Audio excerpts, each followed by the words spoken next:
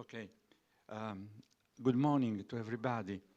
My name is Lorenzo Pupillo, and I'm the head of the Cybersecurity at CEPS initiative.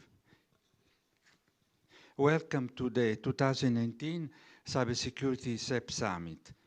As we are now at the second edition in as many years, it doesn't take artificial intelligence to work out that this is an annual gathering. But this is an integral part of the Cybersecurity Accepts initiative that is now organized as one of the Brussels conference of the most relevant current cyber issue in the EU. This year focus is from policy to action, next steps in European Union cybersecurity. To start with, I would like to comment the great work that in the last 5 years the European Union has done to manage cybersecurity challenges. The European Cybersecurity Act, which set the new mandate of ENISA and the Cybersecurity Certification Framework, but also the full implementation of the NIS Directive, the blueprint for rapid emergency response, and the establishing of cyber research center all over Europe are the major initiatives. But what is particularly relevant is the change of pace in activities in the last few years compared to the first half of this decade. However, the cyber threat landscape is continuously evolving due to the increasing digital connectivity in our society, but also the growing opportunities for malicious behaviors by various actors. Furthermore, the progress made in making EU cyberspace more robust are constantly challenged by the fast pace of technological development and the complexity of the strategic and threat environment. Some example. Voicing, a new word, voicing attack, using malicious manipulation of voice through AI are making voice call a new means of attack. Cloud weaponization. According to FBI, businesses have lost about 26 billion in the past few years due to the attacks to the cloud. IoT industrial system. Drone-based network attack could be implemented by parking ad hoc equipped drones on the roof of building IT systems. And what about AI-enabled weapon? The newest AI-enabled weapon is the deep-faking photos of the Earth collected by satellite. And the year 2000 we see ransomware attacks capitalizing on more vicious form of it, such the popcorn ransomware. Against this backdrop, therefore, it becomes necessary to ask, what are the challenges for moving from this wealth of policy initiative from the Commission to action and policy implementation? Is the structure of the new Commission tailored to manage cybersecurity effectively? For instance, should we have a cybersecurity czar for better coordination in the EU of cybersecurity and cyber defense actions? How are the rapidly evolving threat landscape and the use of new technologies such as AI changing the approach to build cyber resilience? And given increasing growth or threat from nation-states that are militarized cyberspace for political ends, what role should Europe play in current international initiatives, such as the Paris Call for Trust and Security in Cyberspace, on the renewed effort from the United Nations to improve the world of cyber norms? After the opening session that will address some of these issues, we will focus our attention today on 4 major issues through ad hoc panels. Liability for emerging digital technology. There is an ongoing debate on if and how product liability should be extended or not to software and emerging digital technology in general. This panel will be the first opportunity to discuss the report from the Independent Expert Group on Liability and New Technology set up by the European Commission. Should we move towards a duty of care systems as regards cybersecurity in service and products that would imply a liability regime where a vendor, a service provider, is legally responsible due to negligence or fault? Second panel, the interplay between AI and cybersecurity. CEPS has launched a task force on this issue. It is analyzed the relationship between AI and cybersecurity, but also cybersecurity for AI. In other words, how to make more secure AI. The interplay between trustworthy AI and reliable AI needs to be assessed. The third panel, supply chain risk management. Today's IT systems are extremely complex. The system on a chip or current smartphone have more than 8 billion transistors and current operating system have more than 50 million line of code. Many of these systems are built from parts supplied by many hardware and software vendors. Therefore, like in the case of 5G, we need to build trustworthy system out of untrustworthy parts, which means supply chain risk management becomes extremely critical. Fourth panel, Europe is considered a norm superpower. Can this role model be helped in promoting a safer, more stable cyberspace worldwide? We hope that with today's conference, with this work that we will promote over the coming years, CEPS will be able to contribute to the Europe Fit for the Digital Agenda work of the new European Commission. A final word for our sponsor. They have generously contributed to make this event possible and to allow our research to move forward with the autonomy that's the hallmark of our think tank. Now, I would like to start the first session. I want to mention that this event is on the record, and we are also web streaming this event because we got a great participants, about 200 people registered, but probably they will come, will show up later on. So I will start giving the floor to Jacob Boratinsky, Head of Unit Cybersecurity Digital Privacy Policy of the European Commission. Kuba, the floor is yours. I don't know why this is doing this, but maybe now it's working more.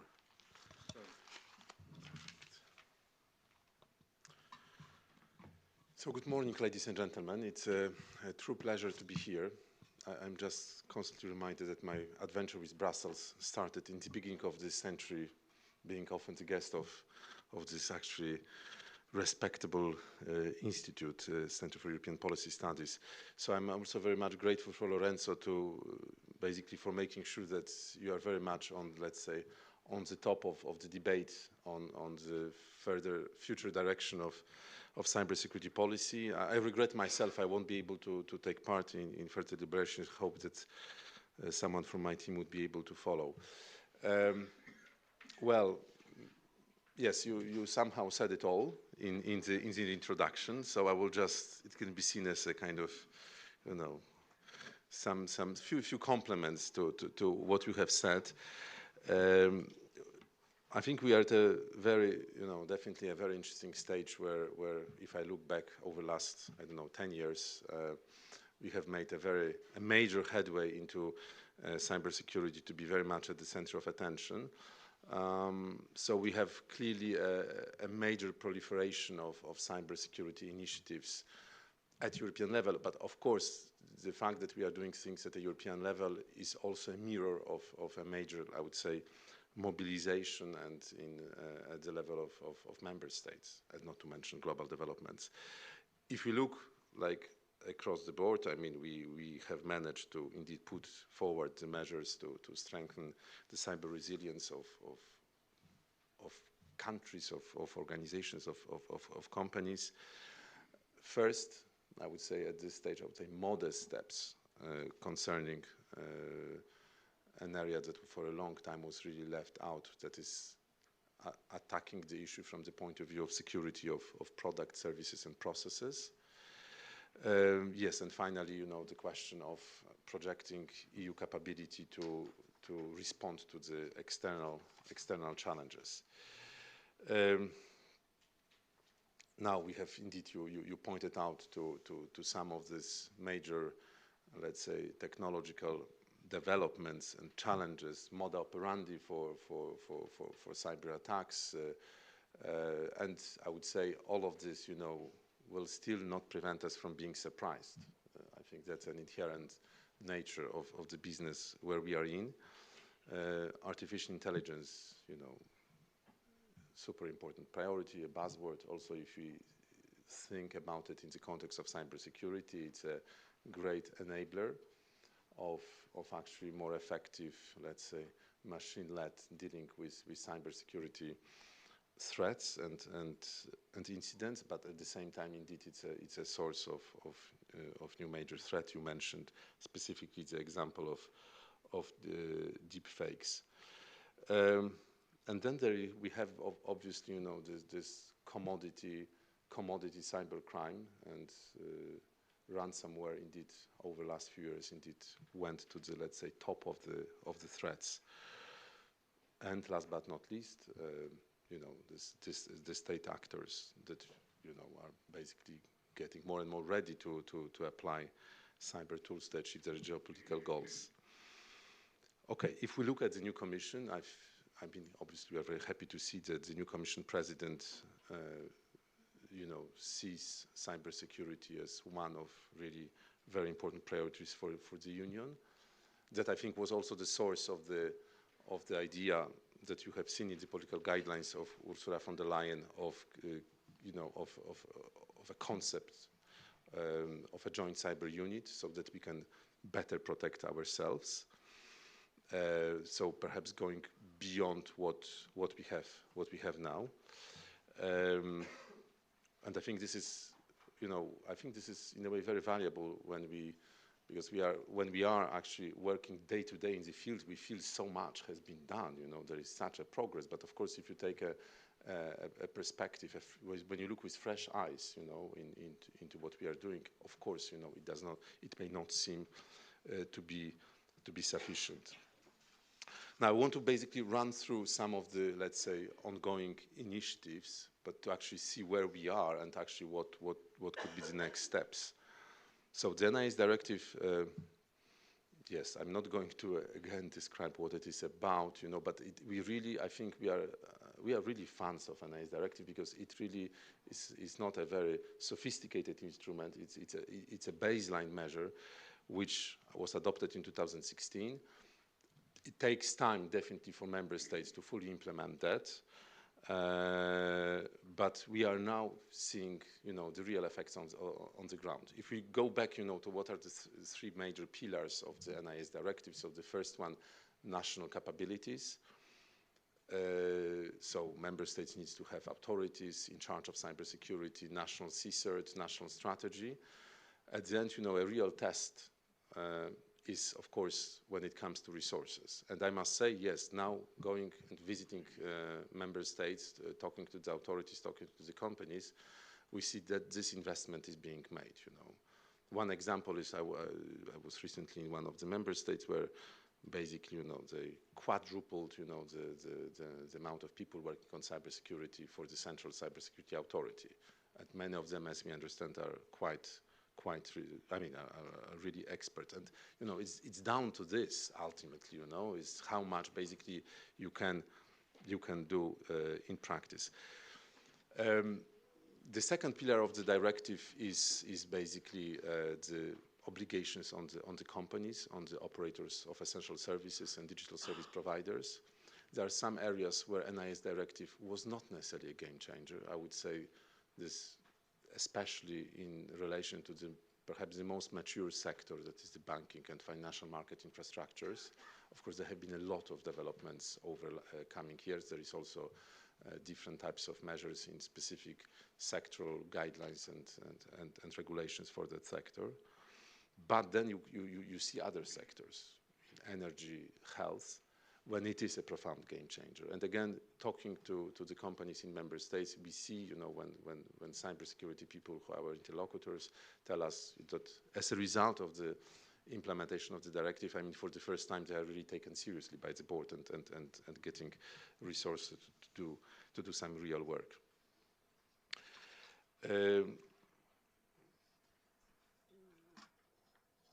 We will be, as you know, we are obliged, and the final element of the NIS directive is the cooperation between member states.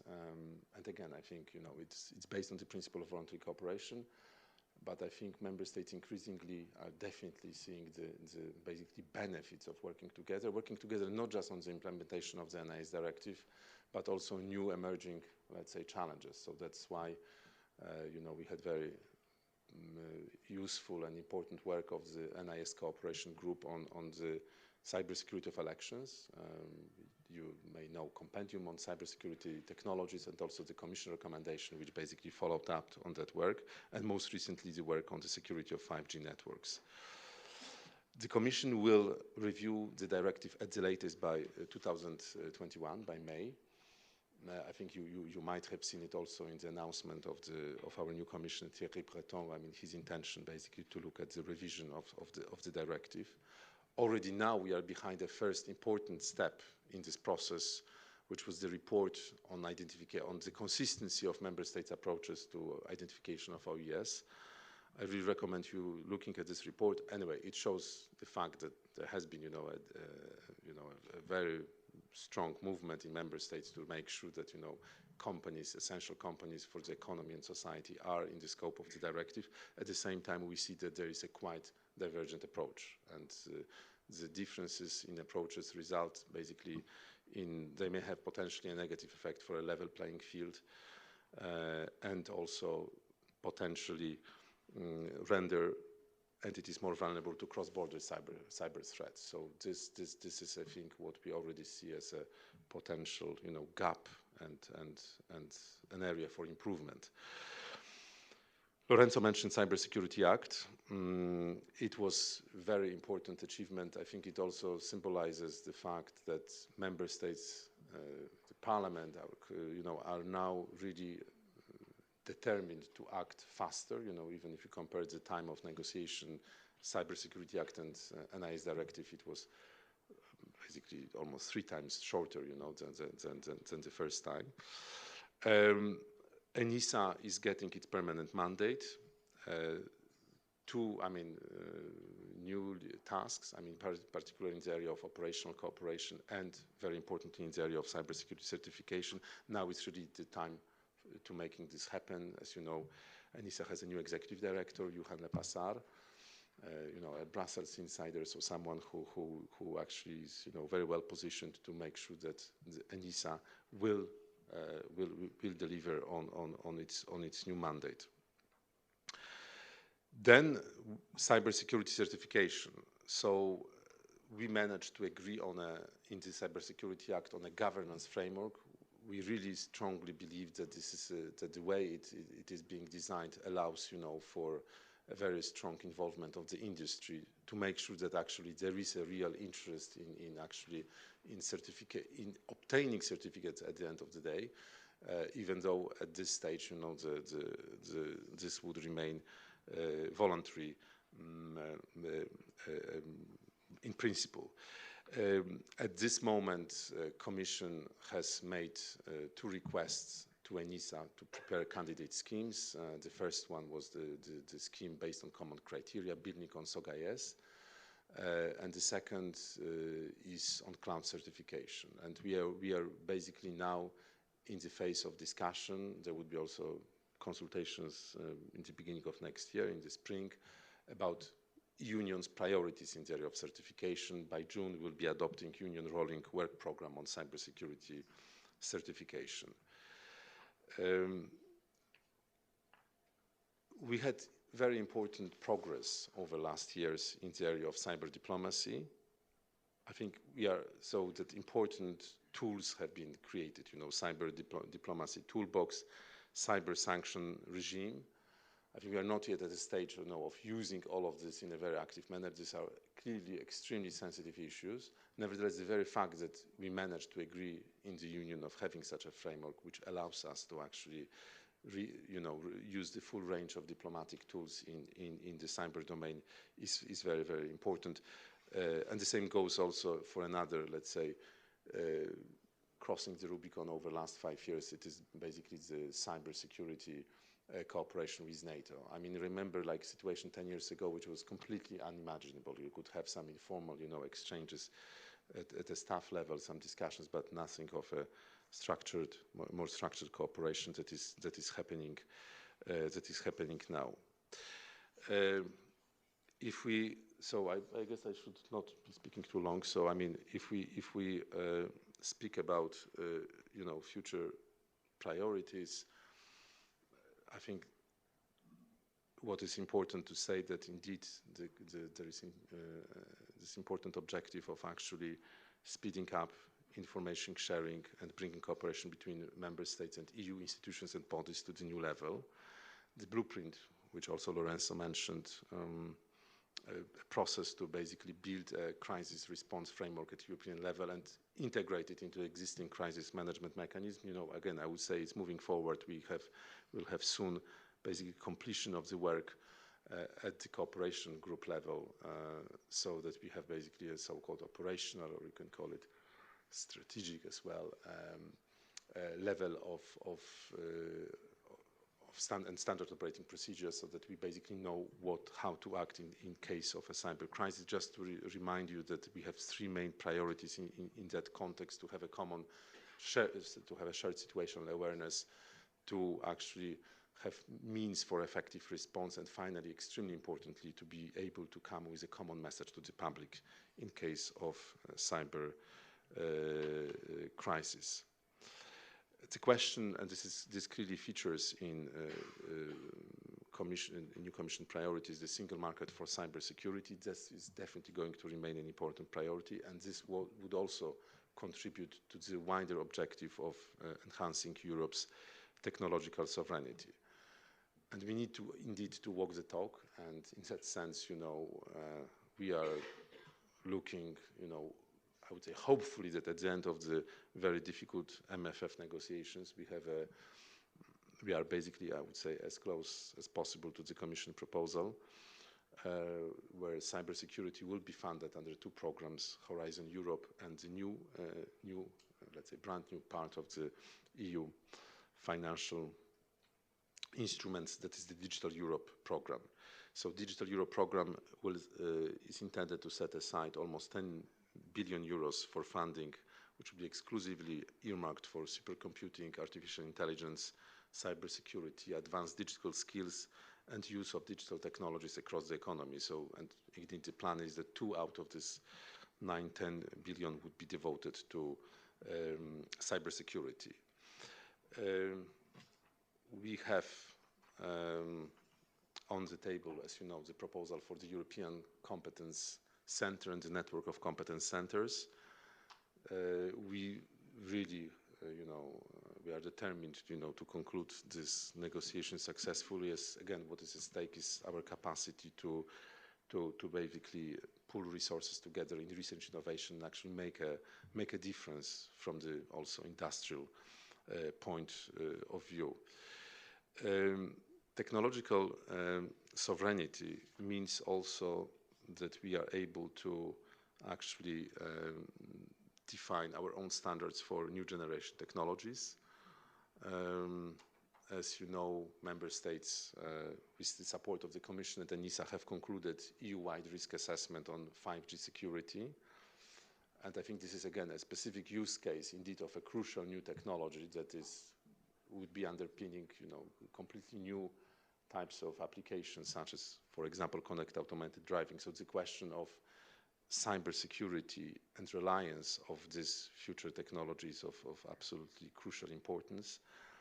And as you know, member states now, with the support of the Commission, are working on the toolbox of mitigating measures, which will be published very soon. And I would say, again, it's quite remarkable that an area which is so sensitive, which also, you know, is close in some aspects to national security, that here member states are willing to work together on a common approach. This work is certainly not going to be completed with the publication of the toolbox. There would be basically a following work on implementation, and then by October next year, Commission will assess the effectiveness of the measures that have been taken. I mentioned implementation of Cybersecurity Act, but if you look into the issue of indeed new and future technologies and this idea of standard setting, indeed the rollout of other certification schemes, it will be, again, a very important indicator of our commitment actually to improve overall security and trust the users can have in ICT products, connected products from cybersecurity perspective. So Internet of Things in that respect is a very important priority, including such sensitive applications like industrial control systems, but of course also consumer products. And again, 5G is likely to also feature as one of these areas. Under the Cybersecurity Act, we are committed to look into areas where we may need to put in place legislation imposing cybersecurity requirements, minimum requirements, and that such an approach would eventually result in mandatory certification. I mean, this is basically what's written into Cybersecurity Act. At this stage, we do not have any sort of specific plan, but again, the issue of ways how we can actually increase safety and reliance on products is at the center of our considerations for the future. And from that point of view, I've also welcomed, the work carried out by CEPS. We are very curious to also know your examination also of issues of liability, which is another way of basically trying to achieve this result. So, to conclude, we have seen that last 5 years have been indeed, we really have seen this become top of the political agenda. If I look back for the last 5 years, we basically have a major initiative every year. So we have this crucial groundwork put in place at this stage. Sorry,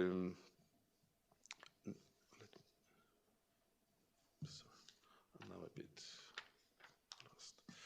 Yes.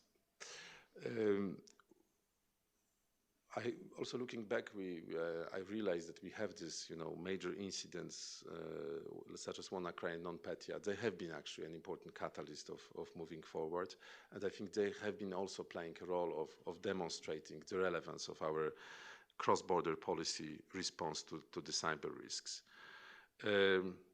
This is going to stay with us. It is seen as one of top 10 global risks for the next decade. If you look at the views of the public, we have nearly 90% of internet users express concerns about becoming a victim of cyber attacks. And with basically every new technological development, the surface of possible attack is increasing. Basically, the surface of attack is becoming basically everywhere. I would refer also to the fact that even this week we had the conclusions on the hybrid threats, where again we have seen a recognition of this important groundwork, such as an NIS Directive of Election Security, as well as a reference to the blueprint. So we have, I think, managed to continue with this strong support of member states for the process, which is absolutely essential. So we are looking forward now basically to a very, I would say, exciting period ahead of us. And we are at that stage of implementation that we need actually a lot of input and a lot of a dialogue actually with the partners in member states, within private sector, also within the civil society. So just to recall briefly, we would be running, the whole system of establishing certification scheme is going to basically be a very collaborative effort, both at the level of setting up priorities, but as well as of preparation of specific schemes. Our work on the review of an NIS Directive is basically an opportunity to ask basically fundamental questions about what works, what doesn't work at the national and European level, and how we can basically get collectively better. So again, thank you very much for your attention, and again, looking forward for future cooperation on these issues. Okay.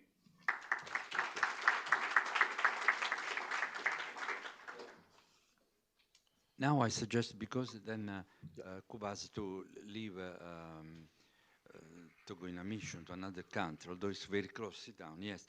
If people ask questions for Cuba, we can start with some questions. There. Yes, just over there, the microphone.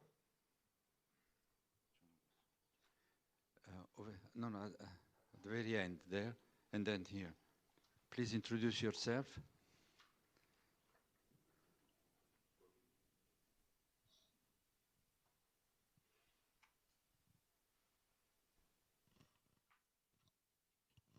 Is it working? Yeah, okay. Morning, my name is Federico. I work for BILC, the European Consumer Organization. And I had a couple of questions. First, thanks a lot for mentioning consumers at the end. We can only encourage you to do something on connected products. I think it's really, we talk about tangible results for consumers, and we know, for instance, now that roaming was a tangible result, and what else would be a tangible result as ensuring that all IoT products that they purchase are secure. So thanks for that, and we are happy to cooperate in whatever we can. But my main question relates to the NIS actually, and I've read your report. Thanks for publishing it. And specifically to one member state. So the Netherlands, they have excluded one sector, which for us we consider as an essential sector, which is the health sector. So the way we read the NIS directive is basically saying that in all the sectors that are mentioned in the annex, and if they fulfill the 3 criteria that are mentioned in the directive, member states must select one operator of essential service.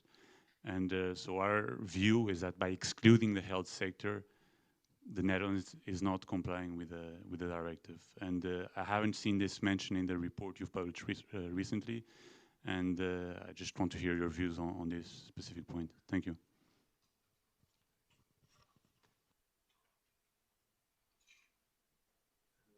Well, I think we are at the stage, it will be too early to draw conclusions. Per se, directive does not create an obligation to establish like a minimum number of operators, to identify minimum number of operators in the healthcare sector. I mean, I can tell you, I mean, it was not the Commission invention, identification of operators in the special services. If we go back, the original Commission proposal was basically to use some basic quantity threshold and include all companies in the scope. We understand that these methodologies differ.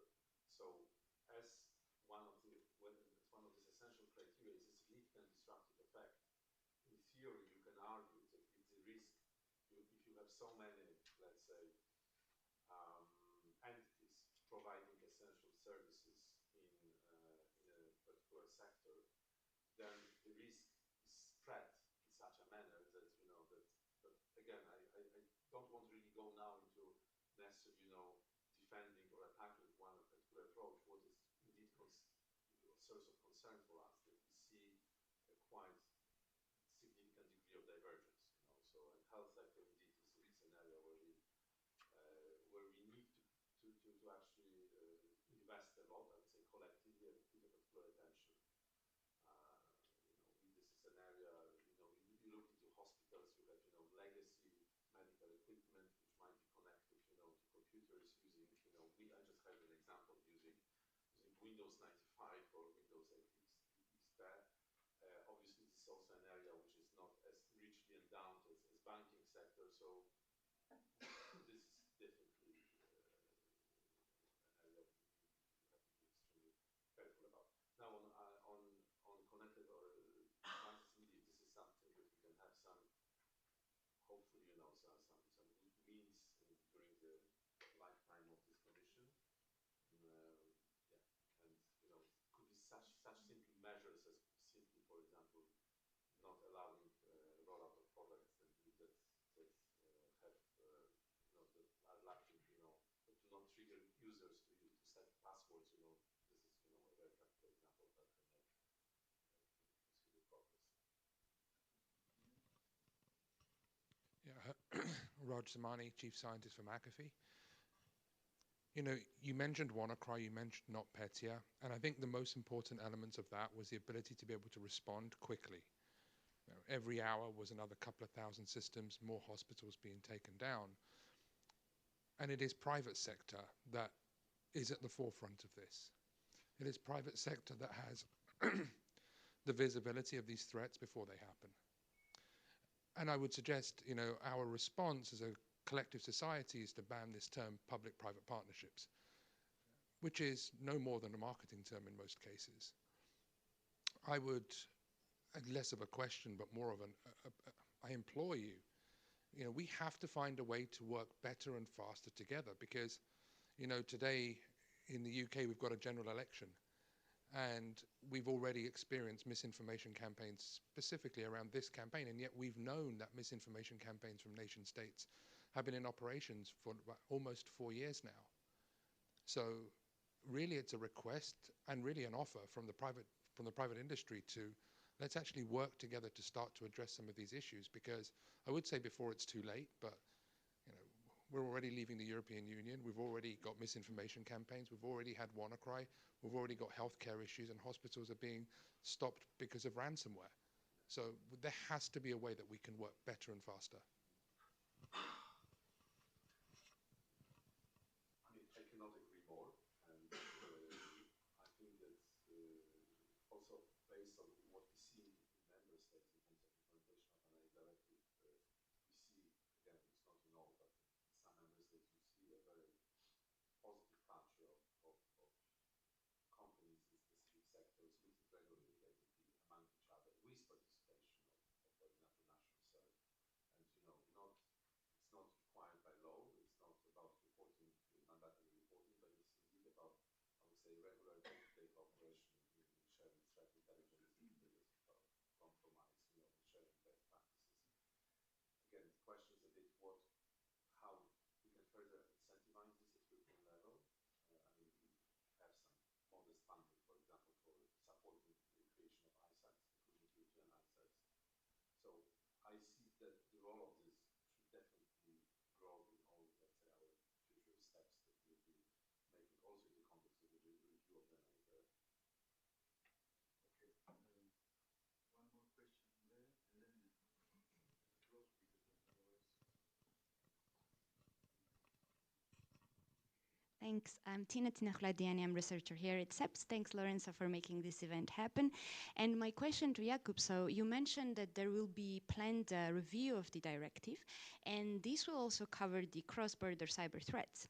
And I was wondering whether you could elaborate a bit more what here the cross-border means. Does this only refer to the member states, or will this also cover the other countries across the Europe, which usually become the vectors of the cyber attacks to the European Union? Thanks. Well, I mean, our powers are limited. So when we speak in the context of NIS directive for cross-border cooperation, this is about actually making sure that member states work together when it's necessary. I give two examples. One is, we have seen very little of that, unfortunately, when one company provides, when a company provides essential services in more than one member state. Again, to encourage an aligned approach, there is basically an obligation from member states consulting each other, so they have basically aligned approach. That's very little of that has happened. Another one is sharing information about incidents which have a cross-border impact. So again, this is another area which we need to reinforce. In terms of dealing with the neighbors, yes, here, again, depends which neighbors. I mean, you have those who are basically partners and are part of our neighborhood policies are being actively encouraged to adopt NIS-like legislation, which is happening notably in the Western Balkans. So I think there would be more ways actually to do it in practice. That does not necessarily concern our other neighbors, that are not part of this collaborative arrangements. And then, of course, it's a quite a different ballgame. For the review of the NIS directive, I say, I mean, you really, listen with a lot of interest to different views about how this can be taken, how this can be taken to the next level. But the areas are quite obvious, the areas related to the definition of the scope, the way security measures are being defined. So today we see quite some divergences between the member states, and also how to streamline and make more practical and useful this whole issue around notification of incidents. And what we have just discussed is this question of information sharing. Again, we need to find creative ways of how to make sure that there is a strong public-private partnership, and it goes beyond, let's say, the most mature sector. Now we have well established in global level in the financial sector, but that model is definitely that does not yet replicate with the other sectors. Okay. Thank you very much, Kuba, and I think we'll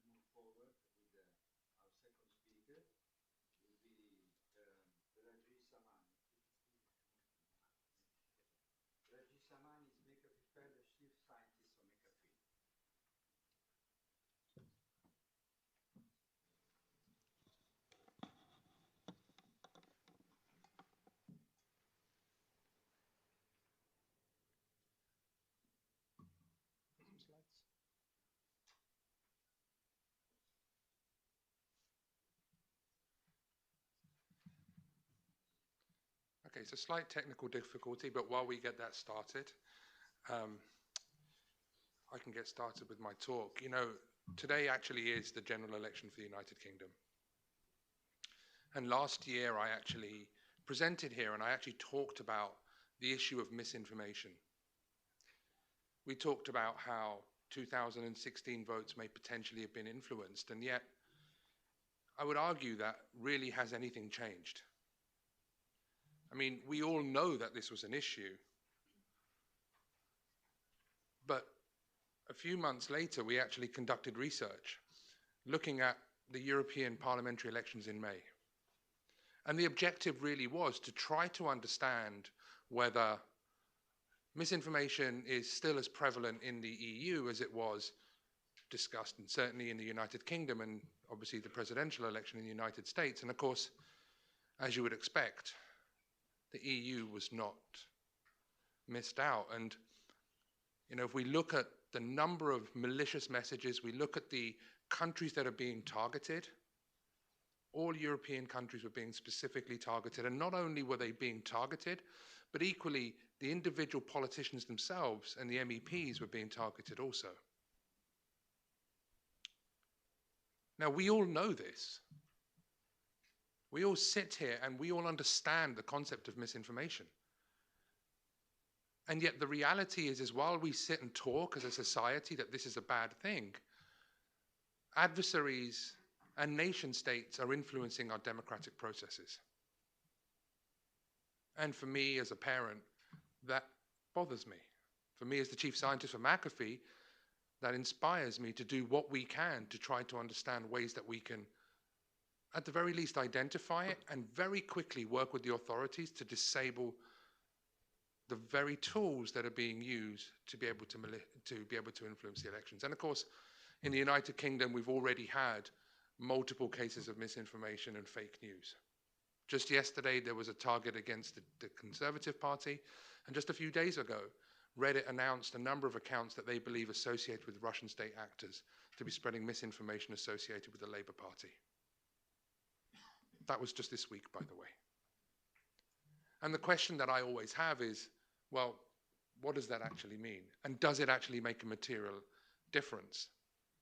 Of course, as you know, Brexit was marginal, the difference between being in the EU and not. And those are the questions that we have to start to ask ourselves.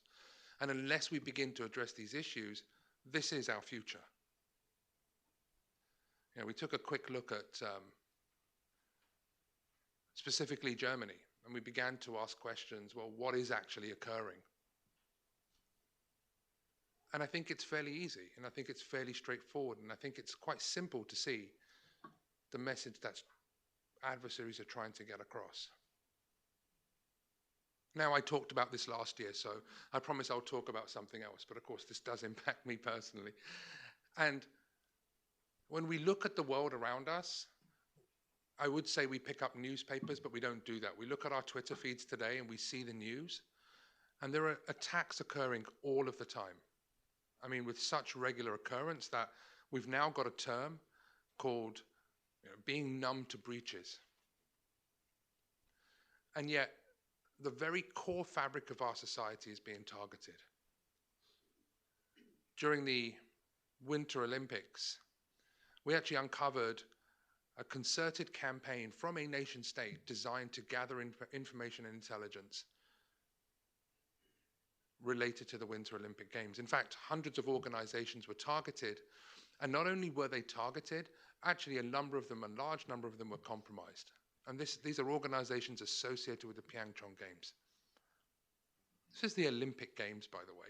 You know, that was built upon the premise of fair play, which itself is being hacked. And of course, this piece of work was covered by Andy Greenberg in Wired. When we talked about this issue, we realized that actually this is not the exception, this is the rule. Not only are organizations being targeted, but also major events. And the reason that it's able to happen, and here's the most ironic thing, we as an industry in many ways are almost fighting a battle which is asymmetric in nature. You see, because this actually relates to a campaign associated with the nation state in to the east, and they were able to gather vulnerabilities and information related to an issue associated with a product.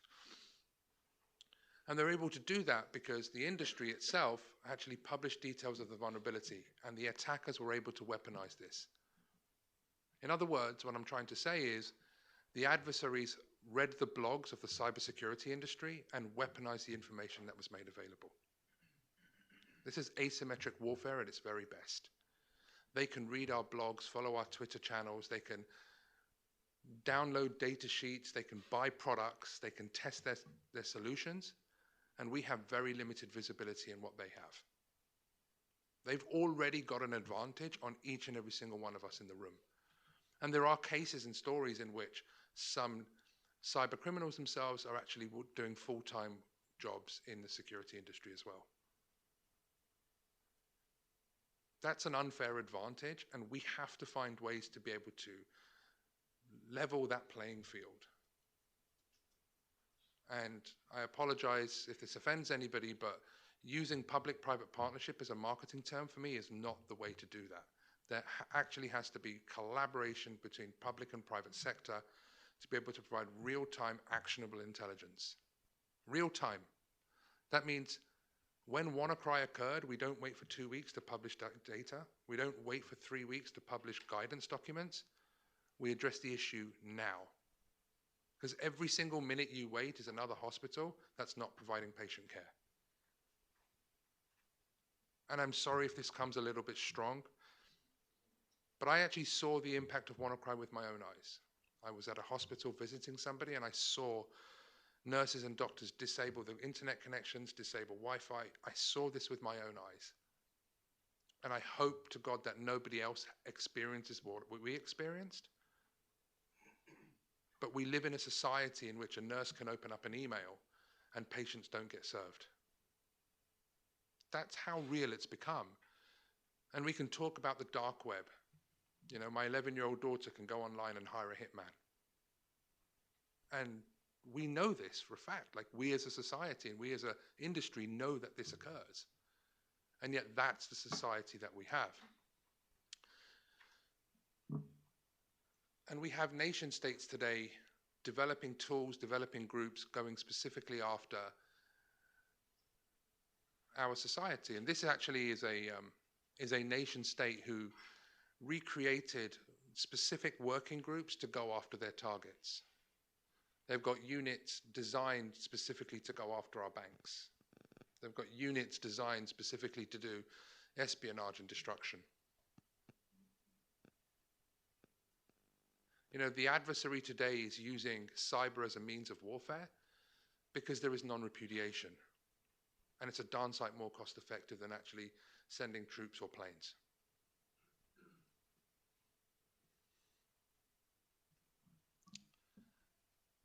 We have a challenge before us today. Sorry, let me go back slightly. We have a challenge before us today where this was actually a group of hackers that leveraged a zero-day flaw 1 month after the industry published it. And if I were to ask, and I often ask people, I would say, well, did you read the vulnerability research associated with this particular flaw? And most individuals had no idea. Anybody aware of the dynamic data exchange vulnerability in Microsoft products? Because the bad guys do. They saw the blog, they read the blog, they weaponized the flaw, and they targeted US military personnel all across Europe with a specific campaign associated with the New York terror campaign, all designed for the single purpose of espionage.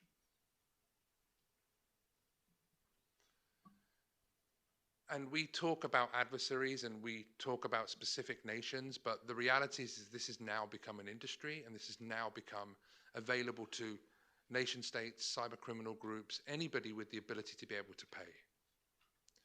This was actually research from Citizen Lab on the Finfisher spyware as well as the hacking team. So these particular companies were providing offensive cyber tools. And as you can see, these aren't the countries that you normally would think of. They aren't the large nations that you read about in newspapers or Twitter feeds. These are small nations leveraging and utilizing offensive cyber as a tool to be able to achieve their economic or strategic gains.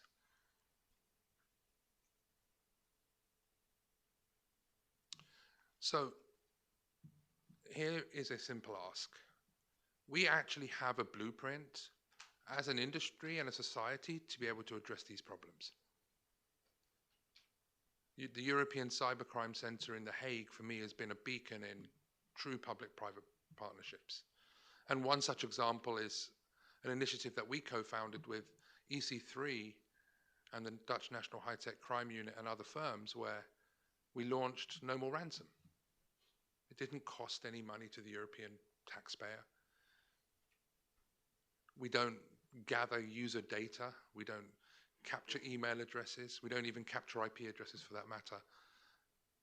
And today, over 100 tools have been made available free of charge to any citizen across the world, where they can decrypt their computers free of charge. Now, approximate savings have been about $108 million, which, by the way, is ridiculously conservative. We suspect that's about 8 to 10 times more. We are actively doing everything that we as a society can, and I think No More Ransom is a great initiative, but we know that more needs to be done. Individuals carry out attacks with impunity. I mean, if anybody saw the Department of Justice announcement on Evil Corp, you'd have noticed that the hackers behind that had no issues in showcasing how much money they had. I mean, they sat in Louis Vuitton tracksuits with bundles of cash, driving Lamborghinis and posting them on social media with showing their ill-gotten gains. So we as an industry and we as a society need to work together to provide real-time actionable intelligence that actually makes a dent into the return on investment that criminals have.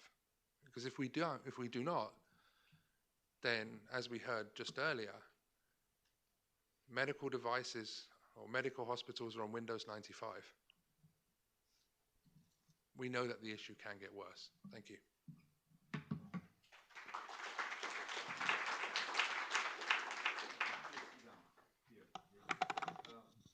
I will suggest now maybe to give the floor also to Lisa Ford, the Director General of ETNO, and then we'll collect questions and we'll move forward. Thank you. Thank you, Lorenzo, and good morning to all. I'm Lisa Four. I'm the Director General of ETNO. ETNO is, if you don't know us, the leading telco trade association here in Brussels. The members are representing 70% of the investment capital in our industry, so we build a lot of infrastructure, and that's becoming an even more important part of security. So that's also why I'm here today. Because, the digital networks are becoming the backbone of the digital economy. And we will have 5G, and with 5G there will be a shift in how we work, and we will have verticals working with us and on our networks. So if we look at it, and I always bring out the number of the investment, and I know it might seem a bit boring, but from my side, the investment is key, because without the infrastructure, we're not going to get the digital services we want. But if we look at it and want to have 5G implemented and also reach the gigabit society goals, we need a 500 billion euro investment. That's a very, very big amount, but we also have a lot at stake here. We have a lot of unprecedented opportunities for growth in various parts of industries. And those are industries that we never really had this kind of platform relationship before. This is, we heard it, the automotive industry, the connected and automated cars, it's energy, it's agriculture, fishing, farming, and we are becoming the fundamental ecosystem for a lot of other industries. So that's why this increased focus on cybersecurity is even more important for all of us. because we will actually have more and more dependence on the infrastructure. And as we heard about the attacks on the hospitals, you can actually almost lock in a whole hospital by looking into an email. So the infrastructure and what we use it for is becoming more and more important. And if we look at the Internet of Things, the figures here is also extremely high. By 2020, we will have 20 billion devices that is connected to the Internet globally. If we look at 2025, we actually estimate over 1 trillion. And these are devices that need to be secure. So these devices will also generate a lot of data. So we will have Internet of Things being empowered by 5G. That will again create a growing resource for AI in Europe. And this is of course important because we need to look at all this we have talked from the Commission about digital sovereignty here. So everything is going to be interconnected. We need the networks, we need the services, we need the data. And for this, we will see that the intersection between IoT and AI will actually be empowered by 5G, but we also need to have this as the promise for a new and competitive European industries. So we can see that 5G will fuel IoT, which again will actually create the AI, and that will create what we call the perfect technology storm. It's a huge opportunity, so for achieving the digital leadership as Europe. But of course, there's also a lot of issues connected to all these opportunities. Because we will see that 5G will bring much more openness of the infrastructure. So we will have more virtualization, more softwareization of the network, and we will have third parties of providers, of services, and also devices. And we will have all this combined with the customers and intersect under the same underlying layer. And this is where our issues arise, because cybersecurity is actually a much more interdependent system where we all need to work together, because we will have different layers, we will have different players. 5G is much more a platform than the infrastructure is today. So we need a holistic approach to this, and that's actually is extremely important. The holistic approach and a shared responsibility. Actually back to Raji's point on that we need to work together, governments and industries here, because if we do it only as industries or only as governments, we're actually not connecting, we're not reacting fast enough. So I'm actually also very happy that I see CEPS is today taking a very holistic approach in the program to cybersecurity, because this is going to be key for Europe moving forward, that we look at it into where is the liability for the emerging technologies as AI and IoT. We need to look into supply chain risk management. It's extremely important, but also cybersecurity governance needs to be something that are essential elements of this approach. So if we want to have a secure Europe, we need to take these things into account. So I'll actually touch briefly on these three aspects in my speech here. And I hope that will give you, of course, also some food for thoughts for the discussions throughout the day. I come from the telco world, so of course, let me start with 5G security. This is at the heart of our business. Network security is actually key for the European telcos. Of course, I wouldn't say otherwise, but security is in our DNA. We have worked with securities for almost 100 years. Of course, in different ways, with different technology, but it's always been something that has had a high attention for us. And that's, of course, also because without the trust of the consumers, of the businesses, of the public authorities, no one is actually going to use our networks and services. So trust is key. That's another key word in cybersecurity. So with 5G,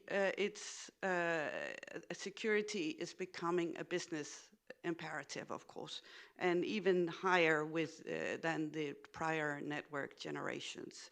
So we will actually have a 5G system that's even more sensitive with ecosystems like we have the connected mobilities, the smart factories, and remote healthcare. Here, it's key that security is in top. And we know that things are developing extremely fast. So this is going to be a never-ending story, but it's a story where we just need to have a high attention and follow what is happening. Because if our network falls, all the other services falls. We're not going to be proud of putting a hospital out of operation or a car or anything else. So this is actually a special role for the telcos, and it's actually reflected in the regulation as we speak. So we think that security needs to have the highest possible standards, of course. And we also think we need to have a standardized cybersecurity policy practices. This is key in all of this. But does this mean that we're not working on security as we speak? No, no, no. Well, why is all the fuss about 5G then? Why are we so scared about 5G? When we look at it, we see in the media a lot about 5G. It's again, of course, because the networks becomes a platform, this becomes also a much more there are much more interfaces with our technology that creates issues. And we have a new interdependence of the providers and the third parties over the same platform. And actually that 5G architecture will, of course, increase the attacks surface of our networks. And that actually means, of course, we will need even a higher level of resilience in our networks assets than earlier. And we also, of course, need a higher attention to the critical components here.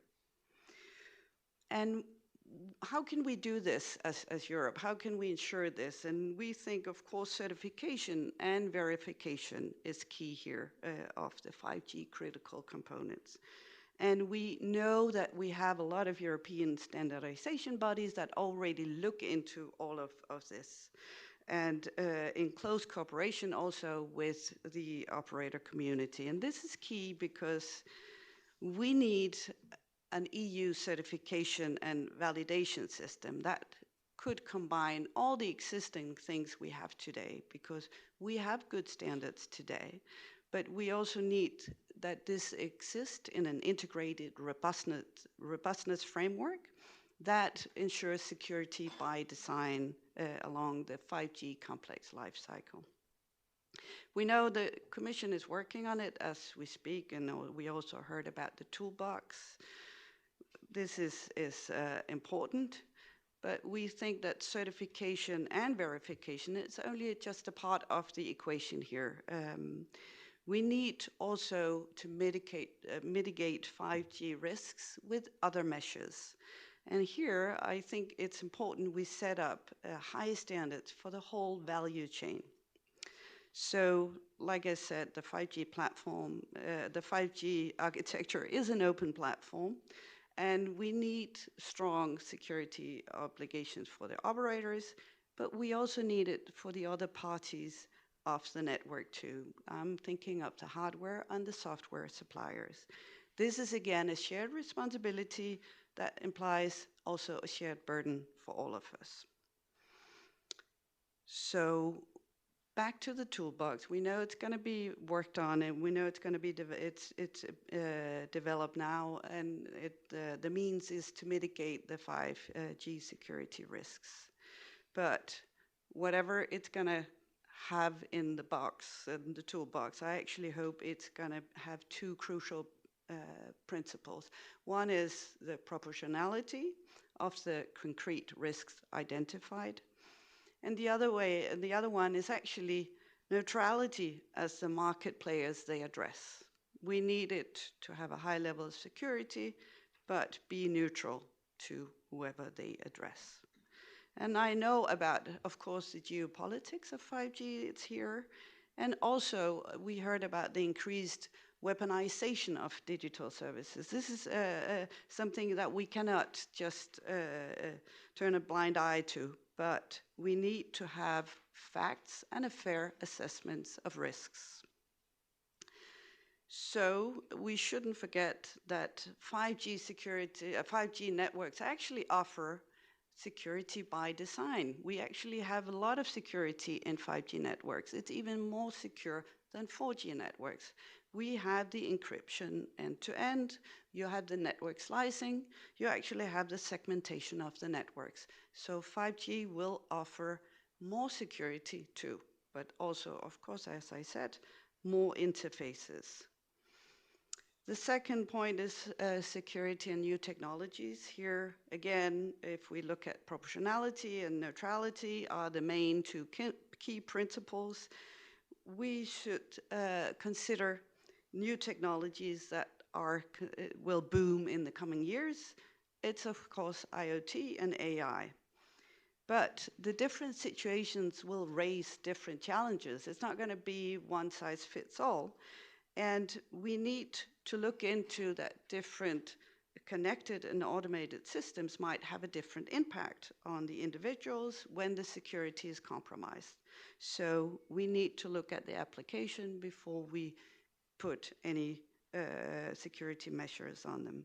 So we need a clear risk-based approach, both for IoT and AI, because that will be key in going forward and not creating an environment that doesn't allow for innovation.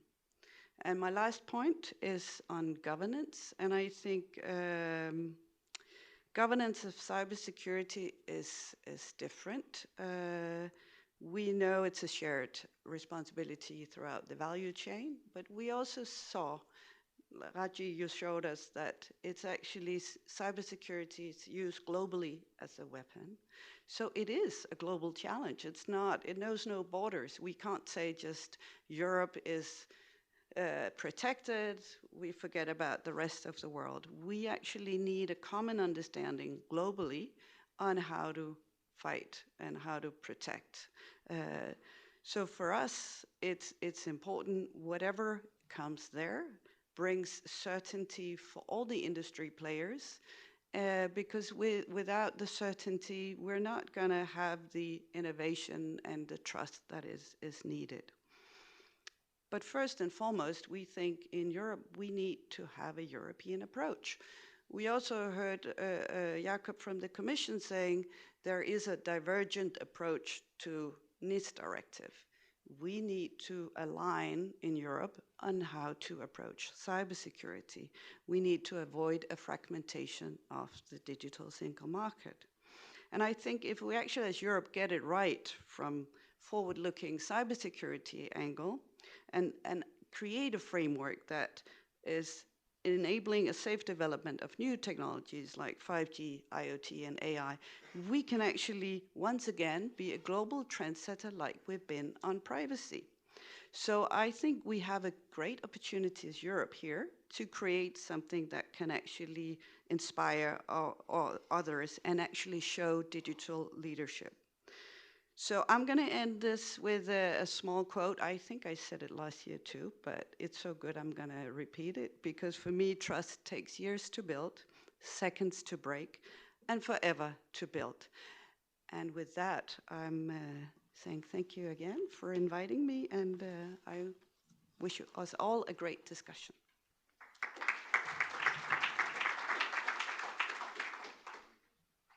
Okay, thank you very much both to Lisa and Rajiv, for a very enlightening suggestion presentation. Now we have about 15 minutes for the discussion, so let's open the floor. Florian? Thanks. Thanks a lot. Thanks for the interesting presentations. Florian Pennings, I'm Cybersecurity Policy Manager at Microsoft. I have a question for Mr. Ramani. I really liked your awareness raising in the first slides and then going towards solutions. Now, I picked up on the sharing of real-time and actionable intelligence. This is a term that in industry we feel a bit more comfortable with than governments. Now, you mentioned the example of ransomware and no more ransomware, a great initiative. Would there be more examples that you could share? Because one of the things that I heard Mr. Borodinski also mention is ISACs. Well, normally ISACs, they meet after the fact. And I think you're looking at meeting during incidents. Do you have some more examples to share? We'd be very interested in that. Thank you. So another initiative that we co-founded was the Cyber Threat Alliance. Here we have a number of our commercial competitors, so other firms that we would normally compete with, but we actually use the Cyber Threat Alliance as a vehicle to share not only the volume of large indicators, but also the context of certain campaigns. And when there is a major incident, and I know we all use the example of WannaCry, which we're all tired of using the same example, but for example, with WannaCry, we actually worked collaboratively with other companies to determine what additional intelligence there was, because at the time, as the threat was unfolding, we would only have a small piece of the puzzle, and our competitors have had other pieces of the puzzle. So I think that to me is a wonderful example where we've worked, not a public-private partnership, but a private-private partnership. But that to me is another example. And I think from the public-private partnership, I used Europol as a great example. But we've worked, and we do work, and I know Microsoft do as well, with law enforcement agencies to collaboratively share technical threat indicators that lead to the arrest and takedown of criminal infrastructure. So I think there are some tremendous examples, but the reality is, and I think we both know that there has to be more.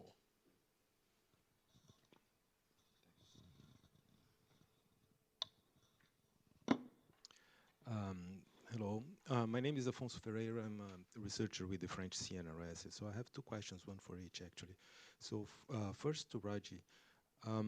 So from your experience in your industry's perspective, do you think that the digital sovereignty that we heard here today will actually be able to secure our digital economy or not? And for Lisa, it's more or less in the same way. So your partners, so the operators, how is the national security part of cybersecurity making your life more complex? Because we've heard, not today, but yesterday the Commission was saying that cybersecurity is a national security prerogative. So they changed their discourse in the past 2 years, let's say. Thank you. Lisa, you can start. Well, I'm from the operator side. We have operators that are on many countries. So if you're on different countries, it's just not easy to comply to different standards. So for first of all, that's a part of it. Another thing is, to me, if we want 5G to work in Europe, it's important we have the same standards. We will have machine-to-machine communication that will cross borders. And if you have different levels of security standards, it's going to be difficult. So the more aligned we are on this, the better Europe will actually have machine-to-machine communication, connected and automated cars, etc. We are getting devices and communication that will be so much dependent on cross-border without having, it's not going to be seen as cross-border, but it will be. And having different security standards will be an issue to these services. So from our side, I think it's easier. again, also on all the devices that we are going to use, not only devices, but also network equipment. It's key that we have a high level of standardization there, and because otherwise you're an operator in one country that has one way of certification and one way of testing your equipment, and another in another country. So whatever we do, we are getting so interdependent in Europe that it makes no sense not to have the same high level of security standards. It's a tremendous question. Criminals don't care about borders. They couldn't care less about GDPR, and they may not have even heard of the NIS directive. We have, for sure. They will find ways to bypass filters. And in fact, some nations today that do have large firewalls that are designed to monitor, you know, what civilians are talking about, have a burgeoning cyber criminal community. And we respect the fact that there are different nations with different laws, but I suspect and I fear that we're making life harder for us as a society to be able to protect ourselves. Last year I talked about the WHOIS, and we all know the issue with WHOIS, where we now no longer have the visibility to be able to identify who is actually registering domains, whether they're malicious or not. In last year's Europol EC3 Internet Organized Crime Threat Assessment Report, the IOCTA report, which is absolutely tremendous, law enforcement, I mean, Europol specifically said their ability to be able to get information from other nations is being hampered through, and they have to use MLATs, mutual legal assistance treaties, to be able to find out who registered a domain. That's the police. That's not us. That's not you and I. That's the police cannot find out who registered a domain. So yes, we hear all of these terms, and you know, we would support any initiatives that would make our society safer, but we have to recognize that the adversary does not respect those boundaries, does not respect the filters, and does not respect the controls. So we have to find a way to be able to, as you said, find a quicker and faster and more efficient way to be able to gather information, to be able to identify the adversaries, and to protect our borders.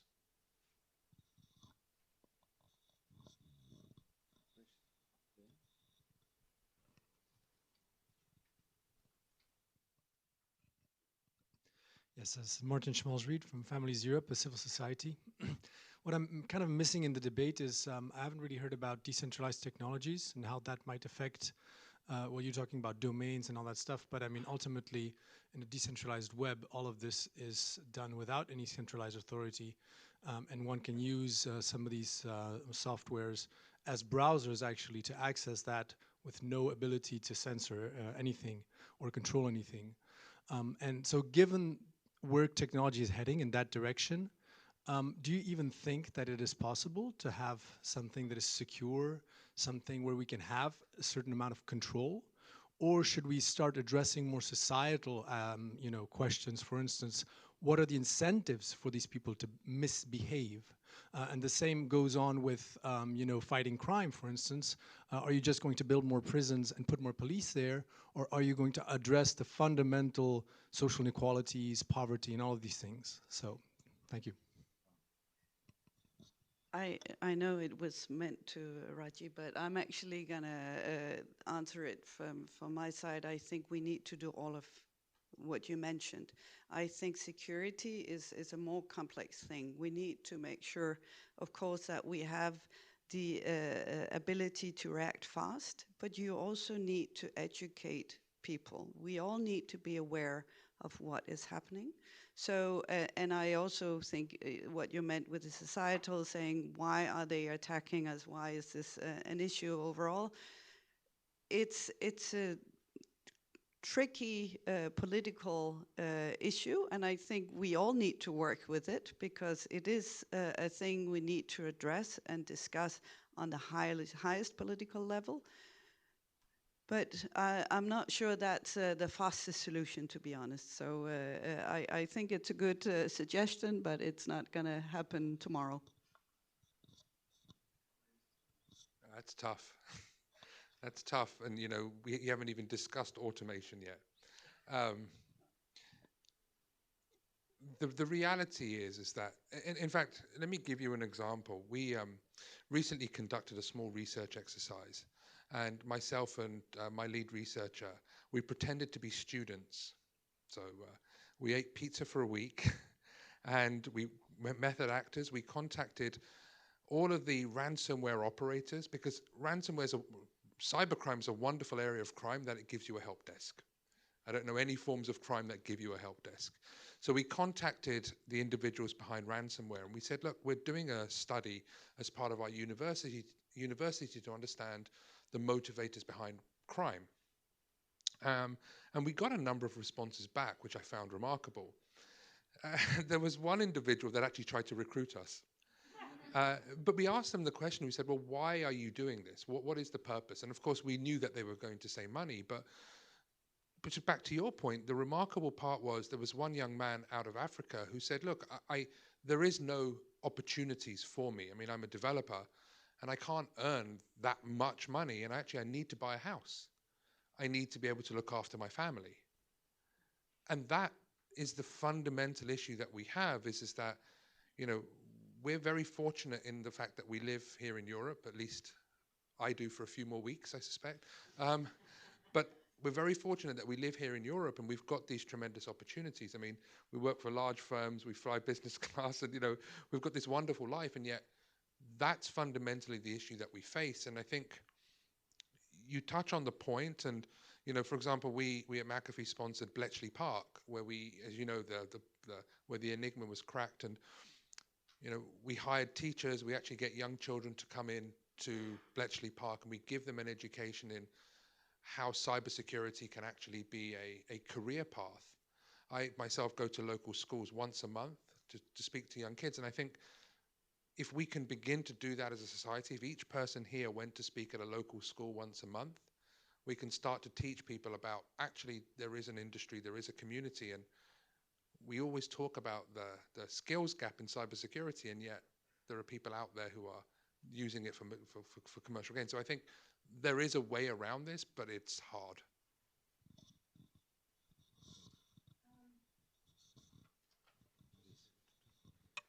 Good morning. My name is Marisa Monteiro from Humanity of Things, also civil society.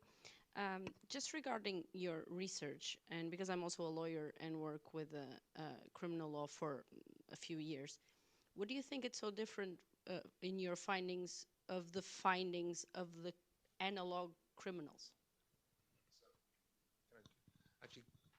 I'm actually going to give you a quote that Troels Orting gave us. So we wrote a paper called Cybercrime Exposed, where we talk about cybercrime as a service.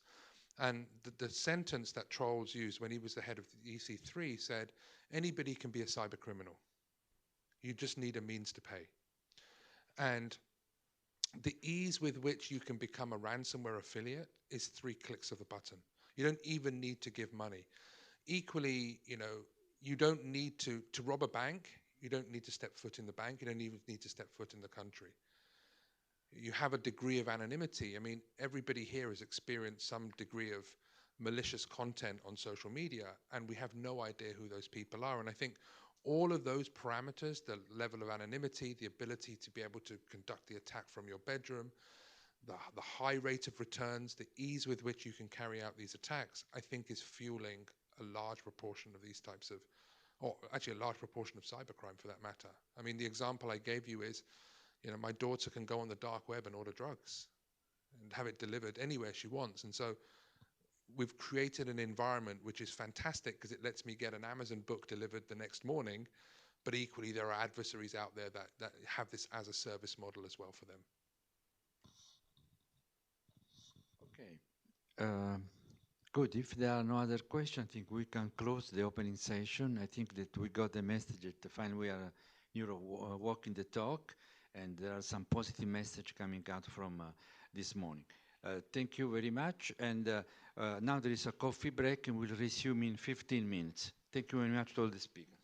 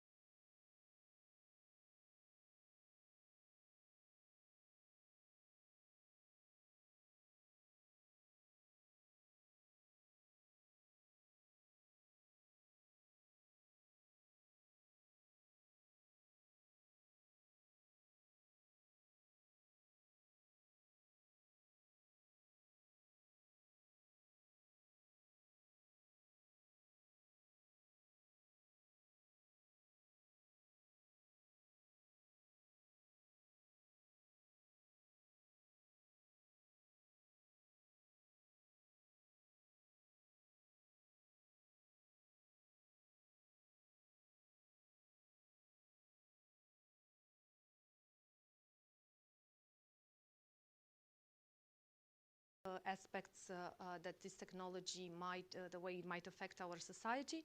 But from the legal perspective, we have identified three particular aspects, and obviously ethics and fundamental rights is the first one, then safety, and finally liability, the topic for our panel today. So this was already the case in 2019, and we continue to work on this basis inside the Commission. For the various aspects, there's been a lot of work with stakeholders. As Andrea mentioned, there is the high-level expert group that looks mainly on ethics, and they issued some policy recommendations on several aspects. And there was the expert group on new technologies and liability. And this is the expert group with which we have worked closely in the last year. And they issued a report that was published, I think, last month.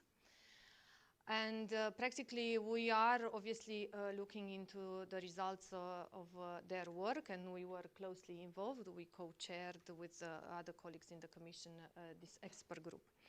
And their role was really to map the challenges that new technologies, and in particular AI, pose to existing liability frameworks, to identify possible gaps, and they also propose some solutions. Now, why I say that they're looking at liability laws, they looked obviously at the one EU instrument that we have in this field, which is the Product Liability Directive, but then they also looked at the whole range of national liability rules that might be applied to damage caused by AI applications.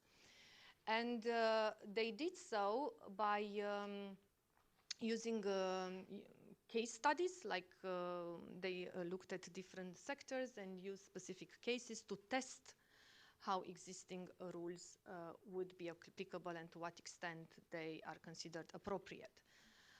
Now, the expert group in their report, they identify the challenges, and they mention in particular things like the complexity of the technology, the fact that it can be opaque and then it can act with autonomy.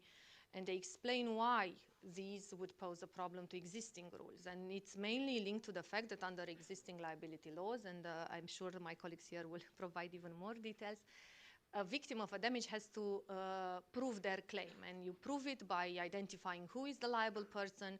You have to prove the fault of this liable person, and you have to prove a causal link between this fault and the damage you suffered.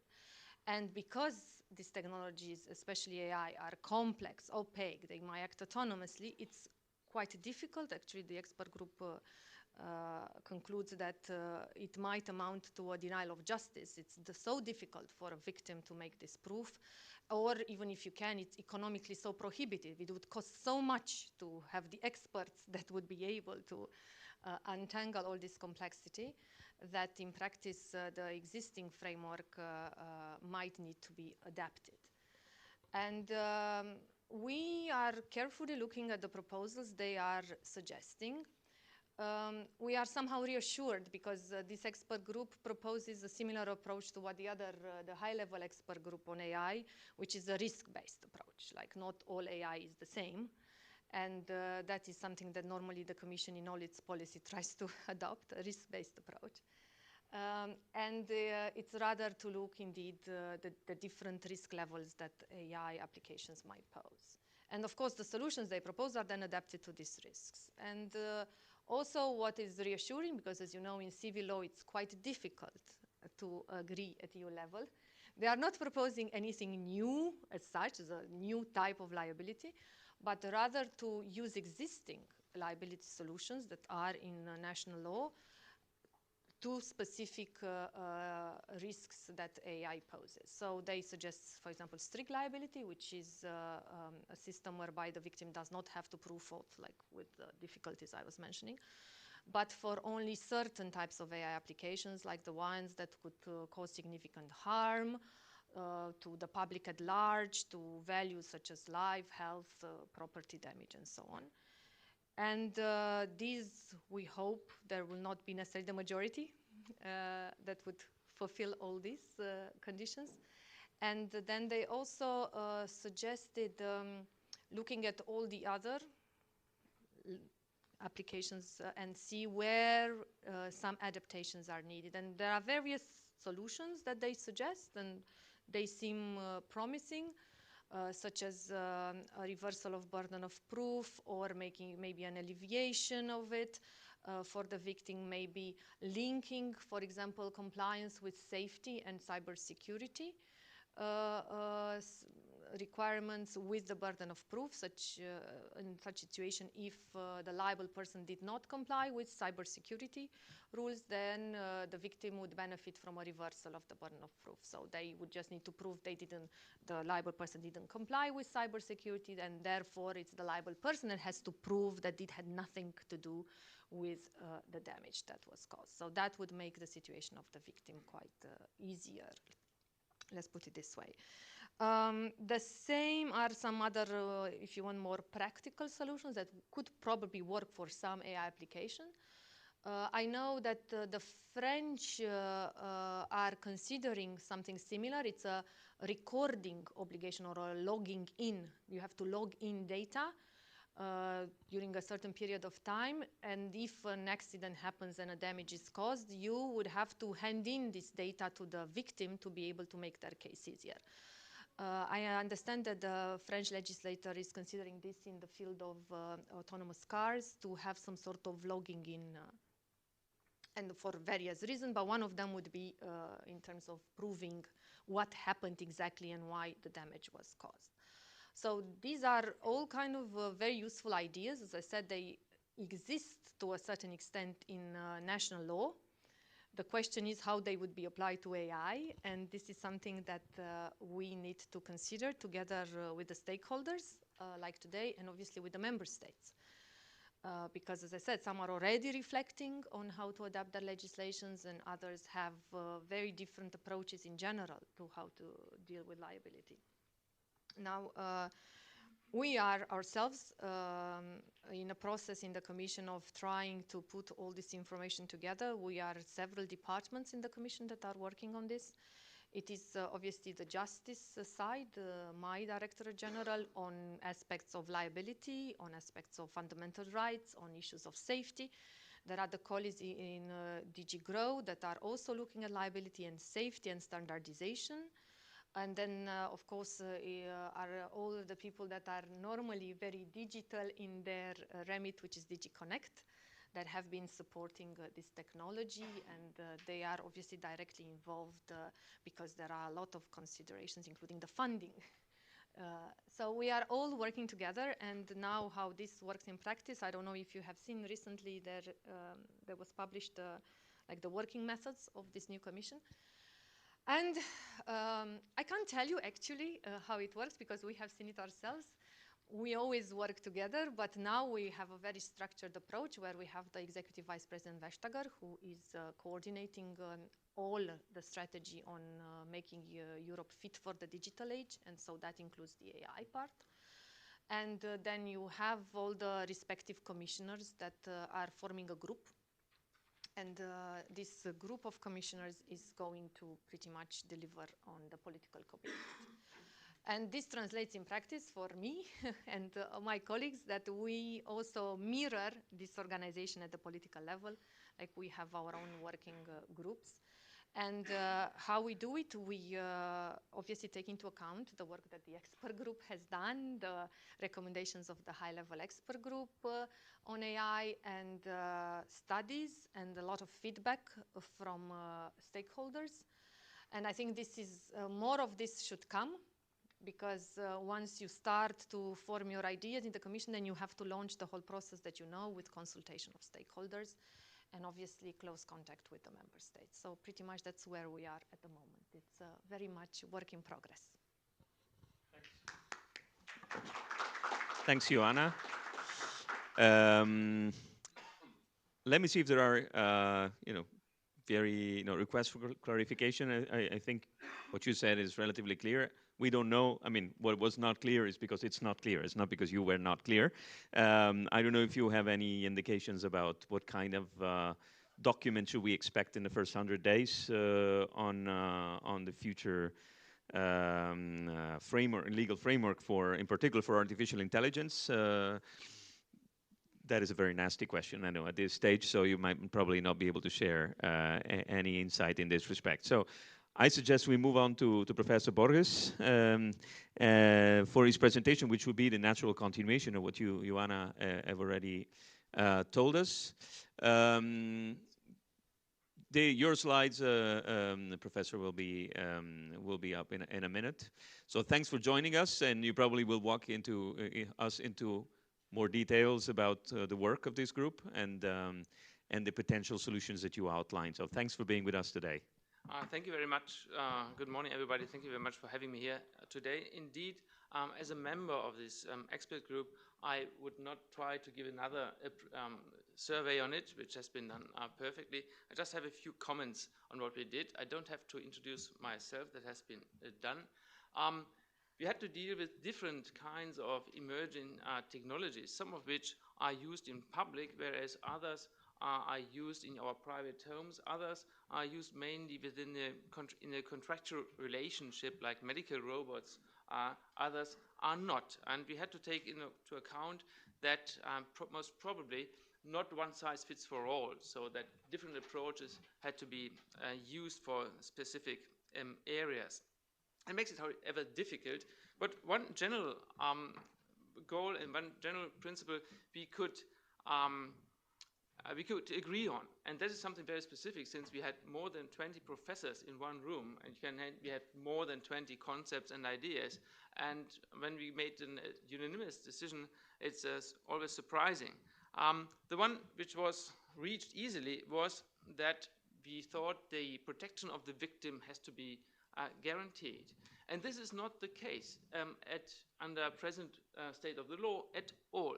So our idea was, and I think the principle underlying the future legal framework of AI and new technologies in general should be that the risk arising of the development, production and use of new technologies should not be borne by the potential victims. So that in case, of course, accidents are unavoidable, even in future, but the victim should be compensated. So our first goal was to look into the framework with the perspective of making sure that victims should be compensated and not be the one who bear the risk.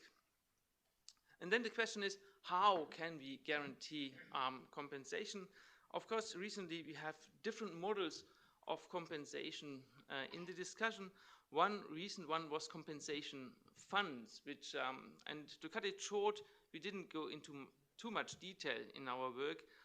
We clearly distinguish compensation funds replacing liability or competing liability, saying that one possible approach would be anyone who is suffering from an accident or from a harm would be compensated by a huge national or European compensation fund instead of suing someone.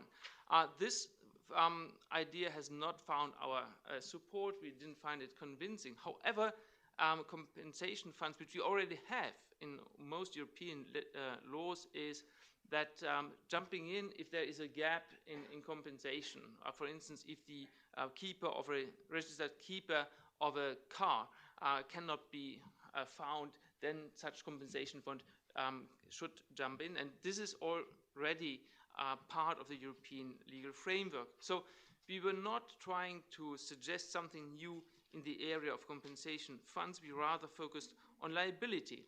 And one important thing which I want to stress, which is very important to understand the report, is that we clearly distinguish different models of liability. It is a variety, it's a big zoo of liability rules and principles.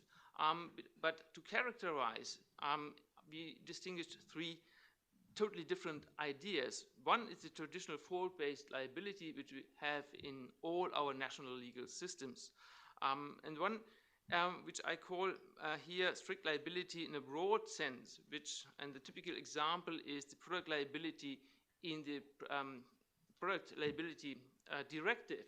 Here, it's called strict liability because it doesn't require fault to be in place to trigger a claim for compensation. However, we still have the need of a defect of a product. And that can be regarded as a violation of a norm, mainly a technical norm, for instance. So we still have an additional element in what we call strict liability, particularly in the Product Liability Directive. On the other hand, on the other side of the spectrum, we have what we call objective liability or causal liability, and the best known example is the liability of the registered keeper of a car, which is in place in most jurisdictions in Europe. Here, our liability will be given for any harm which can be allocated to a defined sphere of risk. In the case of car, it is the operation of a car.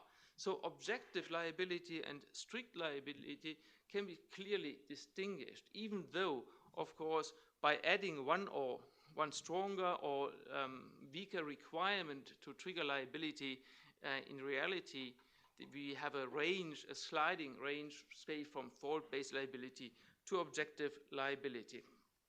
Then the next question would be, to whom allocate, to whom address with the liability norm? This is the most interesting question, of course. We have the operator of the system, e.g., for instance, the operator of a car, but maybe the operator of a robot, of a system, of a plant, whatsoever. On the other hand, and on the side of the operator, we have the current user, the driver of a car, for instance. On the other side, we have the producer and the seller. So when we talk about tort liability in tort, we focus on the producer rather than on the seller, obviously. So the question which is most interesting for us and is at the center of our report even, is the question who should bear the risk. Should it be on the producer side or rather on the operator side? And our solution is, not surprising, that the operator should be liable to compensate the victim. This is a principle which can be found in the existing legal framework already, and the rationale is obvious. The operator benefits from the use of technology, and very often he is the person or the party who is best able to control the risk arising out of the use of the technology. And also, rather practical aspect, he can be addressed and identified and therefore addressed easily in many cases. Like, imagine you would always find the keeper of a car. That's not so difficult. That's why we're addressing the operator. And you would find this in number 10 of our key findings, which I just quote here. But there's nothing, there's other questions, and we have a new kid in the block. A new role can be found in our report. If you had time to read it in depth, you will have seen it. We invented the second operator. Why did we do so? And here our unanimity was not so easy to be reached. We had an intensive discussion and very controversial discussion on the question in which cases the producer rather than the operator should be the one who is addressed by objective liability. Since we shouldn't forget, liability rules should give an incentive to provide safe products and services. So the producer is the one who has a big influence on the safety of his products and services. And in many cases, the operator is not the one who can control the risk. Just imagine you buy an autonomous car. What do you think? Are you able to control the risk if you're just the owner of such car, or if you're a driver, merely passenger in future? So what is your potential to control the risk? Just not to use it, actually. But apart from that, you're not the one who is best in controlling the risk. And therefore, we considered that we have to find a way to address that party who is really able to control the risk, and that led to the conclusion that the producer might also be regarded as an operator. That's why we introduced in our report the idea that there may be two operators, a so-called front-end operator or a back-end operator, which very often, in fact, is the producer of technology. That's really new. I've never found before an example for such two-operator idea in current law. And if we want to define it in the legislation, this would be pretty innovative, I think. There are some issues which we have seen, but haven't suggested a solution for. I just to mention a few of them. Very often when we look at product liability, we need to define a defect. But when is a defect being found? Just give an example. Let's take, just for the sake of its obviousness and easiness, an autonomous car who's making a mistake while driving. Is a mistake in driving equal to a product defect? In my case, I made many mistakes while driving, unfortunately, but you wouldn't call me a defective driver, would you? You would just say, Mr. Borges, you made that was not a very good idea to turn left here. But you wouldn't say that this is a defect of a person, of a driver. But would it be a defect of a machine if the autonomous car would do the same, just once? The second question, which we partly addressed, is monitoring and updating of systems. It goes without saying that we also agree to the idea which was set forth by the Commission in recent acts, that monitoring and updating is important. But is it a duty under product liability law or under tort law? This is not settled so far, and that should be defined in some system. It is obvious that if you give a technology into the market, put something into the market which is being developed fast, then there should be some monitoring and also updating should be in place, not only because, but also because of IT security issues which naturally needs updating, monitoring, but also the more interesting and more innovative question, if improved technology should be made available to the public. Just imagine the example of cars again. We would easily see that 1 or 2 years after putting of a car into the market, the software has improved a lot. So for the next model, a much more efficient software would be available, making better driving experience, also more safe, guarantee more safety. So should the producer of such car be obligated to deploy the improved software, steering software for his car into the already sold models, or should he be able to retain it for the next model generation? What are we telling to those who are killed in the wild? So this is a question which is not at all addressed by current legislation, and which needs a political decision even, which of course we didn't suggest. Also related to the other two aspects, what really is a defect of a product which is being modified all over the time. We will see that, for instance, an autonomous car will be a connected car as well. It will receive new information every now and then by, for instance, the map information, the infrastructure information. How can we describe a defect of such a system which is connected and interconnected with its environment? This is not only a question which is dealt with in the question of the admission to the market, but also some kind of monitoring which should be in place here. So defect will be a much more complicated and more complex definition or notion, in my view, than it was in the 80s when the product directive liability was first enacted. So that's it. So we have some ideas, sorry, last slide, just to quote, we had some ideas of how monitoring, maintaining the system should fall in to the new system. And that's it from my side. Thank you very much.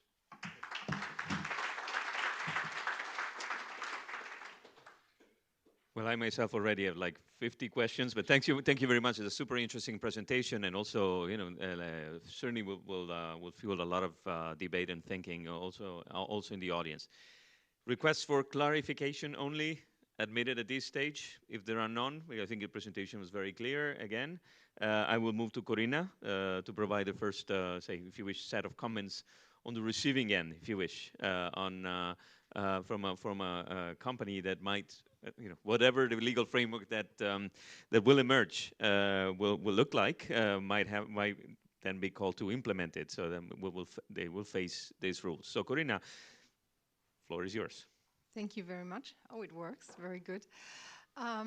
So first of all, thank you very much to the Commission for initiating this. We believe it's really important that you established the expert group and that we have the possibility to have this dialogue.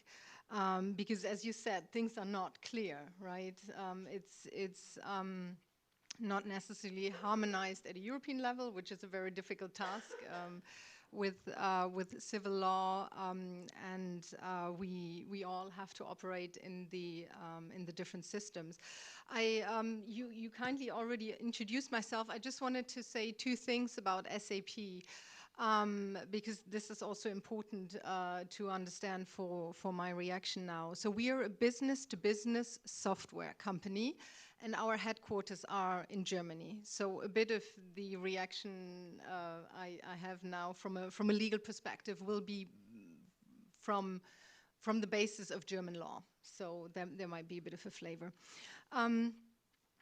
To set the scene for my reaction, I wanted to quote one statement from your report, which we found very, very important, which is that there is no one size fits all.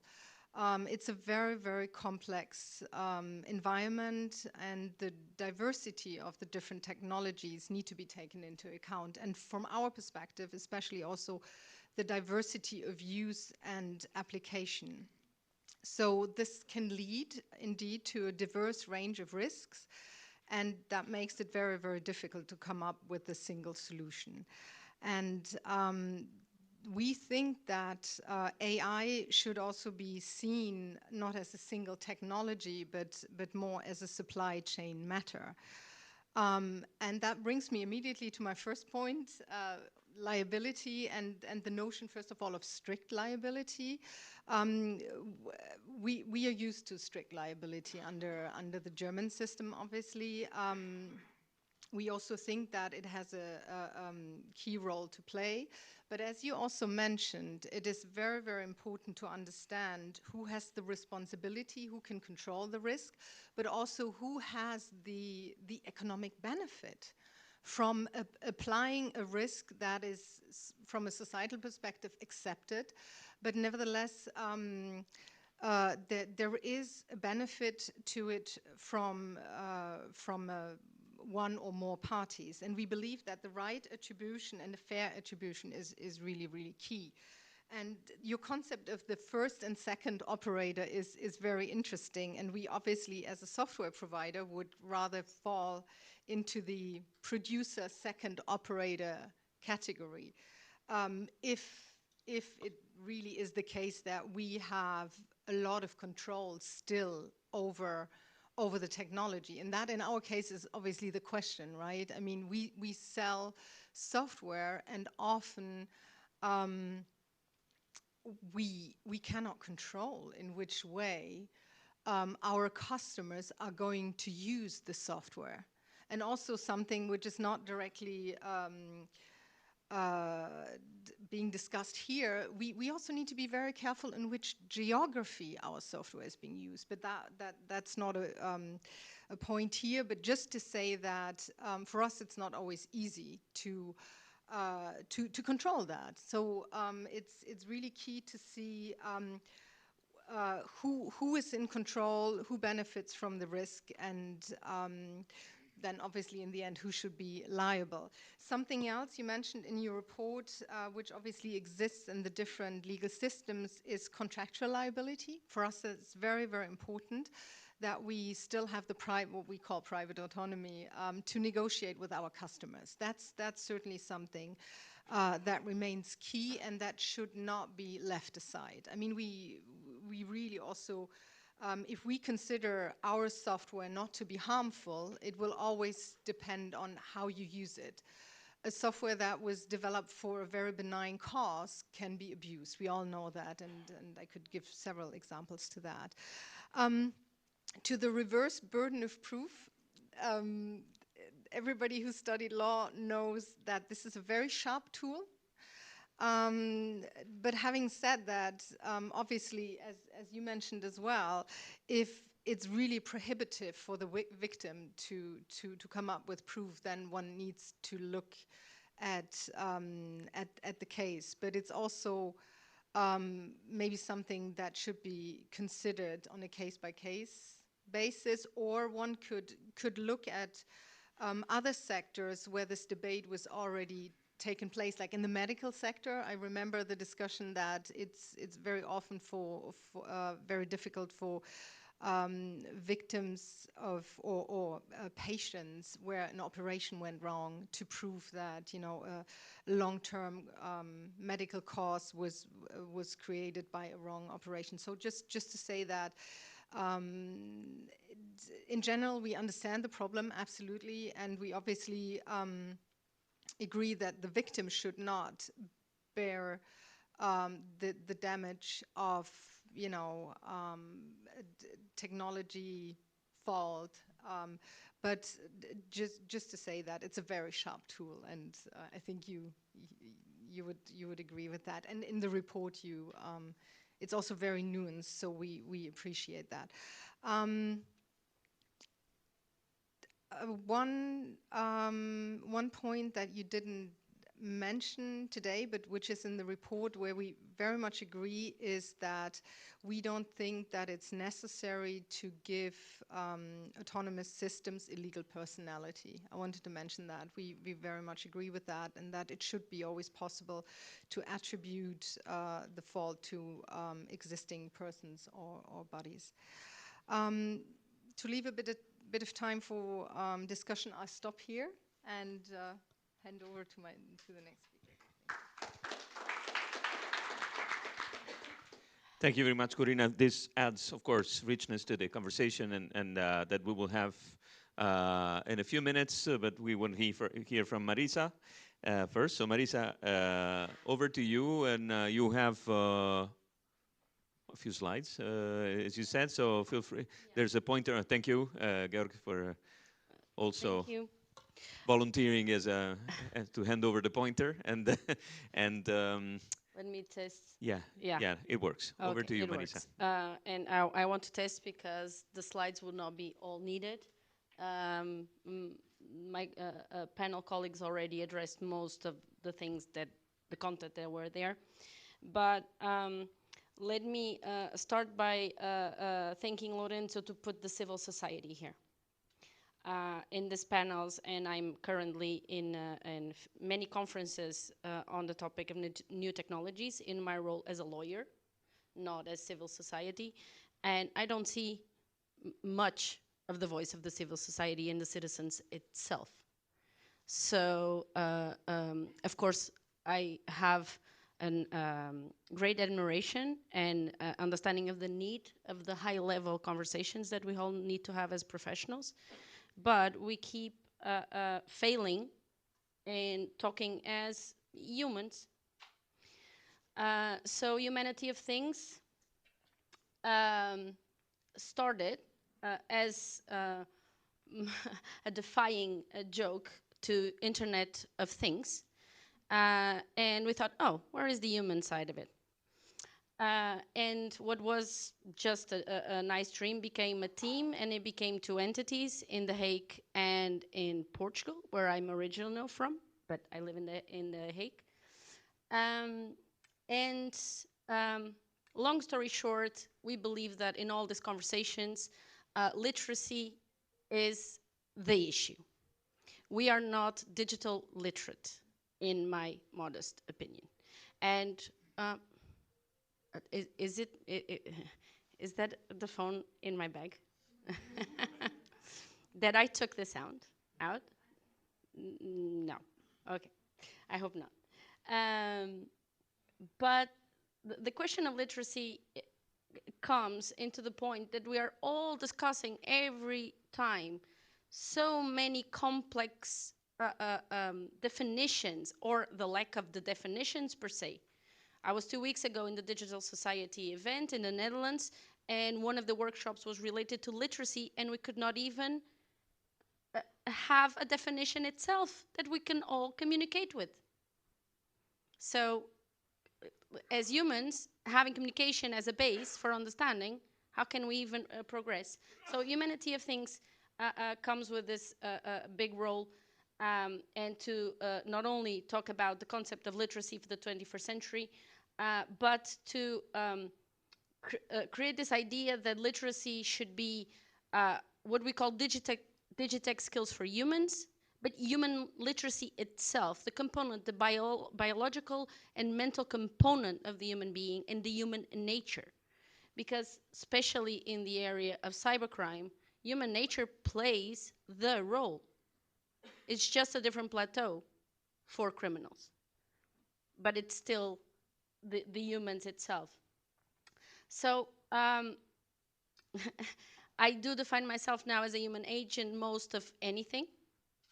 And of course, the lawyer is there, and I love law. It was my first love. It will never be out of my life. But I do understand the urgency for this advocacy for humanity in liquid times, a liquid era.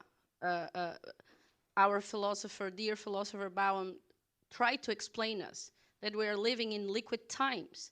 So it's normal by the times that we struggle in understanding our own reality. And maybe if we would understand that, itself would help us in creating solutions for a transitional period that we are living in. So we did talk about the concepts. For civil society, it's very important that we keep having concepts and definitions. My colleagues already talked about liability, and of course I have the legal mind that wants to talk about the legal concept itself, but I do think that we also need to try to communicate these concepts in a more understandable way, and also multidisciplinary. Because when we are in work groups with different backgrounds, science, artistic, all these amazing minds that can contribute to the dialogue, the understanding of, for instance, legal concepts or technical concepts are itself a barrier. So I think we should really focus on this topic. And, well, we were a little bit, I was going a little bit on the concepts, but I suggest something very simple. I always loved TV. I'm a generation that use TV maybe the same way as generation now use the internet. I always love to see documentaries. I'm still a big fan. And I also love now this trend of videos, small videos, especially animated videos, to help understanding concepts. So we have them here in the presentation. For the ones who want, of course, we will share. We will not show them now because we don't have time. But it's to understand that, for instance, the context of what we're talking here, understanding where this conversation, the specific conversation we are having, where does it start? When we talk about this fourth industrial revolution, do we understand the path? Because to understand where we go, we need to understand where we came from. And we know that. I think all the history professors told you that in high school. Mine did. And I really love history for that.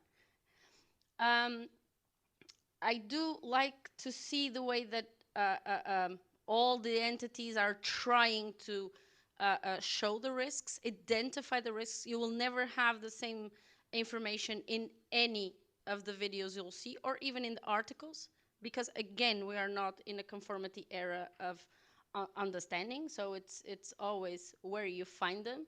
But I do think this at least shows you a little bit what are the potential risks in a visual manner. And of course, I could not, I could not talk about regulation a little bit.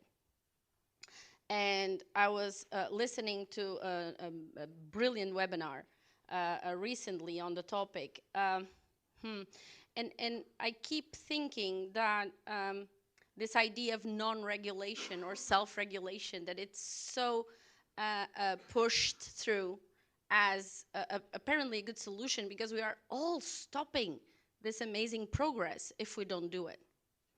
I do think that's a little bit naive. Regulations are there. They were never perfect, actually. One of the arguments is that we are not, we don't have the capacity to now to produce the best regulations. So because we don't have the capacity to produce the best regulations, we will let the self-regulation run free. I think it's worth thinking that the regulations were never perfect. A law student starts knowing that there's always flaws in a regulation. There's always this soft regulation or the thinking. Every time that a legislation comes, you always have all these conversations of something that was out or that was not properly addressed. So I think it's actually nothing new. It's just another reality with the same problems that also the legal system always faced it. I do think that the definition of product, it's important, of course. And I think very soon we will have much more understanding of all of this, because it's also natural with the progress of the use itself of the technology. We will become more and more aware and more advanced in the way we understand what a product is or not. So in that point, I'm very, very hopeful. So solutions, I think, or what I really wanted to bring today, not only the voice of the civil society itself, the individuals itself, but also being the last years immersed in privacy debates, GDPR, and now seeing a little bit the same pattern happening. So also, like you so nicely said, let's go and see what is being discussed in other groups, because the problems are a little bit more or less the same. Even the idea of the controller, and now you see, like the images. I think we could benefit very much from this. So we need a little bit of, I think, creativity. And I like this method of solution-focused risk assessment, that we focus more in the quality of the questions to do really take us to these informed decisions, and that we can define ourselves also where we want to go, because it keeps being this idea that we need to is inevitable. There's nothing we can do. It will come anyway. And we here sit without really understanding what are we doing. Regarding AI, I would like to mention in the round of documentaries, because I do see all the information that is being produced either in documentaries or even in fiction. I hope that I'm not the only Black Mirror fan, in the sense of doomsday scenario, the same way as you had Twilight Zone in the 80s. So again, you see nothing new. It's just a new generation producing new content regarding their own framework of time and circumstances. But I do think that we can. It's now. It's this liquid times that also allow us to have more power to define exactly where we want to go. And I remind you all that we define as humans in a crucial point, moment, that was we didn't want human cloning. We had terrible debates on this, and I'm not saying that we will not have them in the future, because we will never know, but we had a serious conversation and we said no. So we can also say no to many of the technologies that are being advocate as the saviors of mankind, because some of them apparently are not even. So I think we should maybe be more critical and think about the why not for the existing technologies. Yes, let's try to do our best, but also the why not of sometimes have the courage to say, why not have this solution? We don't need it maybe. And it will cause more trouble than benefit. Yeah, it's my last image, so I'm coming to the close. This new idea of thinking is also about bringing to the table different mindsets, and not only the same old, same old. Multidisciplinary needs to be really multidisciplinary, based on the solutions first.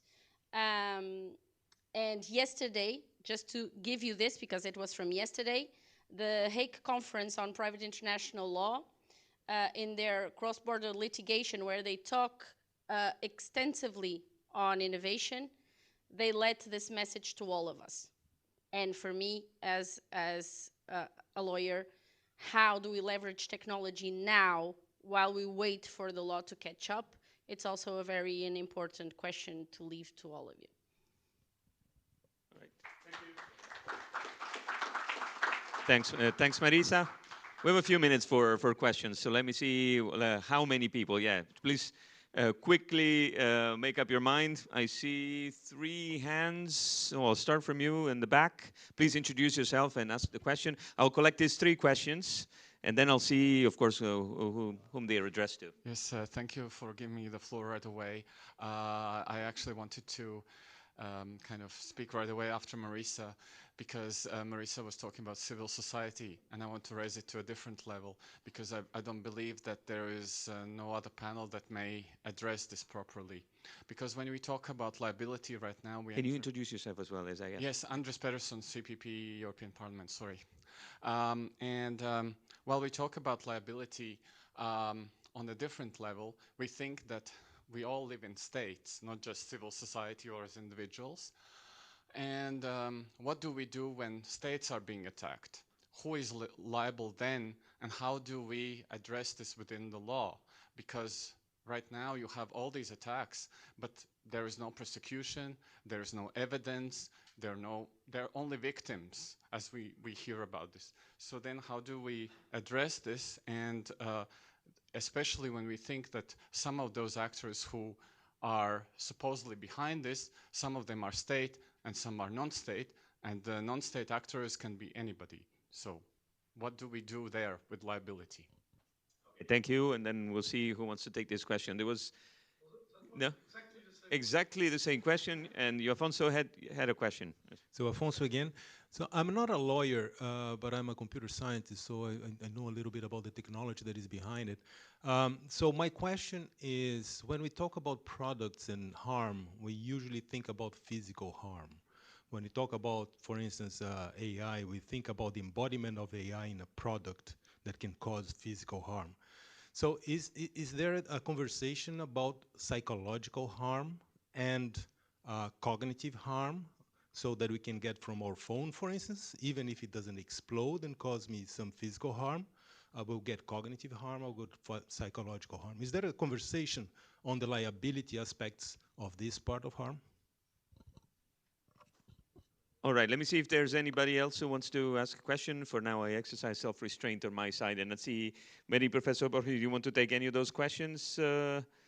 And Corina, Marisa, and Joanna. Maybe I'll come this way from Georg all the way to Joanna. If you could provide a quick statement reacting to those questions, or in your case, also to the comments that you've heard, of course, on... Just one, well, if a state is attacked, civil liability, drug liability is not the means to tackle this, obviously. So there's a limit of what civil liability can do. Psychological harm may be covered, actually. So that really depends on the question what kind of harm, how it can be described. So it's not completely out of the system. That's really a short answer.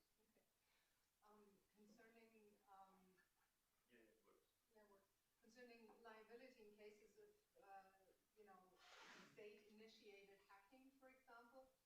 problem. I can also tell you from a business perspective, and the problem has increased dramatically recently.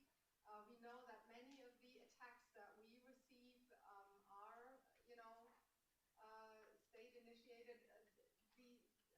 The only positive sign I've seen on that is that member states within the union start to now talk about it collaboratively with each other, because the reality is, from a business perspective, there's not much we can do about it. The only thing you can do is, you know, right now apply is diplomatic pressure, but that's not a weapon that we can use in the private sector. So yeah, it's a huge problem. Then on immaterial damages, I wanted to echo you with respect to the GDPR. I mean, this is really a piece of legislation we also shouldn't forget in that context. And I would assume that many of the harm cases, when it comes to immaterial damage, involve personal data. I would, well, it might be a long stretch, but I would assume that it involves personal data, and then we already have means and ways to at least cover a bit of ground there. Related to your question, it's a matter of cyber war, and there's matters of international law that it's well, a hidden area of law. But being in The Hague all the time, I suggest you there's something that we can talk later. I do have a particular interest because it's one of the projects of Humanity of Things, is regarding exactly the psychological harm that the use of technology can produce, namely in the field of addiction and mental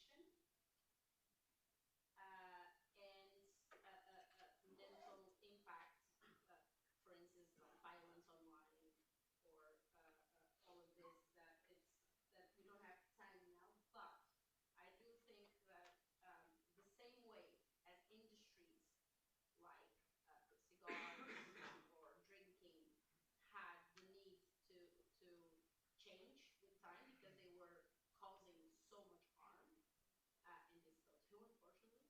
But I think this is one of the major, if not the most important topics of impact on the human being in their mental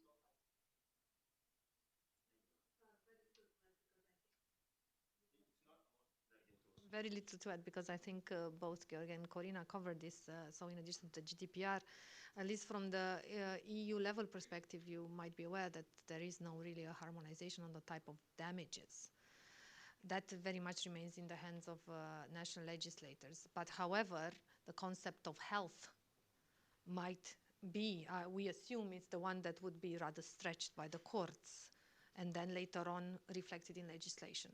So that's pretty much, I think, the trend that we can see with us. All right, thank you very much, Alice. This leads us to wrapping up our session. I will hand over to Afonso in 1 minute. Just as a concluding thought, remember that, of course, inevitably those discussions have to be technical, right? In the sense that if we're talking about the liability regime, we're talking about products liability. So whatever damage you have in your head has to something, you know, that what you're thinking about that could be compensated is something that comes from something that is defined as a defect in the product or in the process of producing that product. So it is, for example, in the case of cyber attacks, there might be some elements in this respect, but these have to come from some defectiveness in some product that has made, for example, the damage from the cyber attack possible. But in most cases, of course, this is not the type, as Georg was saying, it's not the type of instrument that one would normally use. And the same is damage to health, psychological damages also. If they come from something that is defined as a defect, then they will fall under this regime. Otherwise, it will be part of other areas of law or public policy to try and tackle those issues, or even corporate social responsibility in some cases, if there's no legal regime, you know, say. So we'll see how this plays out. I think the report is extremely interesting. The idea of second operator, first operator is something that comes in a little bit new in this space. There is a lot that will have to be done. Also in terms of understanding in reality the role of the different players along the value chain, and the role of insurance in this, which is typically a component whenever studies products liability more generally, and what happens with all the technologies that are complementary to AI, because the conversation has been very focused on artificial intelligence, but the group has, of course, gone beyond that, and we all know that AI, of course, deploys its full potential normally in combination with connectivity, Internet of Things, other technologies that are complementary.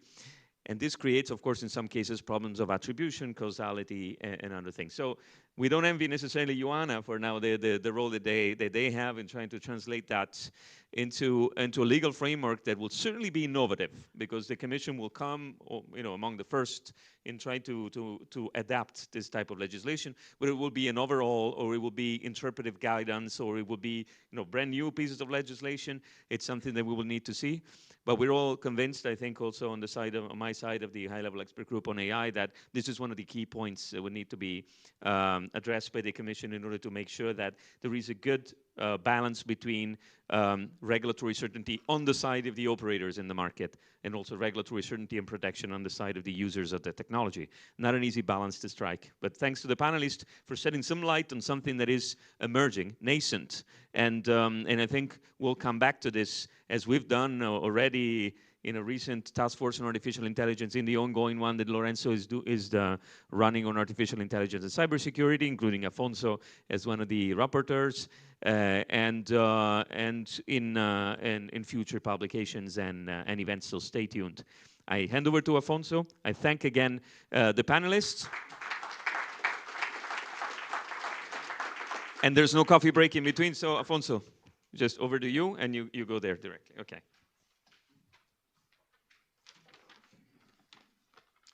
Thank you very much, Andrea. Good afternoon, everybody. My name is Afonso Ferreira, as you already know, and I have the privilege to be chairing this panel on artificial intelligence cybersecurity. So I'll first set the scene here, and then I will invite the panelists to take their seat. So before we start, it would be good to know who's in the room today. So if you have a technical background, so could you please raise your hands? Not your hand, not your hands, but your hand. Yes, okay. So fifth or a fourth of the audience. Policy background. So you may have both, huh? Policy background is the majority of us, let's say. Cybersecurity, specifically.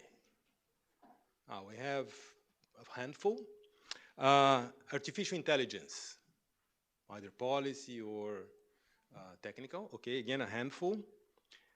Institutions, be them European or national. Okay, so we have a third. And civil society. Civil society, we have 3 or 4. Okay, so that's good. So as for me, as you've heard before, so I'm Director of Research with the CNRS, and the CNRS is the National Center for Scientific Research in France. And I have a PhD in computer science. But after many years working in the European Commission, I now also do policy, and I work in the areas of cybersecurity and digital transformation. And as a scientist, I feel the need to define the subject of our conversation. And I think that as we heard in this panel, so that just finished, so this is a very important issue. So for computer sciences, for instance, artificial intelligence is a set of techniques that include machine learning, deep learning, ontologies, and the good old-timers expert systems. So those who are old enough as here would know what expert systems meant. And those set of techniques are applied to establish domains like image recognition, like automation, or even cybersecurity. And for us, the joke goes that AI is anything that computers do and is not fully understood how they do it. But for us, so this is very technical. So in order to talk about something more concrete, so perhaps better we can use the definition within the European Commission's communication on AI that is also used in the high-level expert group. So I quote, artificial intelligence refers to systems that display intelligent behavior by analyzing their environment and taking actions with some degree of autonomy to achieve specific goals. They can be purely software, or they can be embedded in hardware devices. Of course, it would be also good to define cybersecurity, but this is less controversial currently, even though it's also slowly evolving from its pure IT definition. So if we focus on our panel's scope, AI could improve cybersecurity and defense measures, allowing for greater system robustness, resilience, and responsiveness. However, AI is itself a computing system, and as such is also vulnerable to attacks, posing security as well as ethical concerns, like data poisoning and bias. Hence, autonomous systems based on AI can be of great help to detecting intrusions in IT systems, but can also start launching aggressive counter-cyber operations if not well programmed or if they are compromised. Should such systems come with a kill switch, for instance? How can autonomous and intelligent systems be protected from malicious attacks? What are the implications of the vulnerabilities of AI-enabled systems to manipulation, such as data poisoning and adversarial attacks? How should the search for undiscovered exploits and well-known vulnerabilities be framed in the AI domain? Or is the space represented by the intersection of AI and cybersecurity poised to define the geopolitics of digital sovereignty in future? So it is to help shed some light into these and related issues that our high-level panelists kindly accept to have a conversation with us today.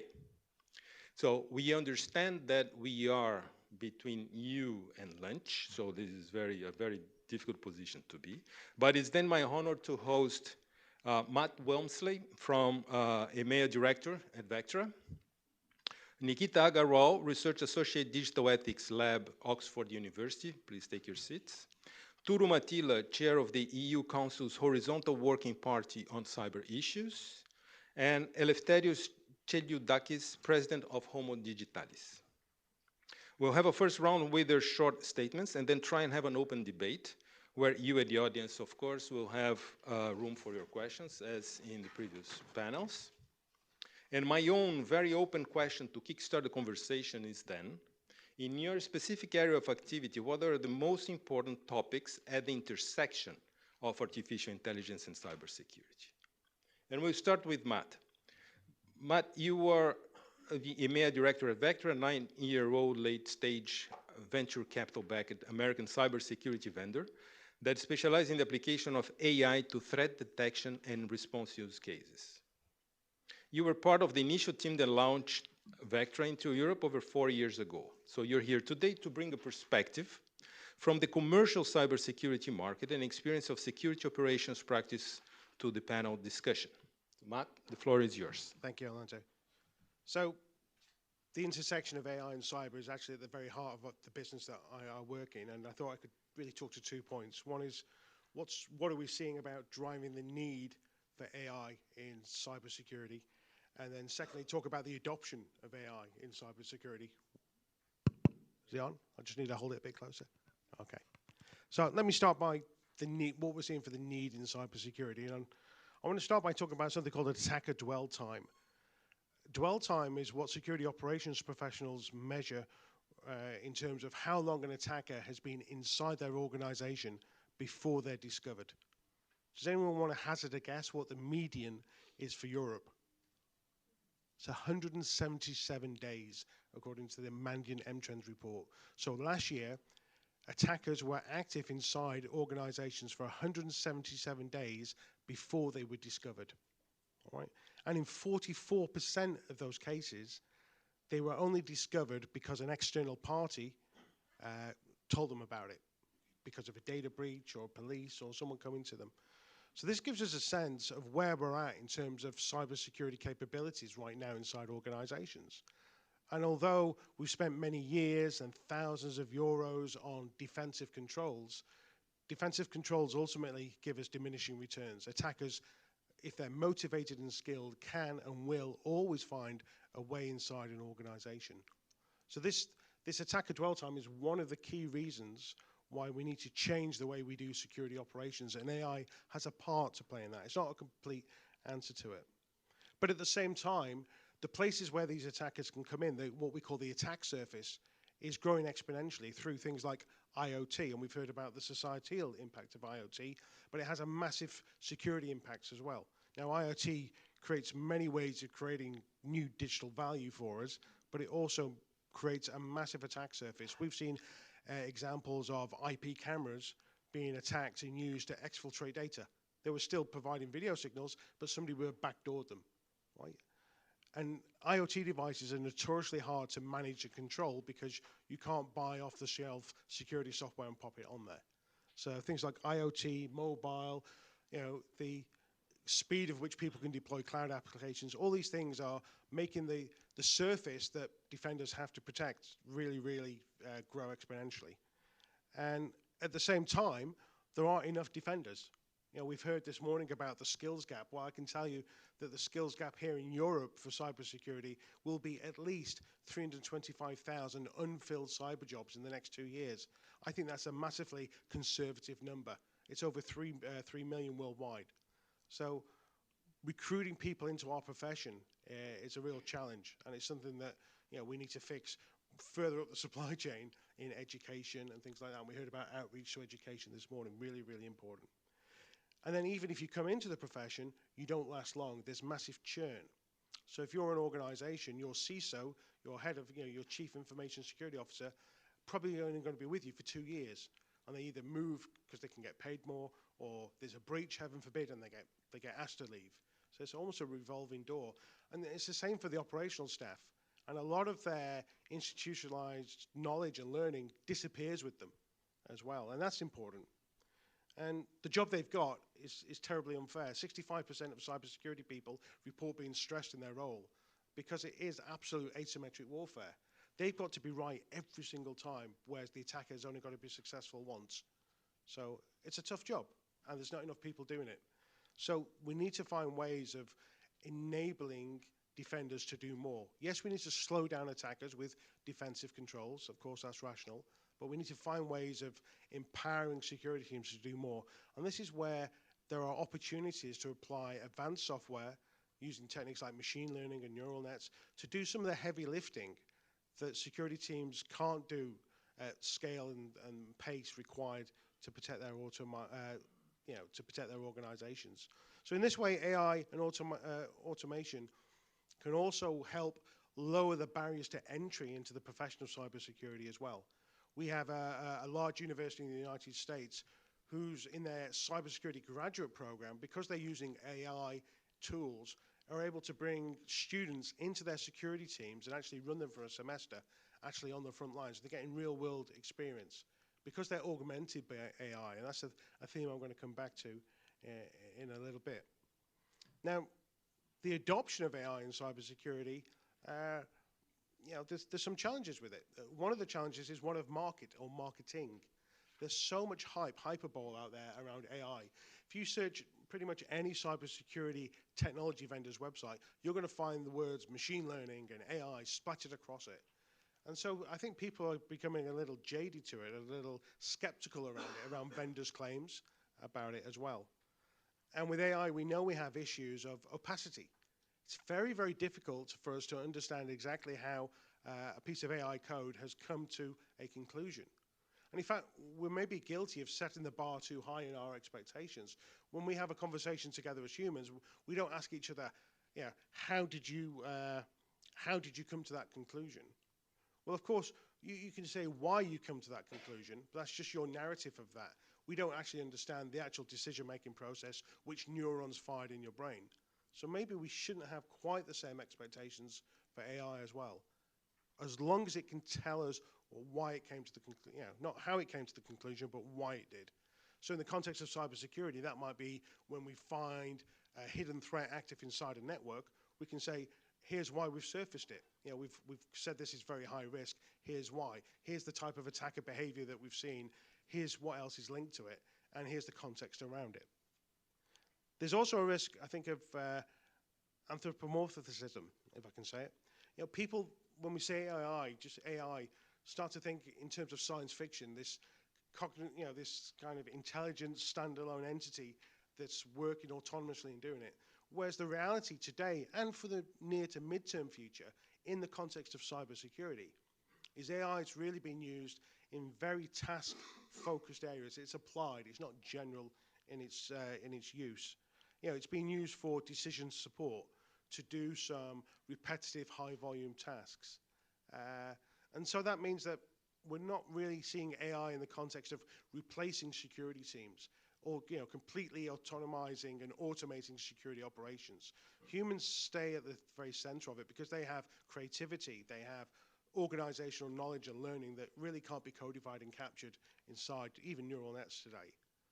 But that does mean that we need, you know, to develop better and new cyber practices. And I think this is a place where industry, policymakers, you know, need to come together more and collaborate. So, you know, education, sharing of best practices, you know, maybe putting in frameworks that can help organizations, you know, understand and develop and engage with AI inside how they work, and maybe even legislation as well. You know, certainly as cybersecurity, we've seen the impact that things like GDPR have, which is much more. When we talk about ethics, and I'll leave that to some of the other panel, you know, for me, the question is, are there unique ethical challenges of having a piece of AI helping me in security operations, or is it really just the same questions of how ethical are security operations to defend against AI attacks? Well, there's not a lot of evidence that AI is being used in real-world attack or specialist AI attacks today.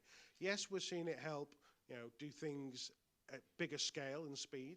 There was some work done at Blackout, which is a big security conference last year, about hooking up using APIs, application programming interfaces, some attack tools with AI, but it's really just theoretical. And even if we do that, the way that the attacks manifest themselves are like today's attacks, but they just come at a velocity and a diversity that we haven't seen before. So perhaps the way we'll spot them is through metadata. It's just, you know, how they turn up from there. So, you know, AI is just a tool. The bad guys get to use it as much as the good guys, but we're not at the place yet where, you know, we're dealing with a whole attack coming from AI bots. Today we're using AI really just to spot today's techniques and procedures at a speed and scale that we can't find. Thank you. Thank you, Matt.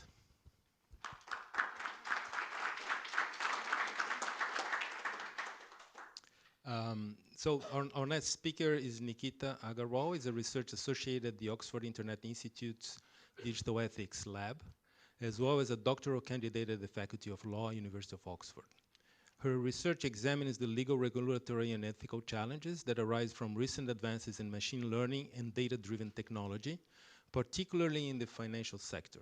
Before returning to academia, she practiced as a lawyer for the International Monetary Fund and the law firm Clifford Chance LLP. Nikita, please give us your perspective on the framing question. Just want to double check. Okay, great. Okay, thank you. So thank you, Afonso. I'm the University of Oxford, and I have a few affiliations there, as Afonso mentioned. So in a very brief overview, I want to just highlight some of the ethical questions that the use of AI in cybersecurity gives rise to, and potentially automating the patching and the correction of those vulnerabilities. But of course, being a very sophisticated technology, and also through the involvement of other sort of ingredients, whether it's data or external vendors, the use of AI and machine learning in cybersecurity also expands the threat surface. And so you then start to talk about, well, what about cybersecurity for AI? So this is the double-edged sword, and that's the context in which we're really having this conversation. So then what has ethics got to do with this? What are the ethical questions? Now, ethics is a word that's been used and is used very broadly, very colloquially, and in this sort of current, or if you want to call it the fourth industrial revolution, ethics and AI ethics has become almost a buzzword in an industry in many ways. I don't want to undermine it, but I think that it can be used in a way that sort of starts to lose meaning. If we think about the ethical challenges, what we're really thinking about is evaluating the moral problems with any, in this case, digital innovation, and trying to develop morally good outcomes. So what is right conduct? What are the right values in that particular context? So here we're thinking about what are the moral problems, particularly associated with the use of AI for cybersecurity, and then, you know, the new vulnerabilities that gives rise to. And as I will come on to mention, of course, what is right is a relative question. It's culturally relative, societally relative. There isn't one single answer to that. If we use the framework of data ethics, we can think of those ethical challenges at 3 levels. So at the level of data, algorithms, or these sort of algorithmic systems, and practices relating to both of those. So in turn, when we look at data, of course, machine learning, as I'm sure many of you are aware, is a highly data-intensive endeavor, and this gives rise to its own ethical challenges. To the extent that we're using largely personal data, there are challenges relating to privacy, and in turn, therefore, the autonomy of those individuals to whom that data pertains. Also questions about transparency, about whose data is being collected. If you have continuous data collection and essentially mass surveillance, although I acknowledge the distinction between the two, is there really a cognizance on the part of the sort of group being surveilled that is happening? And what are the ethics of that continuous monitoring that might be necessary from a security perspective, or seen as advantageous from a security perspective, but not so good from a sort of accountability, autonomy, and privacy perspective? And then, of course, the use of AI, gives rise to new risk of harm, in the sense that, as I mentioned, it increases the threat surface. So, for example, innovations in the areas of adversarial machine learning, where the data that's used to develop these systems can itself be poisoned, and as we're seeing, with not too much difficulty, this gives rise to a new scope for harm against those people whose data has been used in building these systems. So that's at the level of the data, just to think about some of the scope for harm that arises from the use of AI in cybersecurity. And then at the level of the system itself, so the sort of the models that are being built, of course, one of the promises but perils of machine learning and increasingly autonomous systems is the challenge of control. And so to the extent that you have a self-healing cybersecurity solution, the challenge from an ethical perspective is how much control the humans who have put the system in place have over that system, and whether that lack of control, which on the one hand allows for faster detection and vulnerability resolution, is desirable, but on the other hand, there could be undesirable behavior, for example, attacking a threatening actor that is harder to control. And a cyber attack could be easily escalated, it will be harder to de-escalate, and this has particular ramifications at an international level when we think about escalation risks between nations, between sovereign powers.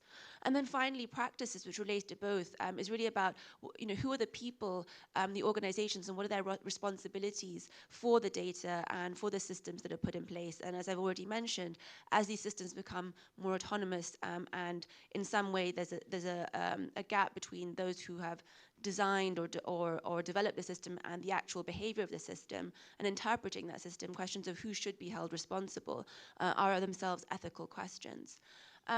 I want to mention it finally, the question I sort of alluded to at the beginning, which is the point about, well, whose ethics are we talking about here? Of course, the questions that I've raised, the ethical challenges that I've raised, can be answered in very different ways depending on which approach to normative ethics you choose. And there are 3 main approaches sort of in the quote-unquote West: virtue ethics, sort of deontological ethics, which is about rights and duties, and that's particularly, you could say, close to the European tradition, and informs rights-based frameworks like the GDPR. And then you have a kind of utilitarian ethics, which is more consequentialist and really focuses on what's the aggregate benefit for society. Benefit measured as utility. And then beyond that, you have other ethical frameworks, Confucian ethics, other normative frameworks.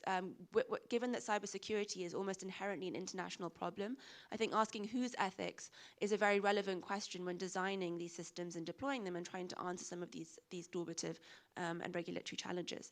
I'm going to close there, as we were given just 5 minutes to speak, but I will pass on to the next speaker. Thank you.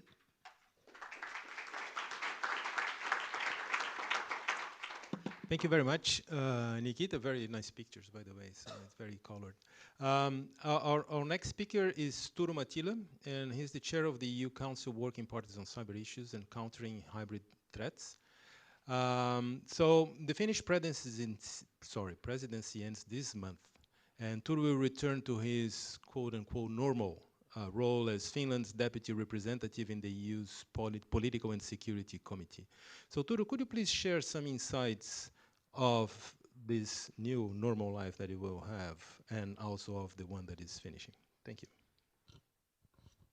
Thank you, Afonso, for the introduction. Thank you for the microphone as well. Good afternoon to all colleagues. On the day of the final European Council Summit of the year, it's very nice to be able to step out of the EU bubble to this side of town for a couple of hours before I need to return to the EU institutions for the remaining days of the Finnish presidency of the EU Council. And thank you for the introduction. Indeed, comprehensive security of our citizens was one of the 4 main priorities of the Finnish presidency. And in that context, of course, cybersecurity and countering hybrid threats, they have been the main priority areas. And first, to get quickly to the matter of the discussion today, looking at it from a policymaking perspective, the main question for us about AI, artificial intelligence, is what can we do with artificial intelligence to achieve our goals better in different policy sectors. In today's context, I will concentrate in particular on security. And then on the other hand, to understand what are the possible ways for other actors, state actors or non-state actors, to use AI against our interests, against the security of our citizens and other those goals that are important for us. So to underline here that AI is not something that we can handle successfully in different policy areas by looking at it from different silos. We have to understand that artificial intelligence as well as technological development in general is something that affects us in all walks of life and in all policy sectors. And that is a challenge as well as an opportunity. And it's an opportunity if we are able to develop on the national level as well as on the EU level a comprehensive whole of government and whole of society approach on security, because that makes sure that we work as efficiently as possible in both taking the economic advantages to our security well-being and so on from new technologies like AI, and then on the other hand we are as well prepared to tackle and mitigate the possible security risks and other negative consequences of these new technologies to our security. And it cannot be underlined enough how important it is to work more on cybersecurity, also taking into account the development and different uses of AI, not only on the national level, but also on the EU level, because it's self-evident how strong cross-border effects, cyber attacks, cyber espionage, for example, intellectual property theft have in our single market, in our union. Not consequences of these harmful activities are not in any way limited to national borders. And I doubt that no member state alone is able to take advantage of all the opportunities and resources that we have in the EU. So there is a self-evident rationale for doing more also on the EU level, while of course as always underlining that matters of national security in the EU, they belong to national competence of the member states.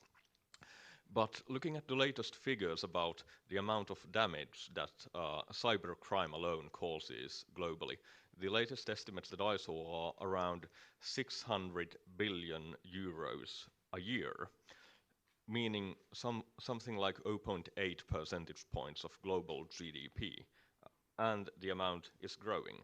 So this is an amount of money that we lose on a yearly basis to both hostile state actors through intellectual property theft, for example, or to non-state actors who are doing it for economic, criminally motivated gain. I mean, if we would lose 600 billion euros a year to people who rob banks at gunpoint in broad daylight, I assume that we would be a bit more concerned about these harmful consequences, because I hope that we all agree that we have better uses for our money than give it to those people, state or non-state actors, who are using it for gains that they then turn against us and our own interests. I mean, from the EU point of view, from a government point of view, we as government representatives, we have an obligation to protect our citizens and protect the businesses who operate in our member states or in the EU. That's an obligation that we have according to the laws that we have, and it's important to underline that cyberspace is not something, security of which you can look at in a silo of its own. Again, here we need to have a whole of government approach on security. And the concrete things that we should concentrate on doing on the EU level are, for example, to cooperate more on being able to detect better cyber threats, prevent them, and if we fail on these two, we need to be able to counter hostile cyber activities in a way that makes it possible for us to show that there are consequences for the perpetrators of harmful cyber activities. Because the problem with responding to cyber attacks so far has been that unfortunately they still remain a low risk but high return business for the perpetrators of different kinds of hostile cyber activities. And this is definitely something where EU level cooperation is needed to supplement and complement and support activities taken by the relevant authorities in member states. And also finally, speaking about cybersecurity, we have to look at our security environment as a whole, both when we assess the credibility of other actors internationally, the way we define our own threat environment in Europe and on the national level. Here again, EU cooperation and a comprehensive approach is needed. And during the Finnish presidency of the EU Council, we have paid a lot of attention to building this kind of comprehensive way of working. We have established a new working party of the EU Council on countering hybrid threats.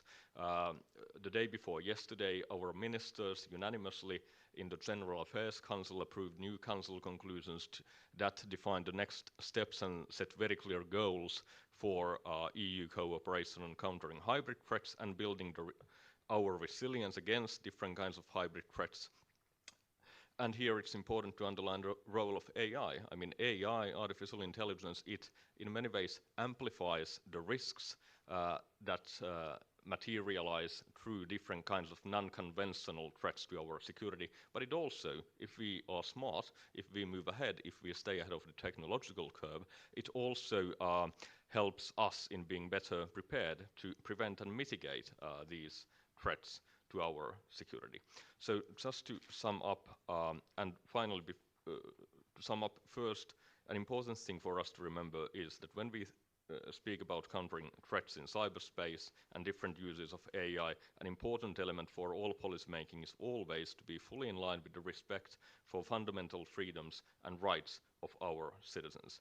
That is also a big advantage for the EU as a union of values, because we can show clearly what we are defending, what we are working for when we speak about protecting our citizens in the union. So to sum up, cybersecurity is part and parcel of our security as a whole, not a silo of its own, not an isolated island, and definitely there is need for more work. And luckily, in what comes to EU cooperation, we can build on the many important things that have already been set in motion. Thank you for your attention and happy to answer any questions. Thank you very much, Turo. It was really, I mean, a very broad vision on AI, cybersecurity, Europe, and security in general. And last but not least, we'll have Eleftherios Keliouadis, is co-founder and secretary of Homo Digitalis, a Greek digital rights organization that runs entirely by volunteers. He's a lawyer admitted to practice in Greece and a research associate at KU Leuven. Eleftherios has an interdisciplinary background with studies in law and digital humanities.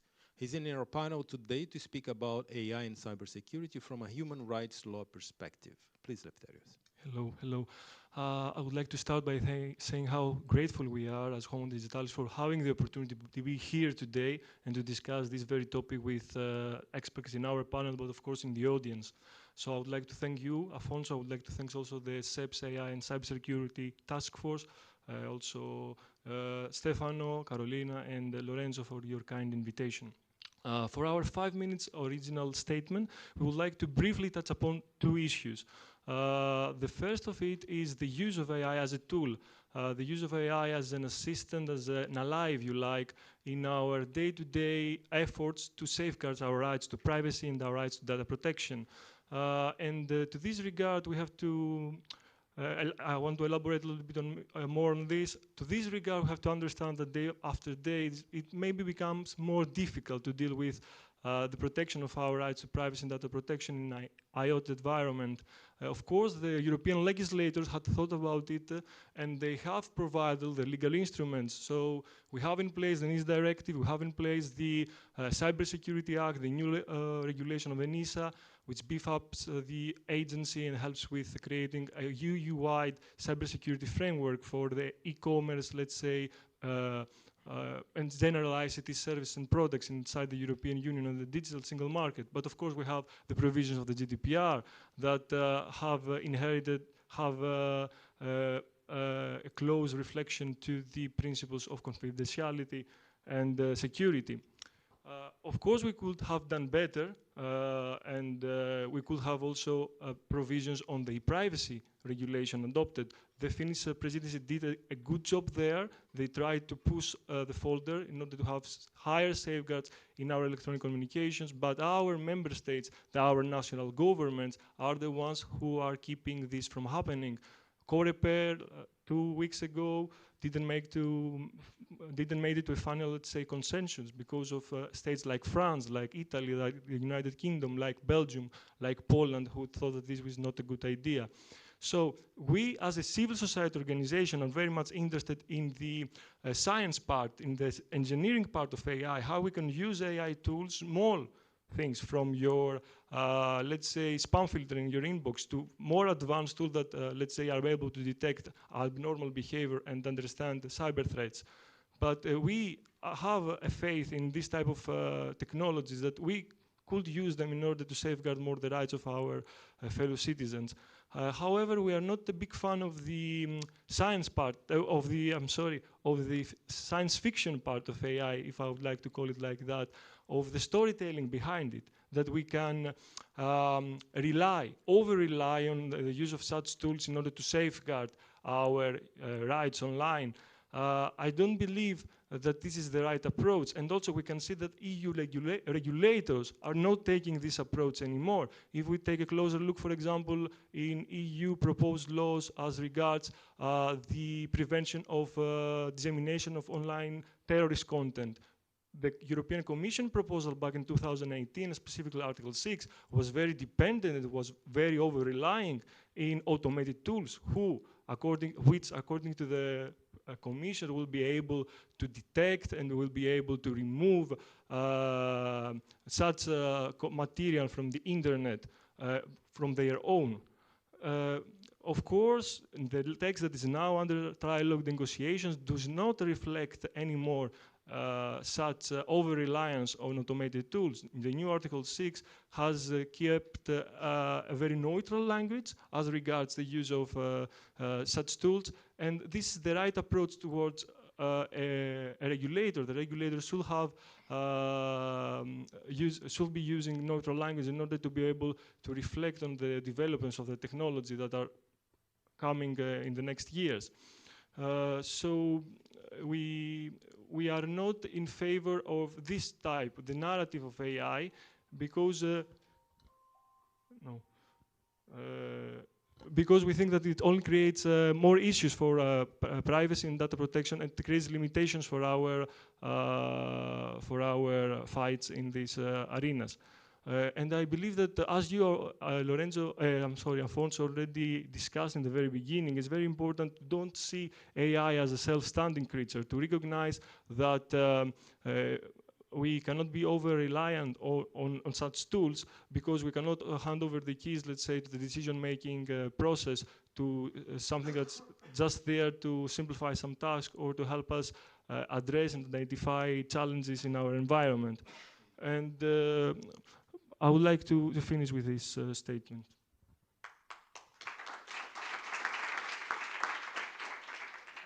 Thank you very much, Eleftherios. Before opening the floor for questions from the audience, I would like to know if anybody from the panel would like to react to each other's statement. No? Yep. Yes, please. I want to pick on you. I was going to ask you a question. Okay, great. Well, maybe the same one.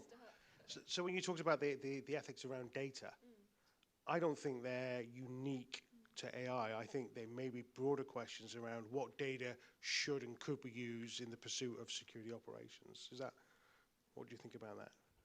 I mean, so I don't think anything with AI is unique. It's a matter of degree rather than kind, right? So even with the questions around liability, we're talking about, a broader chain of causation. We've already got the concept of chain of causation. So in the context of data, it's just that we have a much, much larger volume of data, and the possibility that I, as the person, to the extent that this is anonymization isn't effective, or to the extent that it is relying on personal data and not synthetic data, I don't think the existing mechanisms to protect my privacy are very effective.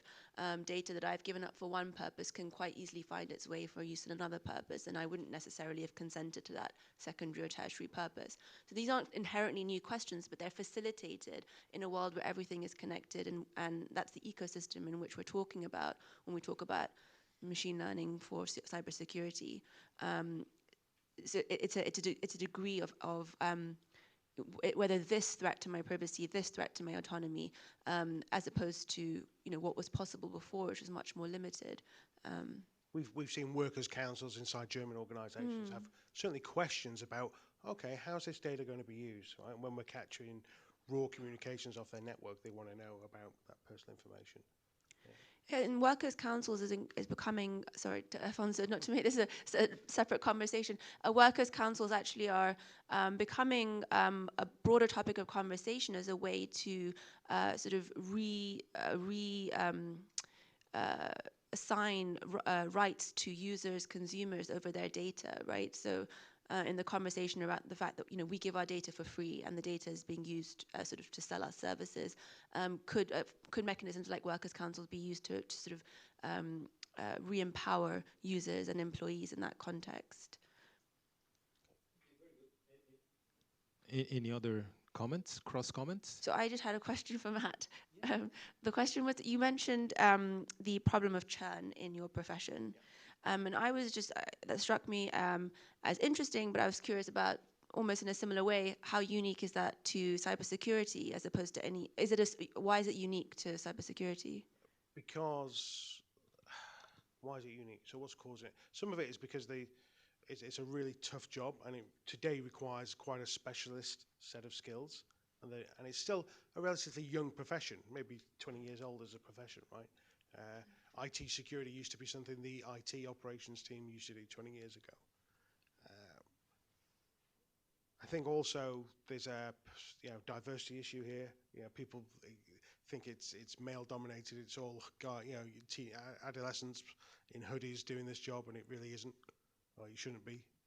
We've got issues with that, and also the problem is so big that we need more people to do it. And if you think about organizations, they didn't have big security teams 20 years ago. Now they're building them out. So I think it's a kind of it's to do with the maturation of the profession, but it's also to do with how we bring people in and train them and educate them. And I think, as I said, supply chain, further up is really important. Very good. Thank you very much. So just to get an idea, who wants to ask questions other than so? Okay, so very good. So we have one first here and then the gentleman behind. So Marisa, please. Well, you will keep talking because my questions are for both of you. I would like, if you can very briefly, something that you think that is globally seen in the realm of ethics as a common ground, if you have it, but because it's very complex, I think we can go to this side to give you 2 seconds to think.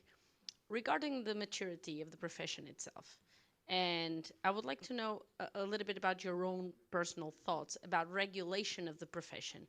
What I mean with that, as you know, lawyers, doctors, we have like bar associations. There's some kind of professions that have an extra level of regulation and the way they organize themselves. How do you see the maturity, the level that you would like to reach in a short time? So that, if you're a doctor, you get signed off by your professional body to become certified to practice, right? That isn't the case in cybersecurity. There are lots of certifications one can get, but actually the corpus of the training you receive in those certifications is based on yesterday's war, not tomorrow's battle. I remind you that the bars are not even like just given a certification. You are connected to these bodies. Yeah. So you cannot, for instance. Excuse me, Marisa, so please either use the mic or... Yeah, no, it's just, okay. just to guide the question directly to the specification, not only just the certification. So my personal view is that we don't need to see cybersecurity practice become as regulated or formally controlled as the law or medicine. I think there's a big role for education and empowerment and how we get people into the profession and how we train them to be effective. But I don't think, to me, it adds up more overhead than value than it would create. I don't know if you wanted to comment on the other question. Yeah, so you were asking what common ethical values we have globally. Well, I mean, this is a live top area of research, but we do see elements of virtue ethics in most cultures. So doing conduct, sort of engaging in conduct that is consistent with being a morally good person and can contribute to a life of human flourishing. The concept at least exists in most cultures, but of course what we consider to be in that respect virtuous behavior is in itself culturally specific.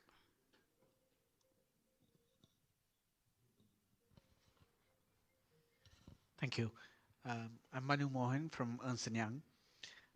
This question is for the council. You mentioned about use of cybersecurity measures as a counter. Did you have in mind, for example, the US is now actively deploying cybersecurity measures, for example, into infiltrating, there are reports about Russian institutions. Or did you have in mind some things like more about sanctions or calling out countries so that there is some movement towards then a global movement against these attacks? Thank you very much for the question. First, I think that we have to work on two different levels. On the other hand, we need EU cooperation and actions in the member states to build our resilience against hostile cyber activities in the long term, meaning that whether it's about state-sponsored or state-committed activities through espionage, for example, or cyber attacks against our critical infrastructure, or whether it's about cyber crime, we must make sure that we are as resilient as possible so that the harmful activities are not able to reach the outcome that the perpetrator of these activities is aiming at. And then, on the other hand, when it comes to cyber attacks, for example, that do take place, yes, we have diplomatic measures. EU always underlines that international law applies in cyberspace as it does in the physical world as well. And earlier this year, EU Council adopted a decision to establish an EU sanctions regime that now makes it possible for us, if member states so decide altogether, to list individuals for harmful cyber attacks against the EU or the member states or other targets, and that sanction listing would then mean travel bans, for example, or asset freezes for those listed individuals. So yes, we are developing the toolbox. Of course, also another way diplomatically to react to a cyber attack is to attribute it either publicly or non-publicly, which is also an important political signal to know that we are awake, we are aware of what's happening. And then also, I mean, there are no plans for any common EU cyber defense in the same way that you mentioned that the United States, for example, is building up. We know, of course, that many countries also in Europe, they are investing in their own cyber defense capabilities, and cyber defense is an important part of EU defense cooperation. And here also during the Finnish presidency, we have tried to activate the discussions also in the defense sector about what does artificial intelligence mean for our security. And here, again, I mean, these are issues that require a comprehensive approach across different policy sectors. And finally, I mean, something that can never be underlined too much when we speak about building resilience in cyberspace or resilience against our societies, against different kinds of threats. Social cohesion is something that can never be underlined too much. And it's important also that our citizens, largely speaking, or our citizens broadly speaking, they are more aware of different issues concerning artificial intelligence. And for that reason, the outgoing Finnish presidency this week announced that Finland will offer all EU citizens a chance to complete a course about elements of AI, elements of artificial intelligence, organized by the University of Helsinki. That course is now open to all EU citizens for the next 2 years. And our goal is that 1% of EU population will actually take that course. And in that way, we hope that we can increase the understanding of the general public also about the different changes that artificial intelligence will bring to our societies, policymaking, and to people's daily lives. Yes, Martin Schmalzried, Civil Society. I just had two questions. One is about who actually owns AI. And my argument is that basically, since AI relies on data that is coming from citizens, I wouldn't see that it's basically a public good. You cannot really privatize or patent AI because it relies so much on data fed by millions and millions of individuals that you cannot just say, okay, this is private, patented, and that the civil society or the public has nothing to say on how AI is used. And the second point is on this issue of ethics. I think the core of the problem is who has the liability in the end. AI assumes that, we still assume that people are 100% responsible for their actions, and that's what causes major problems in AI and ethics. If you start thinking in terms of the environment, which then is, influences people and act in a certain manner, that changes the picture completely. So if you target, for instance, AI at advertising and looking at how advertising influences people's behavior, and then punishing advertisers which create bad behavior in people, that changes the picture with respect to punishing people for their individual behavior. And I think that's what AI is going to lead us to eventually, is to choose whether we keep the assumption of 100% free will and 100% liability. What's the question? The question is, are we ready to keep 100% personal liability in conjunction with AI, or are we going to use AI to look at the environmental factors which can make people behave in a certain manner? Okay, so if you provide an answer, so liability was the previous panel. So if you provide an answer, try to focus on the topic of the panel. Let's have another panel member talk about the liability. That's not my area of expertise. What I can talk to is the commercialization of AI, because I'm a commercial body. So let me do that. And remember, I'm framing my answer in the context of cybersecurity. So I don't agree that the data is all public in the context of cybersecurity. A lot of the data is generated from within private organizations through their own endeavors. So it's not that we're just hoovering up personal data from citizens around the world. In the context of us, it'll be through employees. Now, they have rights, okay, but there's also obligations of the commercial organizations to protect that organization and their workers. So I don't agree that it's all public information in the context of cybersecurity in enterprises. And whilst you're right that machine learning doesn't work without data, it is an important part of the system. The actual innovation that we put in to create algorithms that do a particular job well is a source of competitive advantage, and it costs us money to do so. So to build them, we need to find a return. And in a capitalist market, the way we do that is by selling it. So, and we have, as you might imagine, a number of patents around machine learning. And we have no desire as a commercial organization to just open those up publicly. What we will share is what we find. Right? And this comes back to this idea of sharing threat intelligence more quickly and more effectively. And I think we have a responsibility to be a good partner in that. But I don't envisage commercial organizations suddenly open sourcing it all, because you're really going to remove a large part of the engine that does the innovation in this technology. Yes, Nikita, do you want to react? Or, yeah?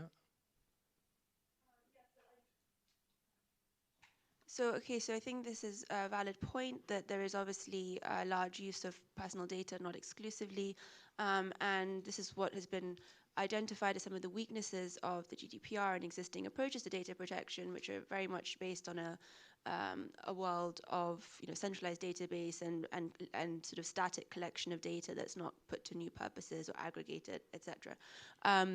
That said, there is much thinking going on around how we can change that legal and regulatory framework,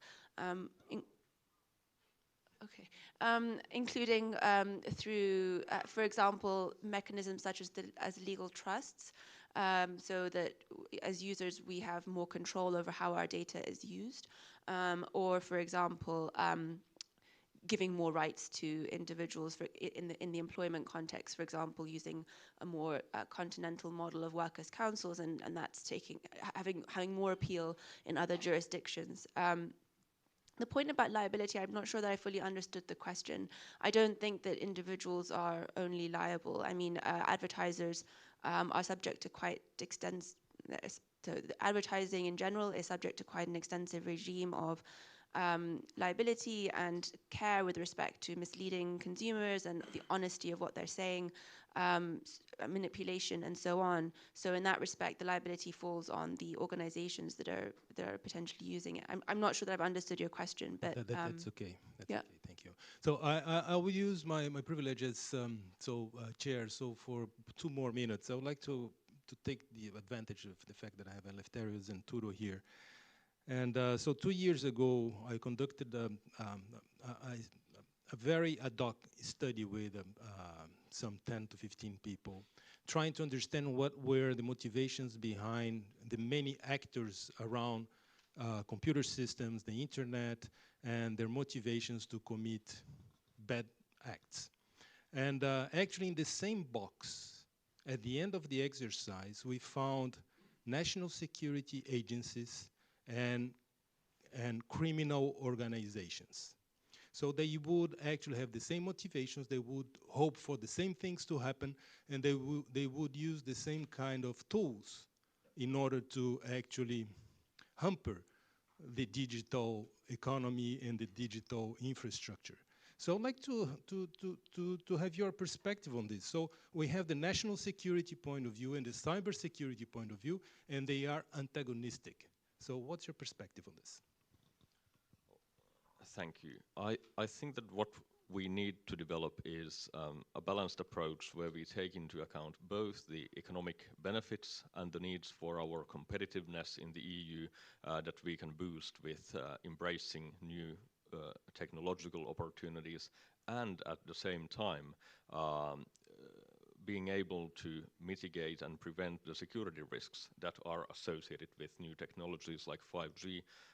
Member states have now agreed on common principles about how to make this balanced approach between our economic interests and our security concerns in practice in the context of 5G networks. The conclusions were adopted by the Council of the EU last week. And then concerning different actors that commit harmful activities against us or may commit them, here the importance of intelligence cooperation on the one hand and threat assessments that you also mentioned is very important, because these threats that are associated with new technologies, they are constantly evolving.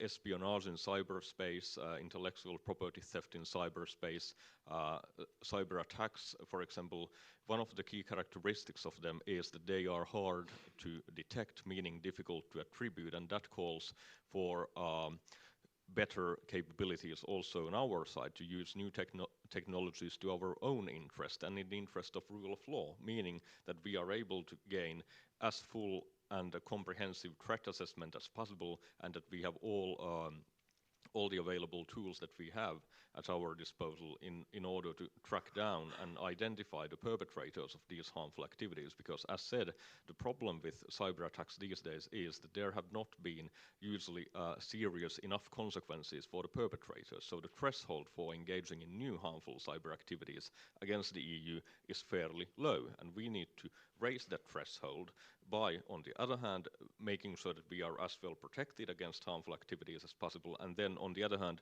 making sure that we will use the full extent of the law and legal means that we have in order to protect ourselves and then bring the perpetrators of harmful activities to justice to face the consequences. And here also, concerning threat assessments, the key here is good cooperation between private and public sectors, because, I mean, for example, protecting our critical infrastructure is a task that we have to take much more seriously in EU cooperation also, and there the fact is that to a large extent our critical infrastructure in Europe is either owned or at least operated by private companies, so good public-private cooperation here is crucial. I'll be really quick. Responsible disclosure as well. You know, there may be times where we need to tell government about something before you tell the public at large, to give you the time to act. Yes, and in order to reflect, I believe that in national state, when you have like national actors that are dealing with state security, the environment is really dark, because as a citizen of this state, you don't have actually a real clear national legal regime on how you could not even dig through, not even like get an actual answer to your questions, but more or less to raise a typical, let's say, information request or issues related to that. So if there is a lot of secrecy, because of course these national authorities have to deal with important aspects. So we are not speaking about police, we're speaking about the national NSA of Greece, for example, and this type of agencies. So this is a dark area that we need more guidance from institutions like, for example, the Council of Europe with their case law, which is really helpful, because it's not an EU question. EU law is not about such issues. It's more a national question and a Council of Europe law question, which is very important, because state hacking is, we tend to forget national players because the companies are out there, but these are the most important ones in the end of the day. Okay, thank you very much. So it's time for us to break. I would like first to thank all the panel members for this very lively and interesting conversation. And so please join me in this thanking. So now there is lunch, and we will downstairs, we will reconvene at 2:15 sharp, because we have some remote speakers from the US, and so we need this to be on time for the connection. Okay, thank you very much. Enjoy the lunch.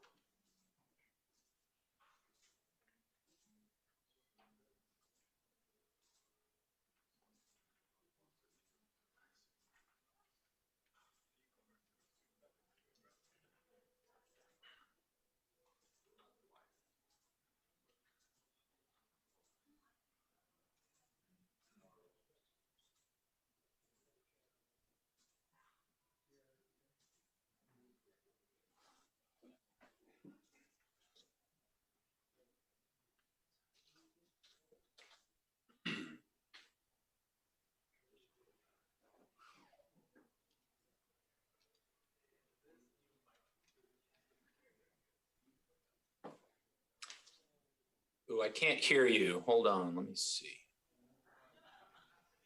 It says you're muted. It is because I was muted. Now I'm unmuted. Sorry. Just in case, you never know what happens when you're remotely connecting. Right, right. Well, good to see you again. You too. We had a good visit in June out to Nisa. I hope you enjoyed it. Yes, we're very, very happy to have you here, and hopefully we can do this again. Yeah, absolutely, absolutely. The hearers in the room? No, I don't know. It's to be honest with you, it's a bit weird for me, like, remotely participating in a panel. Like presentations, it's okay, keynotes and stuff, but panel I've never done remotely. But okay, we can you hear us? Yeah. Hi there. Good afternoon. Can you hear Hello. us? Yes, of course. Okay, perfect. We're gonna start in a few minutes. So actually everyone can listen to you. So I wanted to tell you. Okay. So beware what you say. It's okay. We were politically correct, so it's okay. Hello to everyone. Hello.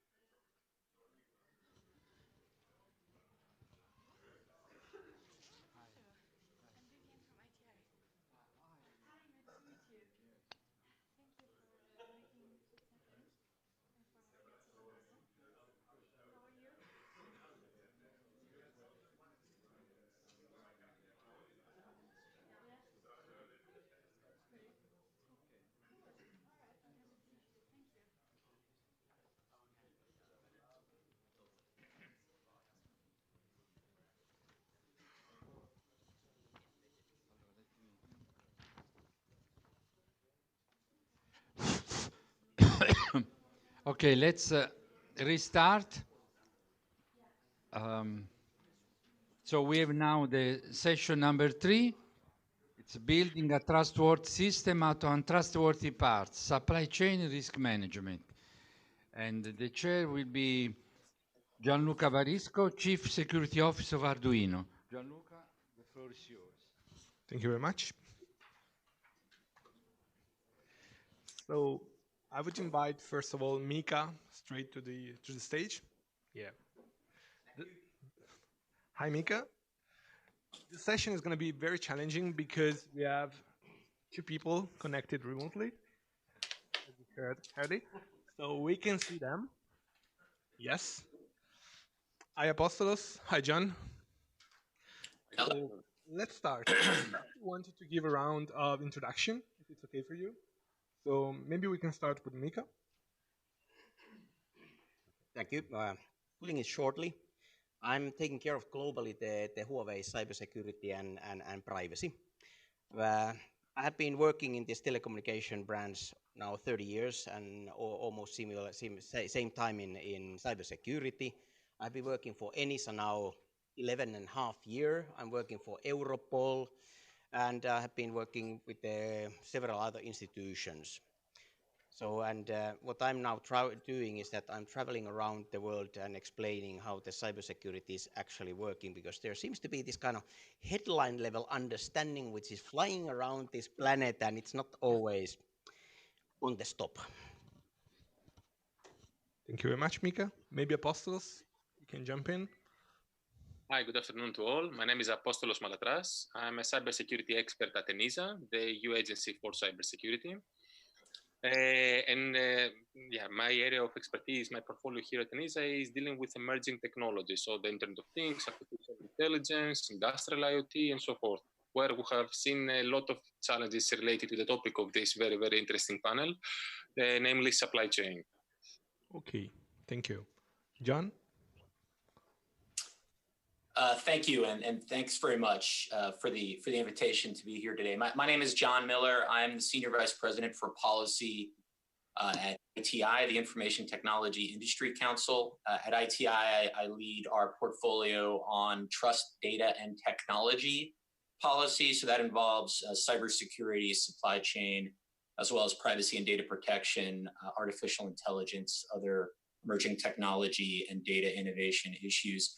I also have been working in particular on supply chain very intensely for the past couple of years. I'm currently co-chairing a task force here in the US along with my counterpart from the communications sector and the director of the National Risk Management Center at the Department of Homeland Security. It's a task force on ICT supply chain risk management. Thanks. Pleasure to be here today. Thank you. And I'll also introduce myself. I'm Gianluca. I actually work for Arduino. Arduino is a hardware company. These days, we are also shifting to producing software. Who knows Arduino in the room? Who played with it? Okay.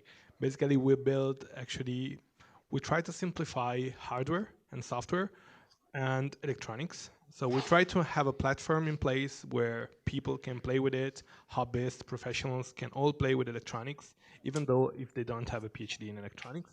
And it's a very simple platform that you can use for all kind of projects, even your final products can be prototyped on Arduino.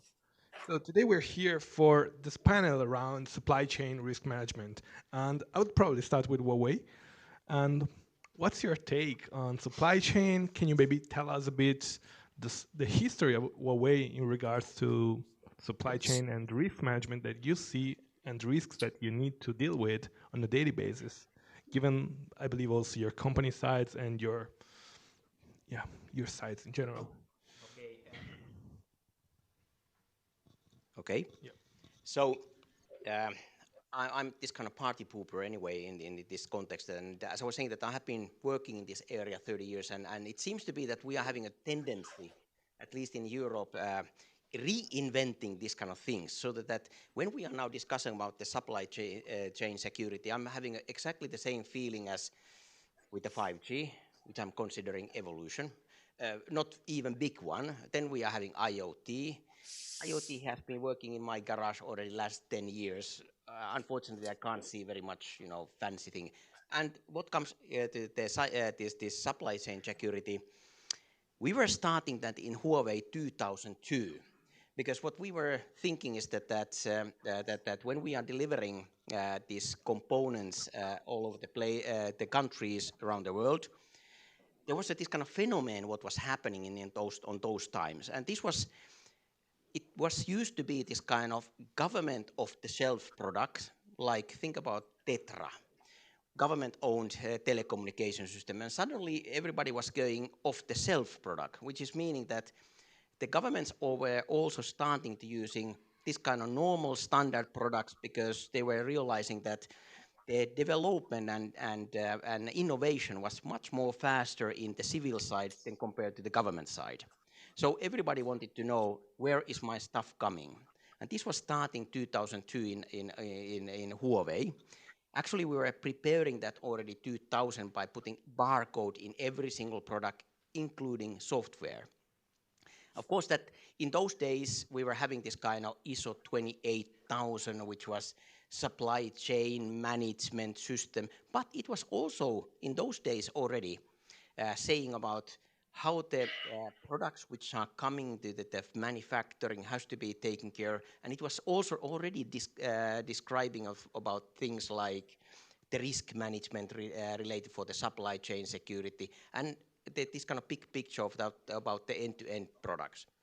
But of course the 28,000 is history nowadays, and what was happening is that this kind of open trusted technology provider standard, OTTTS, was taking over later, and actually it was getting this kind of ISO standard in 2015. But we were making already our first white paper from supply chain security 2014. Then actually in ENISA we were doing the first this kind of white paper in 2015. And now actually in 2019 in Europe we are saying that, hey, what about the supply chain security? And actually it's not only the Europe who has been rather forerunner of this. NIST was doing this kind of very, very good tools, what we were using in Huawei. They are having this kind of very good online tools, how we are able to control the supply chain security, and we were using those also in the early days. And now when we are coming in the new days, of course that what I would like to see and hope, it's my dear wish, is that we should be having this kind of cooperation between the governments and private sector, so that when we are now once again starting inventing new wheel, what is called supply chain security, we would not once again inventing totally new kind of wheel for this, but we would be taking some kind of learnings from the previous, because anyway that global companies like Huawei is that if this is going this kind of national battle once again, that everybody wants to have their own supply chain security processes, it's going to be very, very expensive. It's going to be very difficult.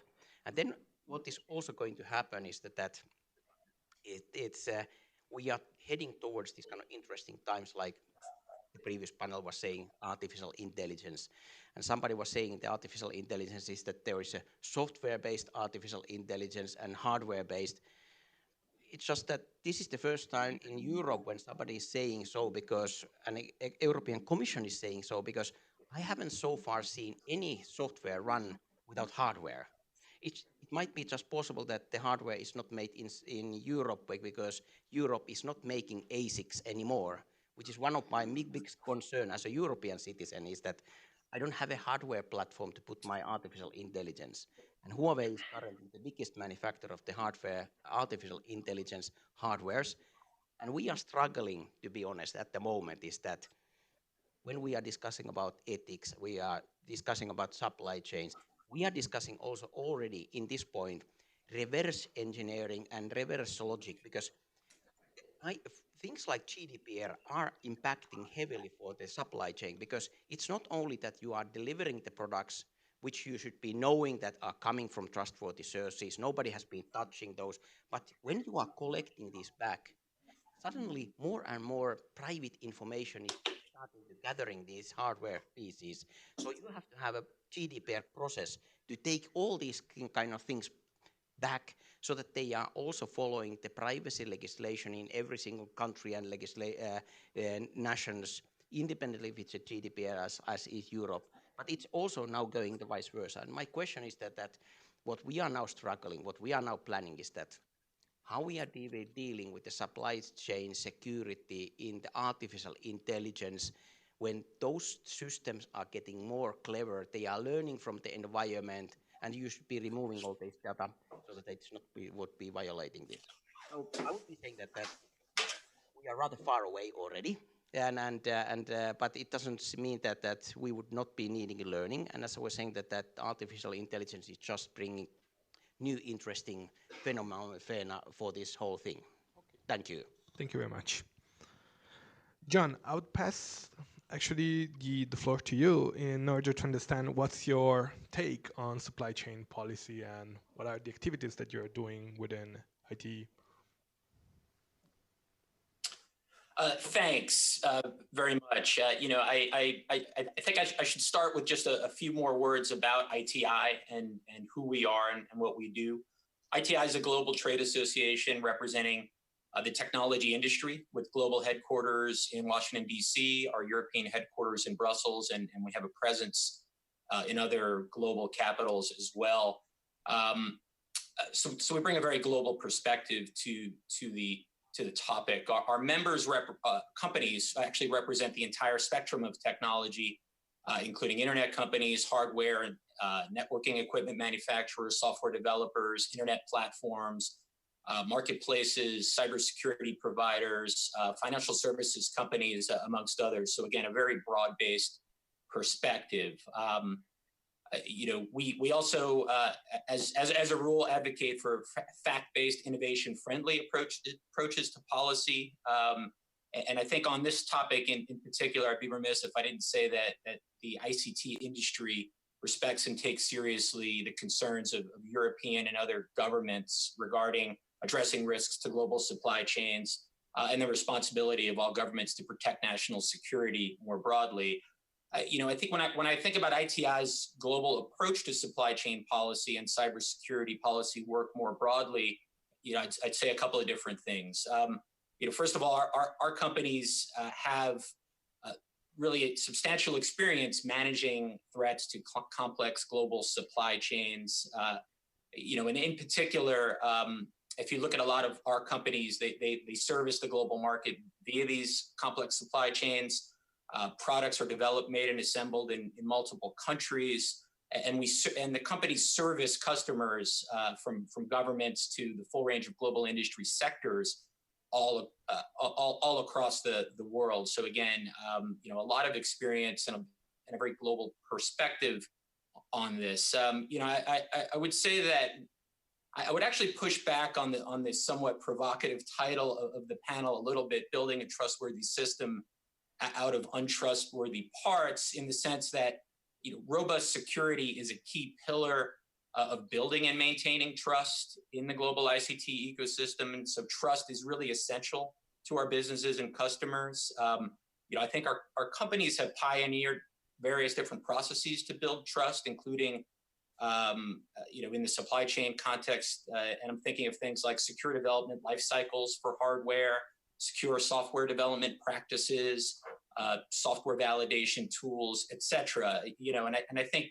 another aspect of that work is in the supplier management context. A lot of our companies have hundreds or even thousands of suppliers.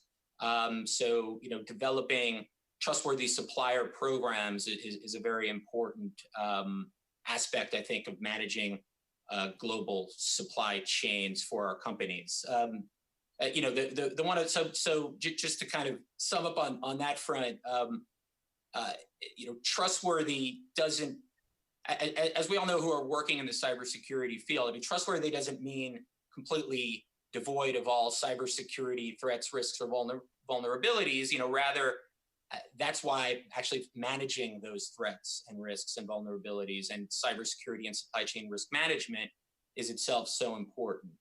I will agree with the previous panelists that supply chain itself is clearly not a new thing for many who have been working in this area.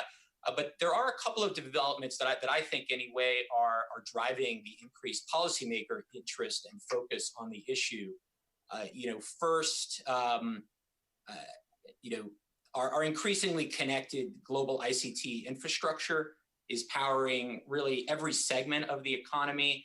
We're moving towards surpassing 20 billion connected devices this year, I think. And it helps to illustrate the vast scope of the challenge. So whether we're talking about IoT or even other technologies such as AI, clearly technology is continuing to develop at a rapid pace. Another aspect, I think, of the increased risk, if you will, is that nation state threats are clearly a part of the conversation, implicating national security and also economic security. I think the second major development, and this is not a surprise to anyone in Brussels, I'm sure, but the rise of 5G networks and data-centric technologies has really magnified, I think, the supply chain security challenges and anticipated risks, driving governments to really more intensely focus on the issue. And I think specifically because when we think about 5G, we're thinking about the increased speed and volume of data that will soon flow through these networks. And that really implicates, as well as kind of more traditional, if you will, supply chain risks, such as, vulnerabilities in hardware and software, et cetera. There really are a new set of questions that are really focused, I think, on government access, or just generally who has access to all of this data, and what are the implications there. When I look at, moving on to kind of what can we do about this, one of the key aspects is certainly public-private collaboration and public-private partnerships. They really are an essential mechanism to addressing supply chain security and the broader set of cybersecurity challenges. I think it's a very positive development that EU policymakers are embracing this concept. For instance, in implementation of the EU Cybersecurity Act, a stakeholder cybersecurity certification group will soon be stood up and will play a real key role in building the certification framework and the schemes pursuant to the Cybersecurity Act. And certainly in the US, we've been, I think in many ways, really furthering public-private cooperation and public-private partnerships for several years. I mean, I have the honor of chairing the IT Sector Coordinating Council, which is really the primary engagement point for the IT sector with the Department of Homeland Security here in the US and other stakeholders on cybersecurity, critical infrastructure protection, and supply chain policy. And as I mentioned previously, I've been co-chairing a task force on supply chain issue, a government industry task force for the past year. A couple of challenges that we've identified, at least in our first year of work on the task force, that I think are very applicable and important in the European context as well. Number one is the importance of information sharing on supply chain risk and threats between government and industry. This is really a top priority. If you think about it, we were talking about the fact that companies are managing such complex supply chains, and so clearly they have visibility into their supply chains that would be very difficult for governments to have. And then you also have the reality that governments have access to various different types of threat intelligence and other information that companies might have. So really one of the key questions is, how can we work together and learn from each other and really get everyone kind of pointed in the same direction on managing supply chain threats and supply chain policy. And I think this also applies both in the EU member state context, and that was one of the I think the drivers behind the recent 5G report to kind of bring together information from all the different member states. And I think it's also applicable in the case of international partners as well. The one other thing just to mention that I think is really important is the kind of the vastness of the supply chain threat landscape. you know, one of the things that we as a task force looked at was that landscape, particularly as related to suppliers, and created a taxonomy of almost 200 supplier-related threats, categorizing those threats into 9 different categories, ranging from cybersecurity, of course, but economic, legal, external threats such as natural disasters, et cetera.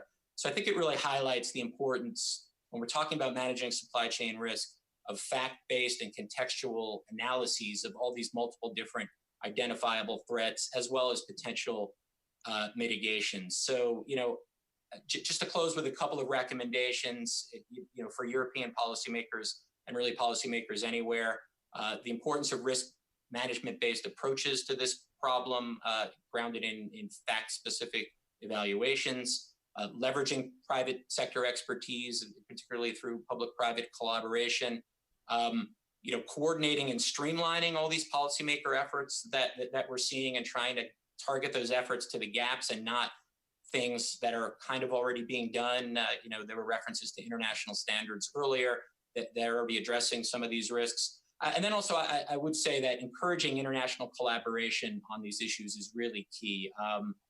You know, and I think for European policymakers and others to really be working with international partners and pursuing a coordinated approach, that we don't have fragmented approaches, and that we can really develop globally scalable, global solutions or solutions that are globally scalable to what are clearly global challenges. I think that the Prague principles on 5G security provide a good blueprint in this regard. And I'll close there. Look forward to your questions. Thanks. Thank you very much, John. And now I wanted to give the floor to Apostolos.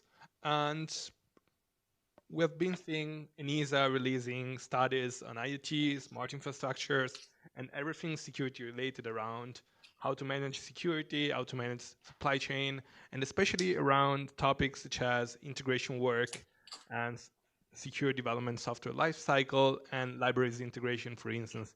It's one of the key topics also when it comes to my job, given the ecosystem of libraries that we deal with. So I wanted to get your take on these topics and what is ENISA doing, or what is also you personally actually thinking about how we can challenge the supply chain risks and how do we deal with those challenges moving forward? Thank you, Gianluca. Hello to all, and apologies for the remote connection. So ENISA, let me start from the latest developments on the ENISA front. So first of all, ENISA recently published a study on Internet of Things software development lifecycle, where the issue of supply chain was one of the major challenges highlighted. The same issue has been in our radar, let's say, for the last 3-4 years, because any work we do on the latest years on smart infrastructures, on emerging technologies, on connected devices, everybody, when we ask people and when we go out to people and our stakeholders to discuss what is the major issue that you see there, everybody tells us supply chain, and we actually agree with that. The thing is that, and I take on board what Mika said earlier and what John also mentioned as well, that, okay, supply chain security is not really something groundbreakingly new. It's not something that it came about only this year. The thing is, with supply chain security, even solutions are there out there for quite a few years. The problems and the challenges that we see now, the last few years, relate to the complexity and the scalability issues. Nowadays, with all these connections, with 5G, with Internet of Things, with all this ubiquitous connectivity, a supply chain is not as, supply chains are not at the same level that they were 20 years ago, when you had 2 or 3 people, standard relationships, very fixed relationships over the course of the years, and then you could have more trust built in the supply chain because you interacted with the same players all the time. Now we have a high level of dynamicity and a high level of agility when it comes to supply chains, and this introduces a lot of issues when it comes to cybersecurity. Because, as John mentioned before, there is the issue of trust.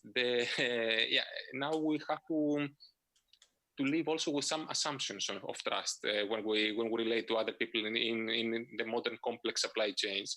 It's also a matter of the scalability that I mentioned also before, in the sense that supply chains now span across not only different countries, they span across different continents, different organizational borders. So we really do not have any more isolated IT systems that that can be securely managed by one single entity. It's also another issue that we have identified, and we saw this this year with the work we did on software security. That supply chain, when we talk about supply chain security, it's a very nice buzzword. It's the same. We had a similar discussion also a few years ago when we started doing work on IoT security. What is IoT? And when we started drilling down on supply chain, we said, okay, what do we mean by supply chain security? At the end of the day, there are very many different facets to the problem. So when we talk about supply chain security, we have issues when it comes to software. So we have a lot of systems nowadays that are built in with third-party libraries, dependencies from other open source libraries. Then you have online repositories where people pull code. This is also part of the supply chain.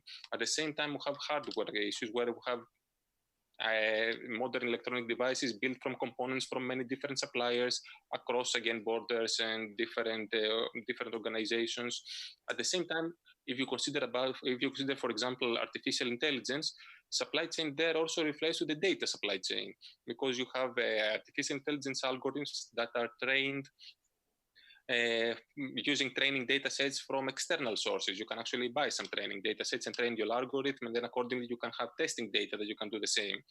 So we talk about software, hardware, and data, and at the end of the day, we talk about the end-to-end supply, including all of these items together, and all of these items interacting with one another. The major issue also that we see there, and I think this is one of the main open questions when it comes to supply chain security. Imagine your economy is who gets to do it, who is responsible.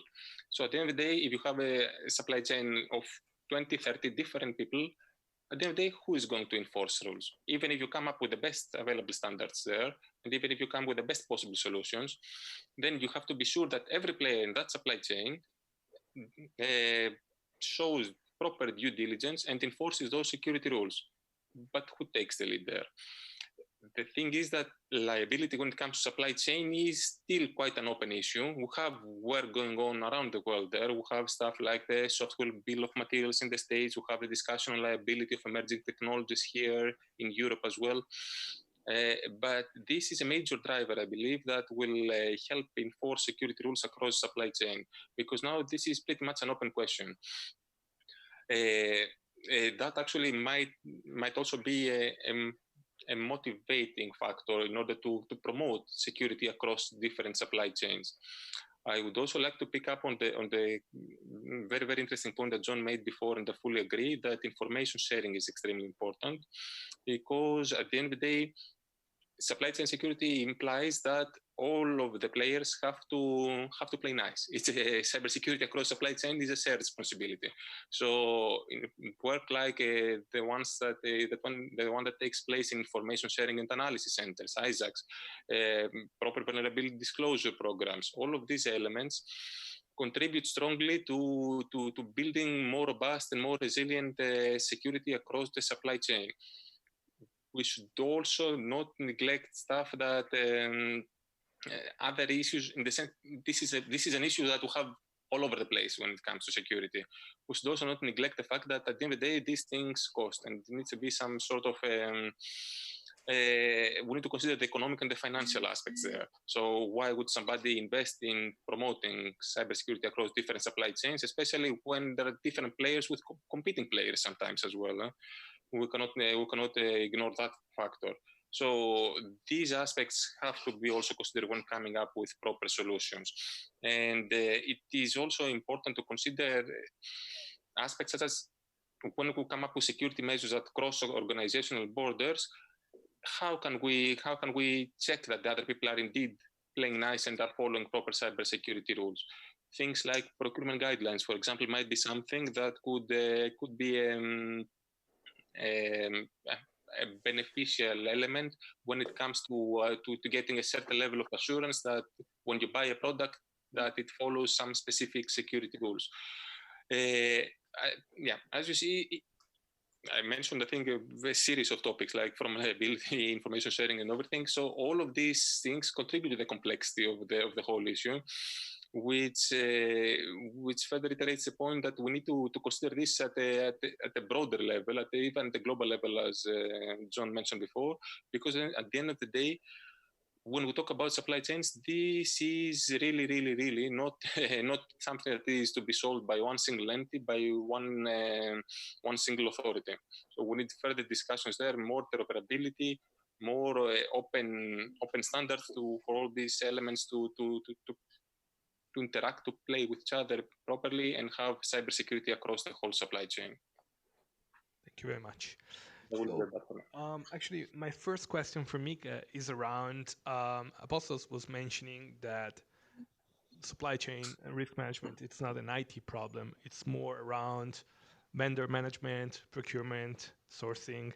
And we all know that many of the suppliers we deal with have no security in place, or sometimes not even IT departments in place.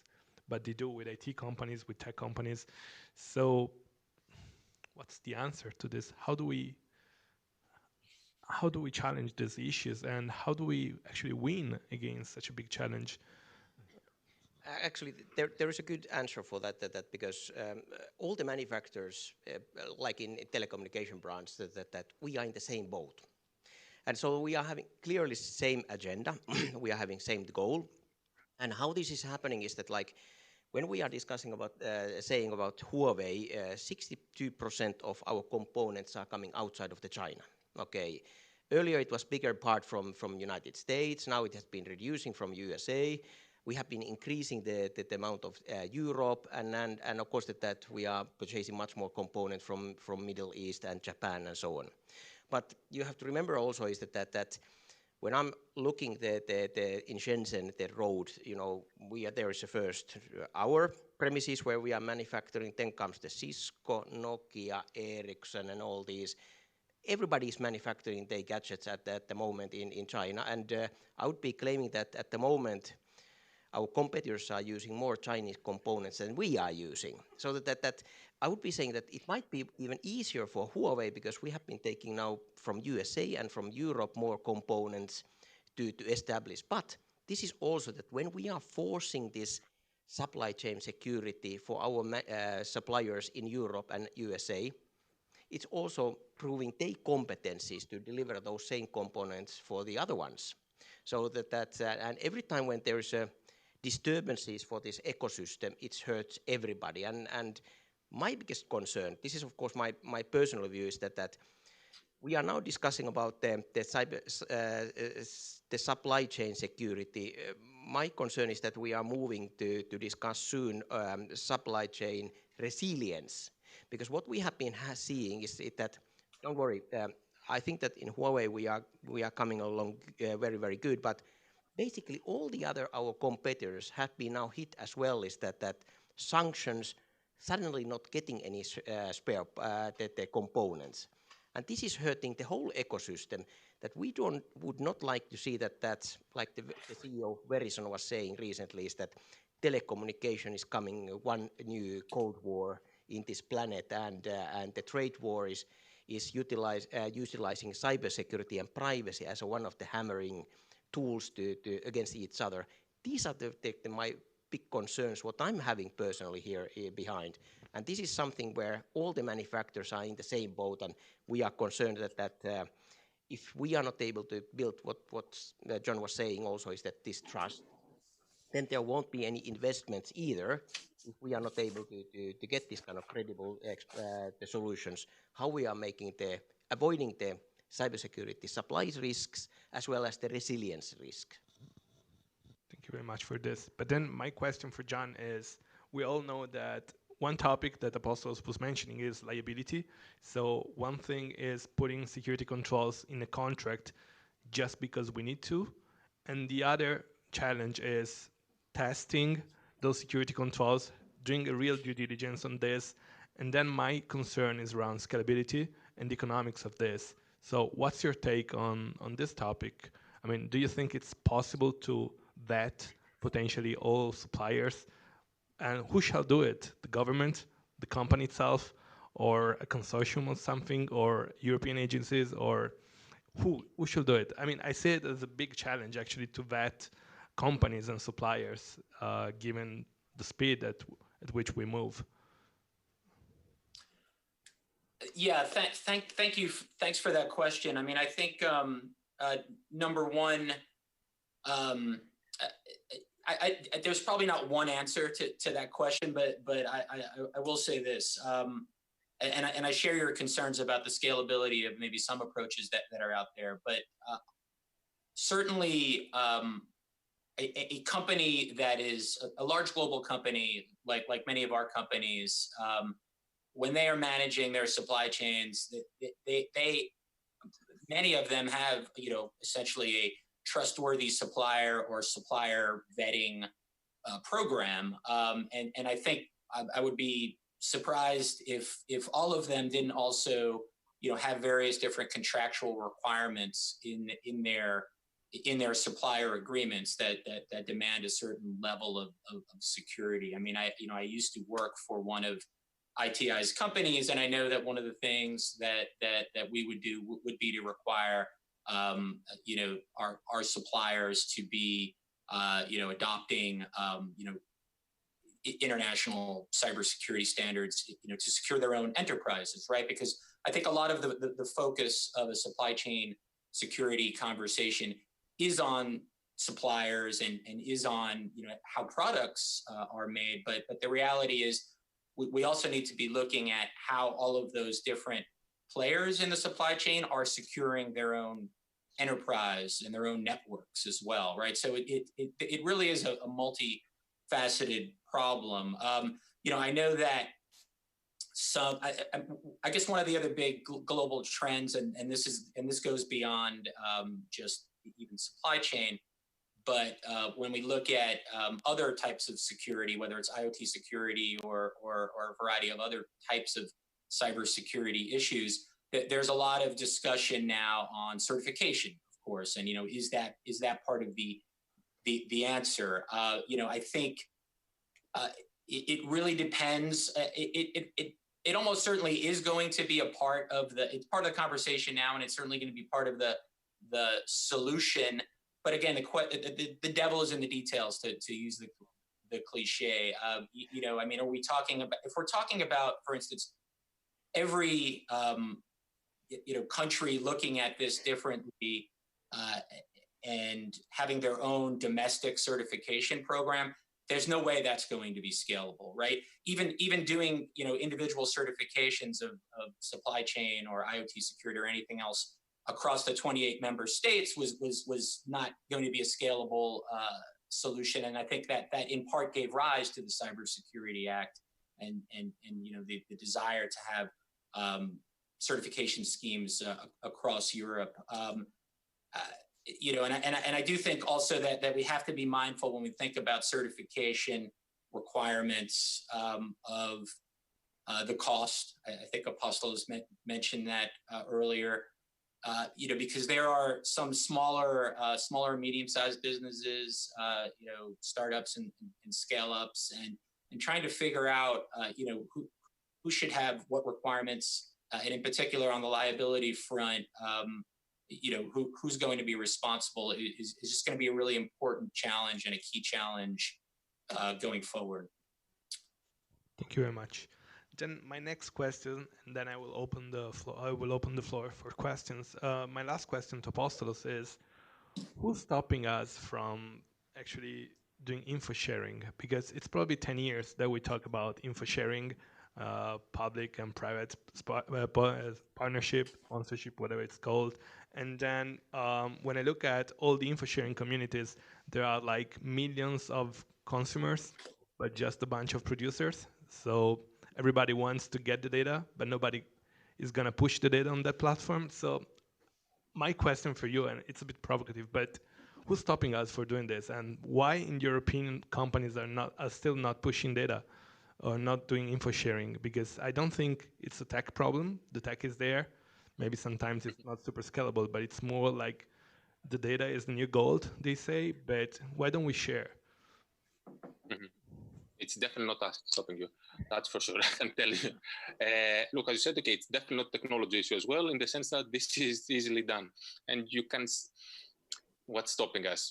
What's stopping us is the growing level of maturity. I don't think we have reached in all of the different sectors and in all of the different companies, the appropriate level of maturity where everybody can realize that information sharing is something that can promote cybersecurity and does not actually hinder security solutions. So you can see differences between different sectors where, for example, in Europe, we have established information sharing centers for different sectors such as the energy, such as the rail, such as the finance sector. So some areas are far more mature and they have grown to realize the importance of information sharing. I think in general, as an InfoSec community, it's something that we need to all look deep inside us and make a philosophical analysis of ourselves and realize that at the end of the day, we're all playing at the same game. So when somebody is sharing information, it's actually helping others. And by helping others, since we're all connected nowadays, you're actually helping yourself. This realization, okay, clearly it cannot happen overnight. And clearly it's a bit difficult also to justify in terms of monetary, I don't know, in terms of going around on a CISO board and a CEO board and trying to explain that actually this is something good and it's not something that would expose you to your competitors. So it takes time. That's the only thing that is stopping us in the sense that, when we all start progressing around this area and reaching new levels of maturity, I think we will see this trend spreading in other sectors and spreading also globally as well. Thank you very much for the answer. Add something to that that answer, if it's okay. Please. Yeah, I think I guess I would just in the supply chain context, I would just make one distinction between sharing kind of cybersecurity threat indicator sharing and sharing some of the type of information that we're talking about with respect to supply chain. But both are certainly important. And I think when we look at cybersecurity threat indicator sharing, the national certs and, here in the US anyway, we have various information sharing and analysis centers and other information sharing analysis organizations. They are sharing. There has been a lot more, I think, data sharing in that regard. I think when we have been looking at the challenges related to sharing information in the supply chain context, there are a variety of other potential legal, policy, and liability barriers to sharing some of that type of information. And to be clear, some of those policy barriers exist just in any information sharing context as well. I mean, one of the primary ones is for instance concerns regarding privacy. And when we're talking about sharing some of the types of information that is needed from a cybersecurity defense perspective, things like IP addresses, those are considered personal data, right? So in some contexts it gets tricky. I mean, again, to be clear, in the GDPR, sharing for cybersecurity defense purposes is a legitimate interest. But there are other contexts, such as in the context of the WHOIS database, that issues are still arising that are setting up impediments to doing some of these types of sharing. Thank you very much for that. Is there any question from the floor?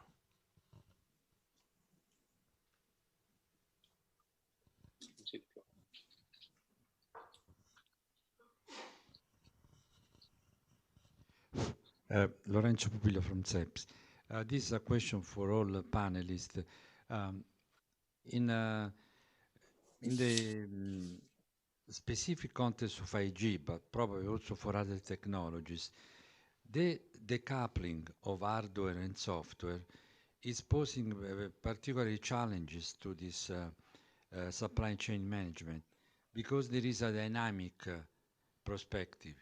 In other words, if I certify or if I define something today, we know that will not be, because then software need to be updated,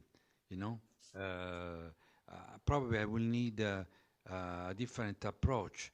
For instance, the common criteria certification is a very static process Okay, so how we are going to handle this situation? Should I be starting? Yeah, I need to say that I'm seeing the whole thing a bit totally differently, and the reason for that is that my biggest concern with some of the operators around the world is that they don't want to change their software. The basic rule in this IT world is that if it works, don't touch it. So there is still work components which have been running 25 years in the networks, and they are just saying, I don't want to touch it because it's still working. And why should I replacing it with something new if it doesn't generate any added value for me? It's not generating any revenue for me, and so on. So there are still a lot of this kind of 25 years old components. Then when we are coming in the new days, we are saying that how about the virtualization and these kind of things. This has been happening already 10 years ago as well. So that even the virtualization and these kind of things, they are nothing new, but we are still having the same issues with there. We are discussing about the binary breaks and so on. When, for example, you are having system which is running on the hardware, and this hardware is finally breaking, and you can't put that in the new hardware anymore, then we are calling that binary break, and then the companies are purchasing a new software, a new hardware, and then actually are starting this cycles again. So it's not always that there is a motivation because of the cybersecurity. There has to be other issues as well, because at the end of the day, at least, those companies who are paying my salary, which is the operators, they also have to earn the money. And the cybersecurity is, if you are not able to generate added value from that, nobody's willing to pay. The customers in Europe, they are not willing to pay €5 extra every month if I'm getting a cybersecurity in my phone. They want to have everything granted. And this is the business as well, which is there behind. John Apostles, do you want to add something? Look, the issue of software updates, if I'm reading the question well, it's a very interesting, a very open question. We have seen it a lot also in the Internet of Things.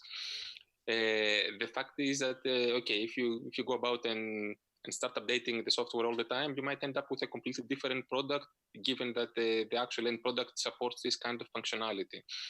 Now, how this link to the certification? I will give you an example in the case of cars, where there is an initiative now at the UN level for draft security recommendations for cybersecurity of automotive vehicles. And there, this draft recommendations specifies that, okay, in the context of automotive, when a substantial amount of updates takes place, the car will go through again a vehicle type approval process. This is one approach. There could be other approaches when it comes to Internet of Things, for example, and then consumer small end devices.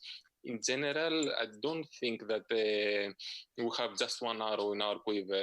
At ENISA, we generally and we favor approaches that are risk-based. So that take into account the particular context of use and the particular risk when it comes to specific use cases in order to come up with specific solutions. So one approach that fits all might not be the case here. We have to see the amount of the risk imposed by the different updates when they're being applied, and then check the need for possible certification or recertification accordingly. At the same time, by the way, there is a lot of research work going on at the Horizon Europe level on continuous certification schemes for when software updates takes place. So that might be something interesting to look into. To add on to that, I mean, first of all, just to reiterate the point about risk management, I think certainly risk management's a continuous process, and it's important not only for in the context of the enterprises and the companies themselves and their own networks, doing things like identifying your assets and risks and threats, protecting your networks, detecting vulnerabilities and threats when they're happening, responding to incidents and recovering. And so resiliency is a big part of this as well. I mean, I think to the specific question regarding software, that the reality that software needs to be updated. I mean, I think it's actually a very important point. It's certainly relevant in the context of certification, but it's also relevant in the context of something else that I know many policymakers are considering, which is, do we want labels? Do we want to label cyber products as cyber secure? And I guess the question that I would ask is, and I think it applies equally in the certification context, is, I mean, it would not make a lot of sense to put a label on something that says that this product is completely secure if the reality is that product could not be upgraded and patched, right? I think there are a couple of things that have been explored in the United States are, is there maybe some merit in communicating whether a product can be updated or patched, or another thing that's being considered right now is I think Apostolos mentioned third-party libraries, another thing. Some of the complexity involving software earlier. There's an effort right now to explore whether a software bill of materials of sorts could be useful in some capacity. But we would definitely want to stay away from a static process and some kind of magic certification that doesn't acknowledge there's always going to need to be continuous improvement and patching and updating of products. Thank you. Yeah, just to add something to what Lorenzo said, and also to answer to Mika, my concern from my perspective is that we're gonna, given the approach of you need to be binded to a specific software version because it works, because if it works, why should you change it, and because of certification. But don't we are gonna end up in another 100 times WannaCry this way? Because, I mean, using end-of-life software like Windows XP back then was the major concern, and many software were just working fine, but the result of a little exposure then became like a big mess around the world, just because probably that software in the supply chain in factories were just working and they couldn't update it, but that's how WannaCry propagated actually. So my personal, this kind of horror scenario is actually what you were just saying. Okay. And how this will be most probably happening in the future is that let's assume that there is a company very successful who is selling vacuum cleaners, robot vacuum cleaners. And then there is a 100 or 200,000 this kind of vacuum cleaners in the field in Europe. And then this company is making bankrupt. All right. Who is going to go and gather all those the vacuum cleaners away from the hose houses, or starting to making this kind of software patches which would be fixing those issues? At the moment, it's very difficult to see that nobody would be raising the hand and saying that I want to do that for hobby music. Yes. So what is going to happen is that most probably in this we are going to see this kind of issues. Of course, when we are discussing about issues like 5G network and so on, our intention in Huawei is that we want to make this kind of multi-vendor environment. We are needing our competitors so that the resilience is built by that there is not only my components, but there are other components and vendors as well. So if my products are failing, the other ones are working, and vice versa. Of course, I try to make my product standing last in the scene, but anyway, that we are needing this kind of multi-vendor vendor environment just because of this. Okay, thank you very much. I think we are going out of time. Is there any question from the floor? Otherwise.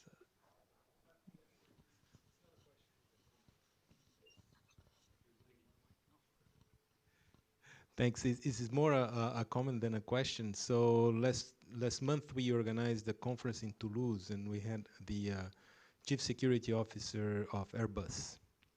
And Airbus has more or less 9,000 suppliers. And because of the complexity of their logistics, their IT systems are, to some extent, all connected, all integrated. So the solution they found to this issue was to secure themselves, the totality of the IT systems of the totality of the suppliers, which is probably unfeasible for other companies, right?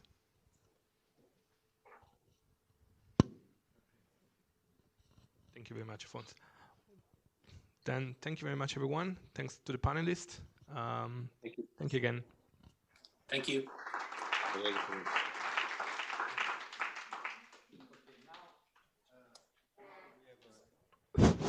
We have the coffee break, and we'll resume in 15 minutes. We have the last panel. And after the last panel, please stay with us because we will ask you to conclude this event, and then we'll make notes of all your observations. And so please stay with us, okay? So 15 minutes break. Coffee's downstairs.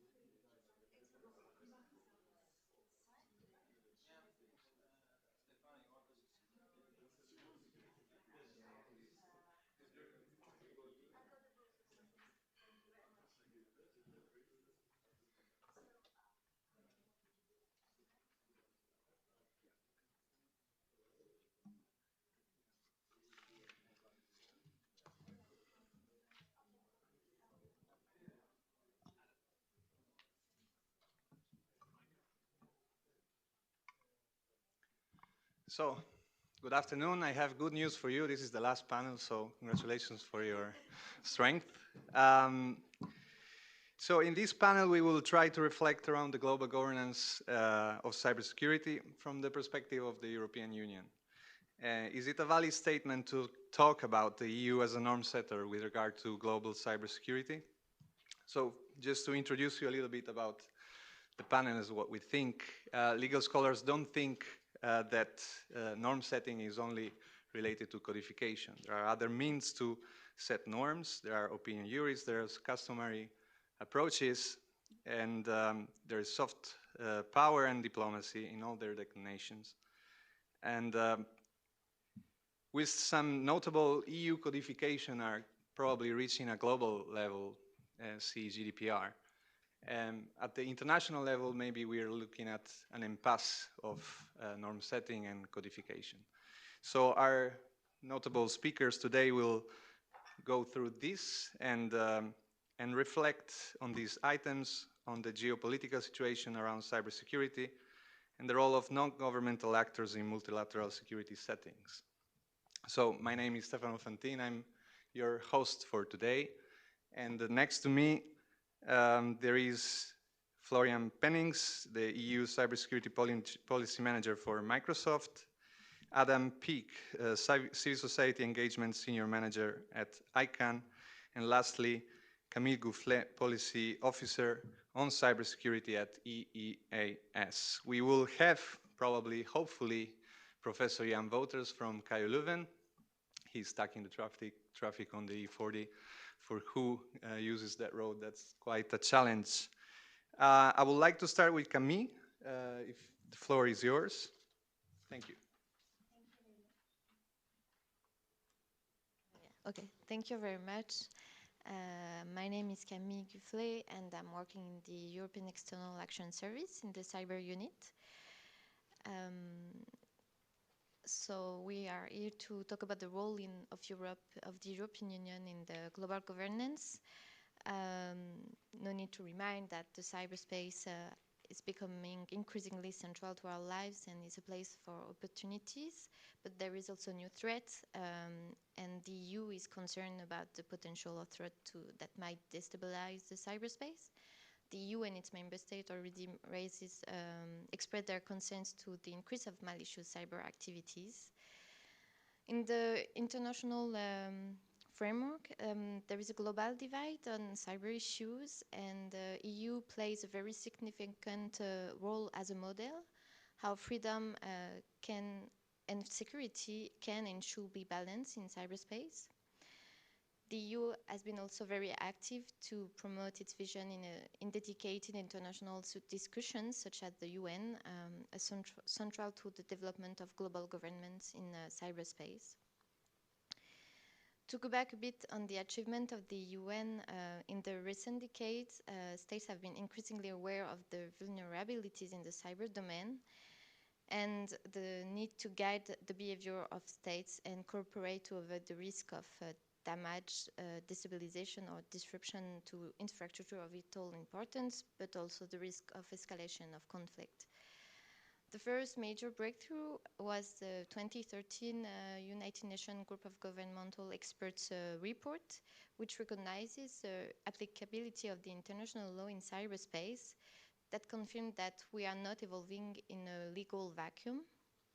Existing international law has been completed through the development of norms of responsible state behavior. These norms have been adopted by states, and they are a tool of the international law. They lead also to a common vision of what constitutes responsible behavior, of what is acceptable and what is not acceptable, and then thus make it possible to improve the predictability of state actions in the cyberspace and promote the international stability. So the EU so far is promoting a framework for conflict prevention, stability, and cooperation in cyberspace. But what does it mean concretely to promote this framework? First, EU makes efforts to lead by example, and notably via building resilience. Cybersecurity is a shared responsibility, And the EU has been taking concrete steps to ensure that all actors are properly equipped to take advantage of the benefits of the digital transformation of our societies and economies. I'm sure that today you already discussed a lot about the strong architecture for cybersecurity and resilience, with the cornerstone of the EU architecture, which is a NIS directive that raises a general level of cybersecurity in the EU, and created a culture of security as well as increasing the national capacity. Security and confidence are also further strengthened by the entry into force of the Cybersecurity Act.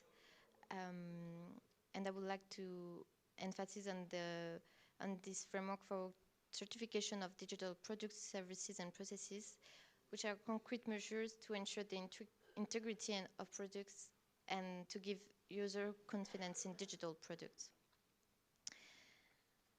These efforts in this main domain is already a concrete step to implement norms of responsible state behavior that has been agreed at the UN level, and EU member states has been committed to be guided by. In that regard, EU is making effort to maintain an open and safe cyberspace. In your introduction, you mentioned GDPR that provides provision and rules to give to the citizen control over the protection of their data, but also the EU is committed to fight against cybercrime to ensure a safe and secure cyberspace. In a sense, this action to strengthen confidence in cyberspace clearly reflects the commitment of the EU and its member states to implement responsible behavior on norms, and we can facilement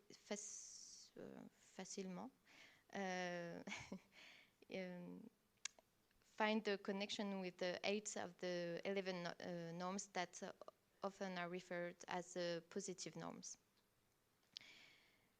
But the discussion here is more focused on the global governance and what does it mean those efforts at the global level. One of the key challenges for the international community is its resilience and capability to respond to cyber threats. So first, the EU is supporting the strengthening of the global resilience. Resilience reduces the ability of potential actors to divert technology to conduct malicious activities, including via preventing, responding to, and recovering from such activities. And such efforts should focus on assisting countries to develop the skills and the capabilities necessary to tailor to their needs to address cyber threats adequately, and thereby to advance peace and stability in cyberspace. So with this in mind, the EU and its member states focus their external cyber capacity building initiatives on addressing cybercrime and also increasing cybersecurity through effective implementation of norms of responsible state behavior and the application of international law in cyberspace in partners countries and in regions. At the core of the EU's commitment to the settlement of international disputes in cyberspace by peaceful means, an ambitious new EU cyber package has been adopted in September 2017. The well-known joint communication on the updated EU cybersecurity strategy to build upon existing instruments and presents a new initiative, notably building EU resilience to cyber attacks and stepping up the EU cybersecurity capacity, creating an effective criminal law response and strengthening global stability through international cooperation. So we have developed in that regard a diplomatic toolbox to respond to malicious activities, to prevent conflict, mitigate cybersecurity threats, and contribute to greater stability in cyberspace through 5 sets of measures. The first one is the preventive measures. There is also stability measures, cooperative measures, recently adopted restrictive measures, and finally solidarity and support measures between member states. I would like just to underline that in that package there is also confidence building measures. The EU is a firm promoter of confidence building measures that builds trust to reduce the risk of misperception and escalation and conflict. We have been actively supported the development of such CBMs adopted by the OSCE, but also in similar process in Latin America as the Organization of American States, or in Asia Pacific in the ASEAN Regional Forum. CBMs are a key vector for conflict preventions. They are based on transparency, cooperation, and also restraining efforts. I insist on that matter because the EU's interest lies in a multilateral system that is rules and right-based, with at its core the consensus-based approach. So EU is very committed to cooperation at 3 different levels. The first one in the UN processes. EU is also firmly engaged in the regional fora, and finally, EU has developed dedicated dialogues on cybersecurity and cybersecurity cooperation. To conclude and to answer to the question on the role of the EU role in global governance, what kind of role EU has and will have? First, we deliver a model. We lead by example. As I indicated, EU plays a significant role as a model and will continue to play this role. Second, we engage. We have a persistent engagement in the international process to advance peace and security in the cyberspace, as fighting against cybercrime. Third, we are committed and we act towards stability in cyberspace. This commitment is based on that member states are guided by the norms of responsible behavior, but also firm promoter of the application of existing international law. In this engagement, we are also working with the private sector and civil society. We recognize the role and the responsibilities of all stakeholders in cyberspace.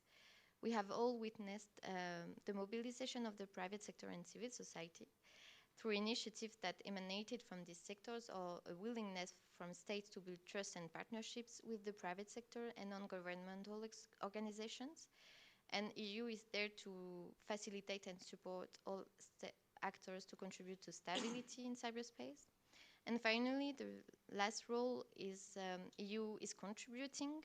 We are proactively contributing to global resilience, to raise awareness to partners on our efforts, and to be active in the discussion. Thank you very much.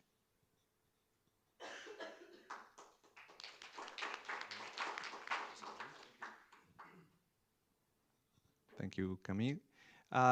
Next in line, we have Adam Peak. Adam is responsible for ICANN's relations with civil society organizations, including academia, and supporting non-commercial participation in ICANN's multi-stakeholder model. Before joining ICANN in December 2014, Adam spent 25 years in Japan, working at a university-affiliated think tank on telecommunication and internet policy. He was one of the lead civil society representatives during the World Summit on Information Society, the early years of the Internet Governance Forum, and Net Mundial. Adam? Thank you very much.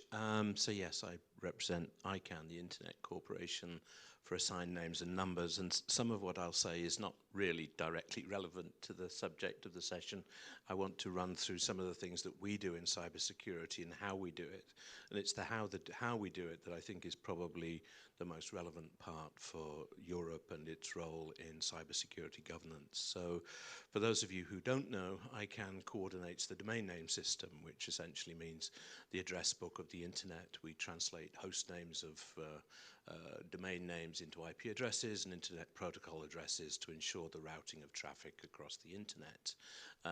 So it's essential because the internet doesn't work without it. You have to have confidence that we can communicate with each other, we can go to the content that we want, and that's what the domain name system enables. But our mandate is limited to the DNS and its operation, and this is taken from our bylaws, which are the parts that are explicitly talking about cybersecurity. So the mission is to ensure the secure and stable operations of the internet's unique identifier system. Unique identifiers being the whole point of this. If it's not unique, you're not going to end up at the website or the email address and so on that you would actually want. And they're including other commitments which talk about the operational stability, reliability, security, global interoperability, resilience, etc. of the DNS. So these are the commitments we have, but they're also very much that we do not have a remit that's broader than that. So our cybersecurity interests are about the domain name system, the ecosystem around it, not the broader remit of cybersecurity and the development of policy for cybersecurity. We're working very collaboratively with others on this. We share information with others about vulnerabilities, law enforcement agencies, Interpol, Europol, with our community, of course. And we take part in trusted communities for security in Europe and so on. But again, we're focusing very much on the domain name system. We collect and share information about the DNS, its use and abuse. These data sets are evolving all the time, and they cover issues such as how the DNS is being used or in some way part of the chain that enables malware distribution, phishing sites, spam enabling, and so on and so forth. So we collect this information and make it available. We talk to researchers and ask them what more information they need, because we have access to information, or we may be able to give them more information depending on what they require. We publish this information for about 200 million domain names. Remember the 200 million domain names because that may come up again later. And we're trying to encourage country codes like .be or .fr, .nl for the Netherlands, etc., to also participate in this so that the information is richer and we can see patterns that emerge. We're also publishing what we call DNS health indicators. I'm not sure that we really like the term at the moment, but we're stuck with it. So DNS health indicators. And these are metrics about the operation of the internet itself. So what kind of responses are the root servers receiving? How is DNSSEC deployment, information about name collisions and so on, and also incident responses. And so some of these terms may not be familiar, but generally it's about how this domain name system, the system of naming and addresses works on the internet. Next slide, we're talking about the work we are doing, and this is more positively sort of the outgoing work we do. And we do a lot of training and capacity building about the ecosystem that we're working with, particularly security trainings, and we focus quite a lot on Europe. There are a team in Hungary at the moment doing some training, Iceland and Finland a month ago, Latvia, and etc., Lithuania. So we're providing information for different types of organizations and people about the security of the system that I'm talking about. As I mentioned, we work closely with Europol and the trusted community discussions in Europe. Europol and Interpol interface with some of our registries and registrars so that they can gain access to the domain name system and information about it as and when they need to. And we organize symposiums and work with other organizations that are interested in security. So that's quite a narrow remit of what cybersecurity means to ICANN. We're active in it. If you're a security researcher and interested in the data that we have, or more data, or if you have research questions that you feel would be relevant, then please contact me and I will put you in touch with people who can help you do more on this. But it is a quite narrow area. But we have found that security researchers love data, and even if it's only quite a narrow field, they can't get enough of it. So that's quite a nice thing. Data seems to keep geeks extremely happy, so that's good. Relevance of what we're doing to Europe. So I think this is the part that's important. We are based on everything we do and are committed to is the multi-stakeholder model. We're a global community. We operate in a bottom-up fashion, which means that you as a stakeholder, whether you're private sector, civil society, technical, government, or whatever, you can bring an issue, a policy issue on the domain related to the domain name system, and you can initiate a policy discussion if your peers in different stakeholder groups wish to do that. So it's a bottom-up process. We're transparent, accountable, inclusive, and participatory as we can be. And this, I think, may provide the approach that Europe could take in its collective response to cyber threats and cyber attacks and the development of cybersecurity policy.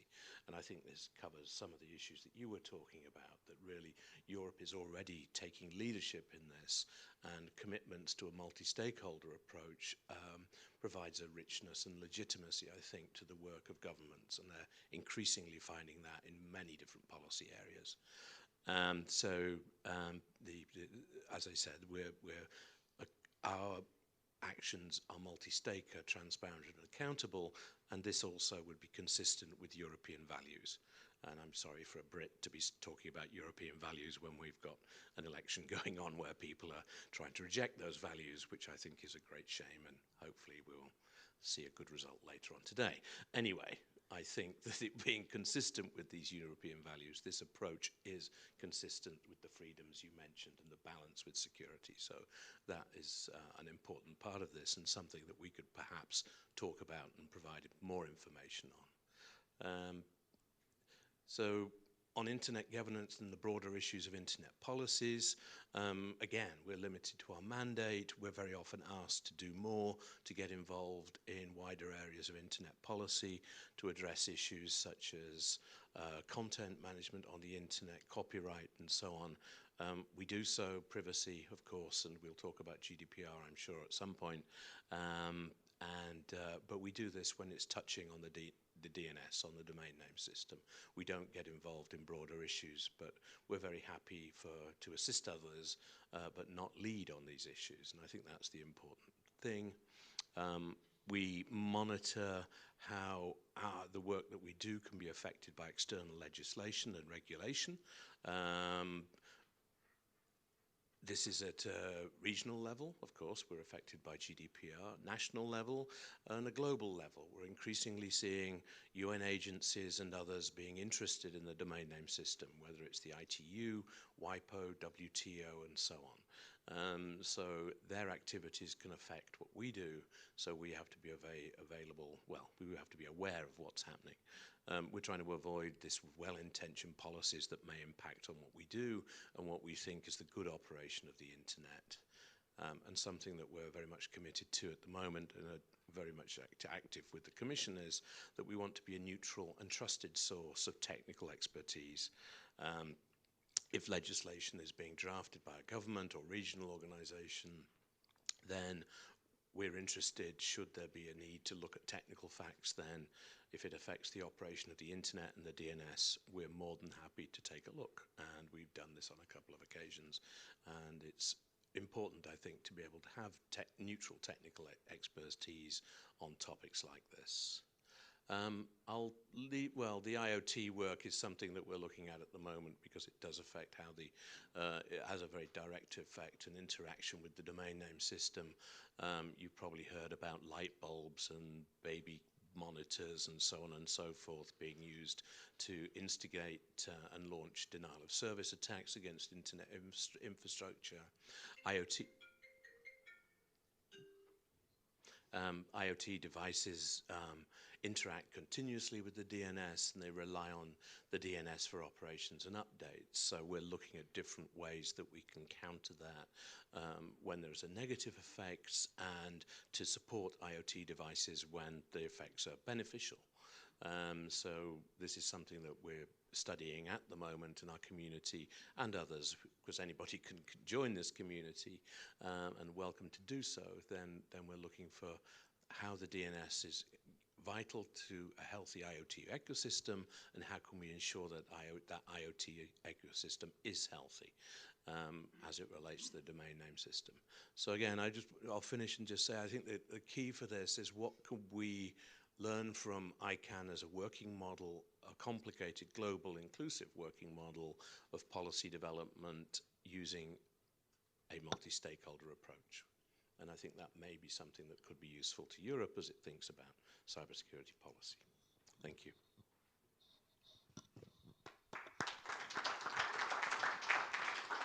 Thank you very much, Adam.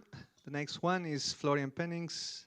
Florian works for Microsoft as EU Cybersecurity Policy Manager, and he has, before joining Microsoft, he worked at the Dutch National Cybersecurity Center and at ENISA, where Florian coordinated strategic and tactical cooperation with industry and public stakeholders. Florian. Thank you. Thank you for having me, and great opportunity to share some of Microsoft's views on how industry can take a role in a global environment dealing with cybersecurity. Great input from my colleagues before. Thank you for that.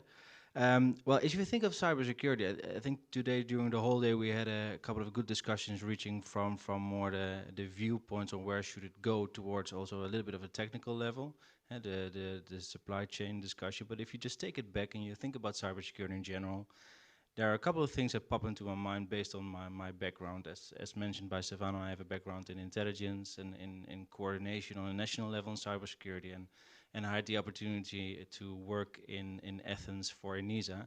So I've been fortunate to see it from different angles. And if I think of cybersecurity, I think of a couple of things. I think of the defensive side of cybersecurity that we feel all comfortable to talk about. We need to defend ourselves against attacks from state actors, cybercrime, cybercriminals, script kiddies, as we call them in the Netherlands, etc., etc. But we can also think of the offensive side of cybersecurity that we don't always feel so comfortable to talk about, because that's another element. And on a national level, and having worked for intelligence services, I all encourage you to look into your national language and Google this, cybersecurity offensive strategies. You'll find information there that you would, oh, is my state doing that? And that's another element that we need to address. And on the EU level, we do address this, and then taking it from an EU level to a global level, this is already addressed. Another area of cybersecurity is the market enablement. I see Nina is here from EXO. This is also one of the topics that the European Cybersecurity Organization is dealing with. And we can even think of cybersecurity as an enabler for more research and development, because it pushes us to be ahead of the curve. So having said all of that, there's a big challenge with cybersecurity, and the challenge is still ongoing. Now, my background lies in policy development, so I look at the different policy developments coming out of the European Union and out of the member states, but I think you always should try to look at it in a wider concept, and Microsoft definitely does so, simply because it's a global actor.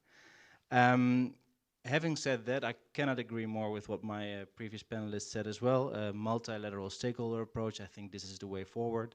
You can't solve these things alone. You shouldn't even try. I think that's from a personal perspective, I think that's rather naive, and I think we've already made sure as an environment that we are there. We understand that this requires conversations between public, between private, academia as well, and maybe even civil society, to an extent that we haven't involved them yet so far either.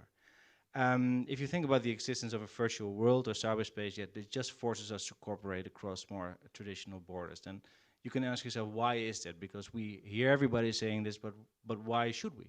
Well, three simple reasons that I constantly try to work on is, one, the majority of critical infrastructure is in a European context in the hands of private companies or industry.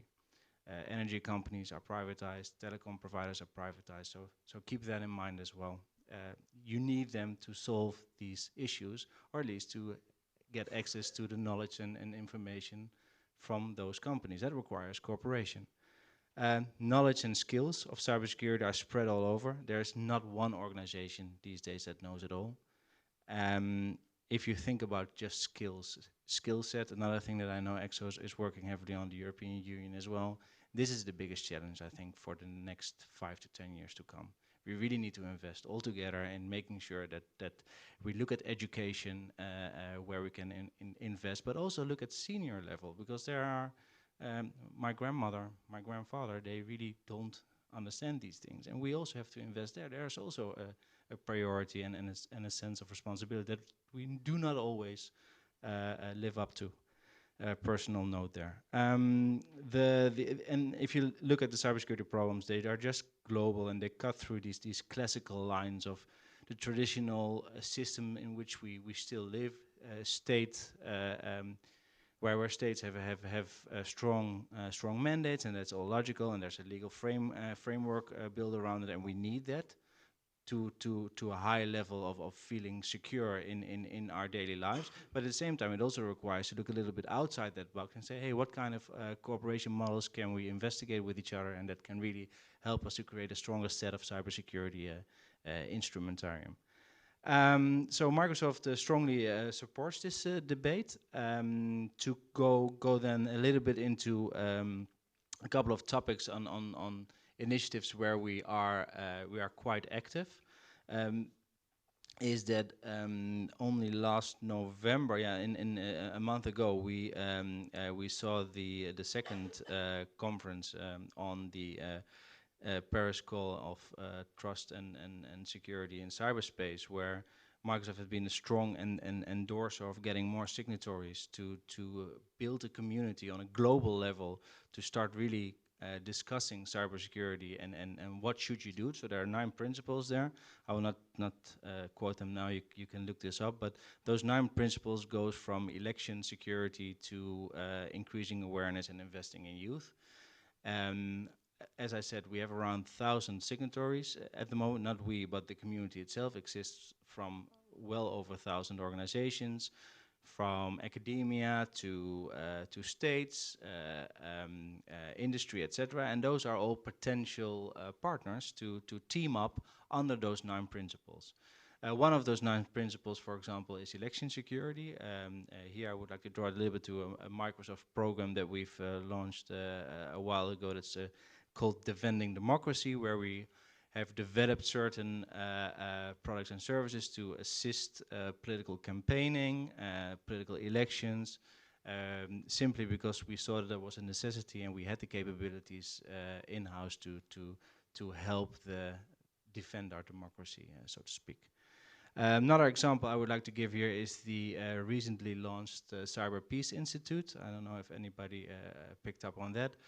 That's another example where you see that the industry has cooperated in an endorsement of the Cyber Peace Institute. So this is not a Microsoft or a Hewlett-Packard or a MasterCard-owned institute, not at all.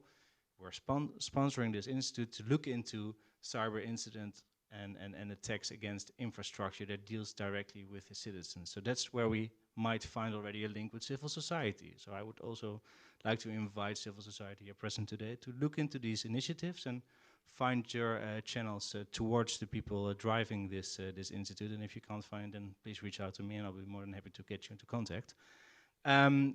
And then the last 2 examples I'd like to highlight as well, because I feel quite comfortable in that area, having worked in cybersecurity operations, is that Microsoft has two sort of centers that it has developed in order to create stronger cybersecurity. One is called Mystic. This is our Microsoft Threat Intelligence Center. This is a center where we actually do the analysis of what in cybersecurity are called the IOCs, indicators of compromise, malware, and where the state actor stuff actually comes by and which we analyze. Now, I'm not sure if you also picked up on this, but over the last summer we've been blogging about this as well, where we went into a first version of attribution. So publicly sharing what we've seen. So for example, we've named a malware that's called strontium.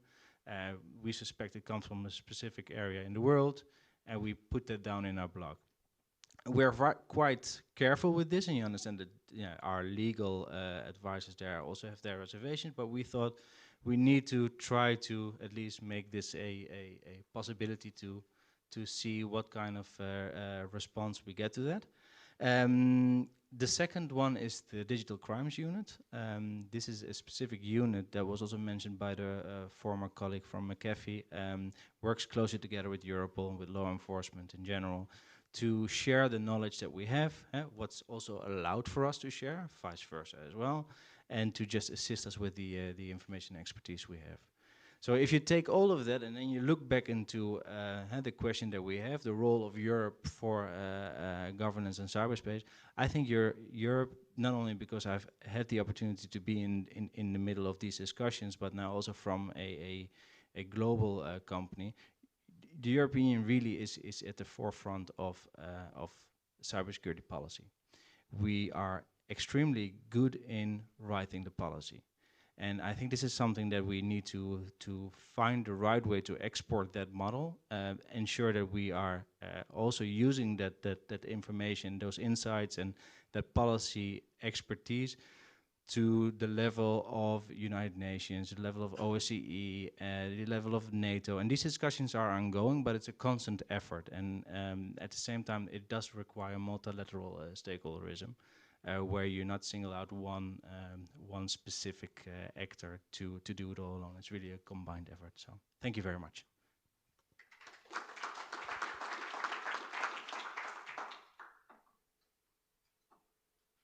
Right, so I'm delighted that our last guest managed to make it. He's behind the row. Please welcome to Jan Wouters. Jan Wouters is a full professor of international law and international organizations, Jean Monnet Chair at Personam on European Union and Global Governance, and director of the Institute for International Law of the Leuven Center of Global Governance Studies. He's president of the University's Board for International Policy as well. He's adjunct professor at Columbia University, visiting professor at Sciences Po, at Louis in Rome, and at the College of Europe in Bruges. He's a member of the Belgian Royal Academy and of Council and Legislators. Professor Wouters, the floor is yours.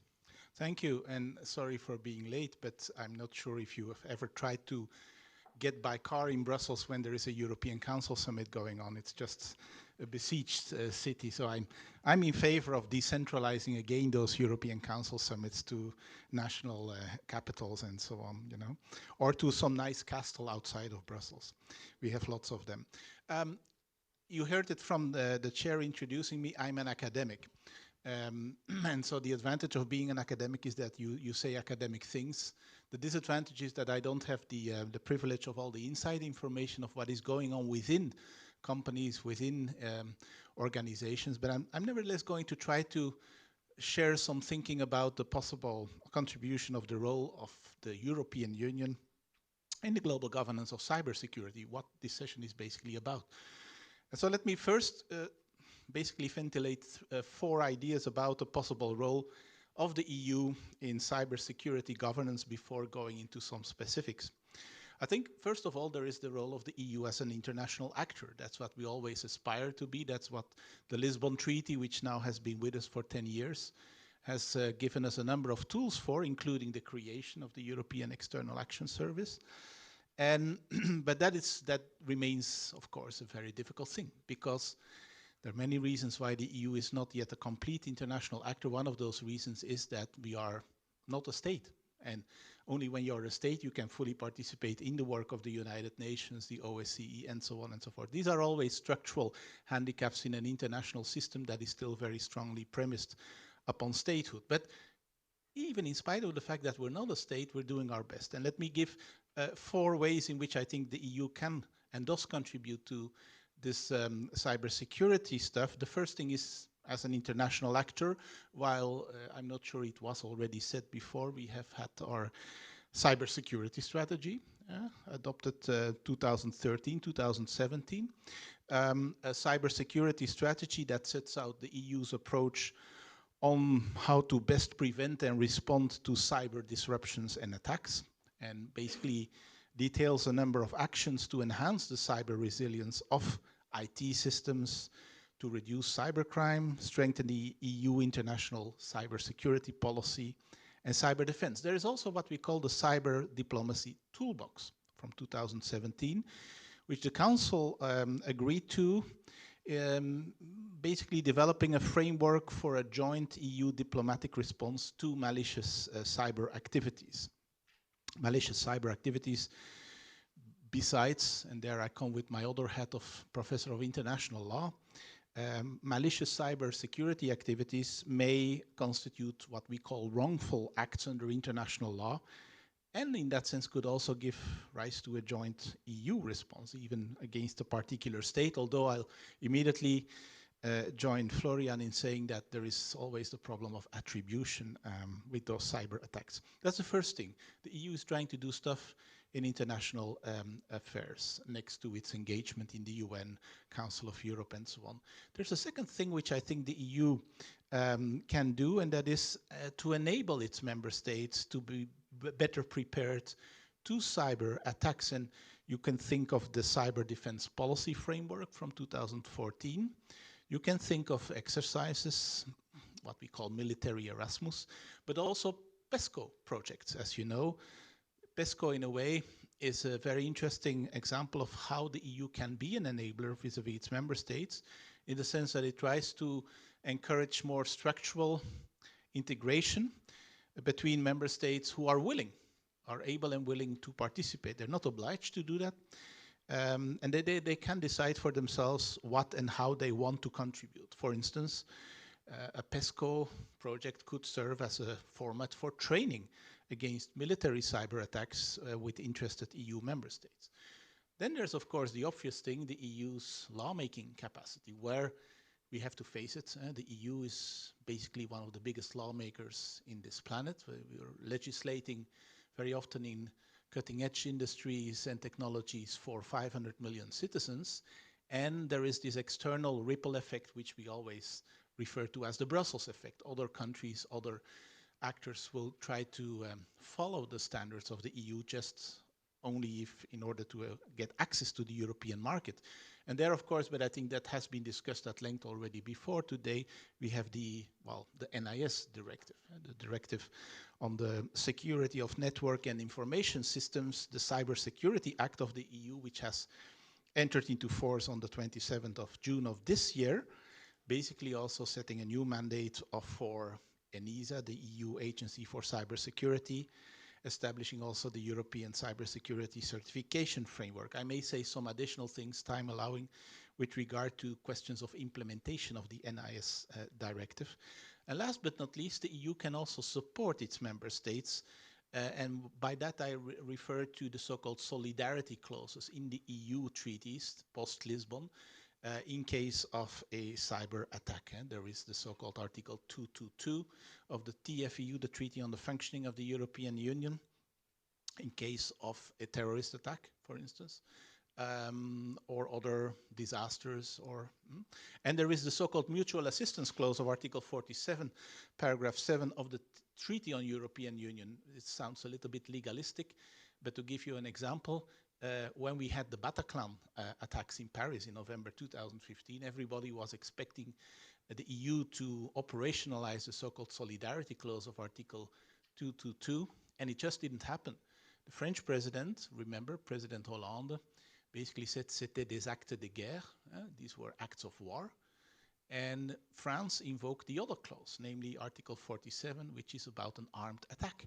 So just to say, also in the area of cyber attacks, the question is going to be which of the solidarity clauses or mechanisms will be triggered. And then the big question is also like, self-defense, fine. Against whom? Again, the question of attribution.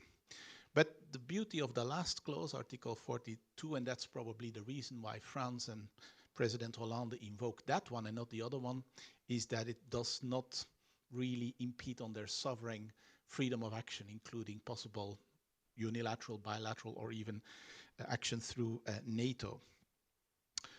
How much time do I still have? 4 minutes. How many?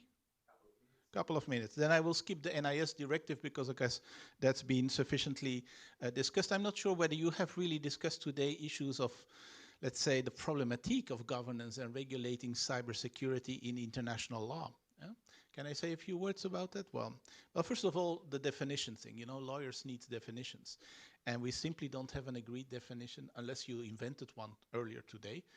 On cybersecurity, the question to what extent you have to distinguish cybersecurity from something like information security under the GDPR, for instance.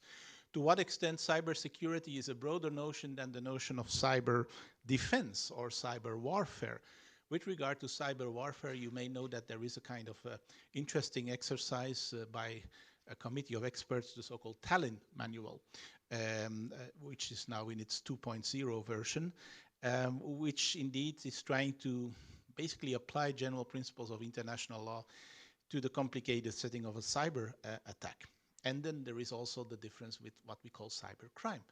And in cybercrime, we do have interesting work of the Council of Europe with the so-called Budapest Convention on Cybercrime.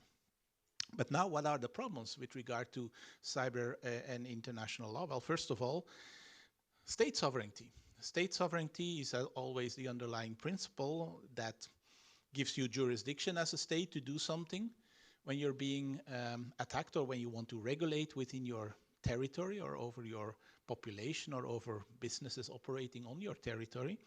But the big problem is, of course, that no single state has entire sovereignty or jurisdiction over cyberspace as a whole. There is fragmentation.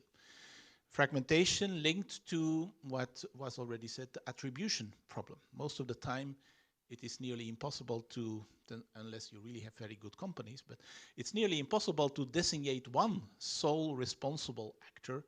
And well, often you have the impression that there is a multiplicity of actors, state actors, non-state actors, and so on.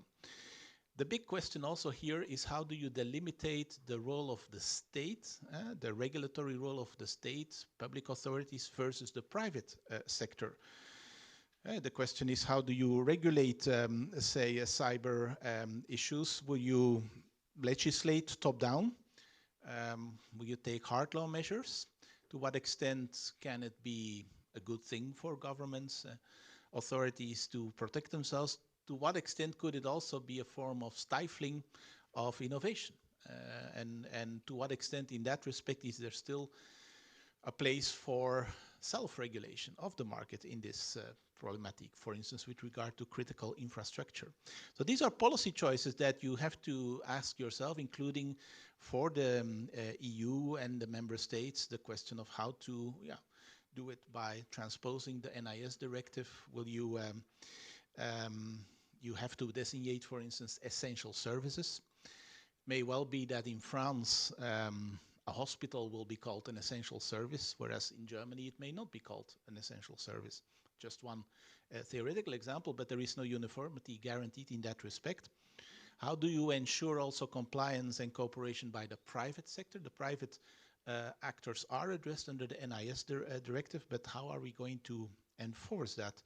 And then, of course, the big question remains, how will you basically adopt standards as long as China and the United States are not at the table or not even within your jurisdiction?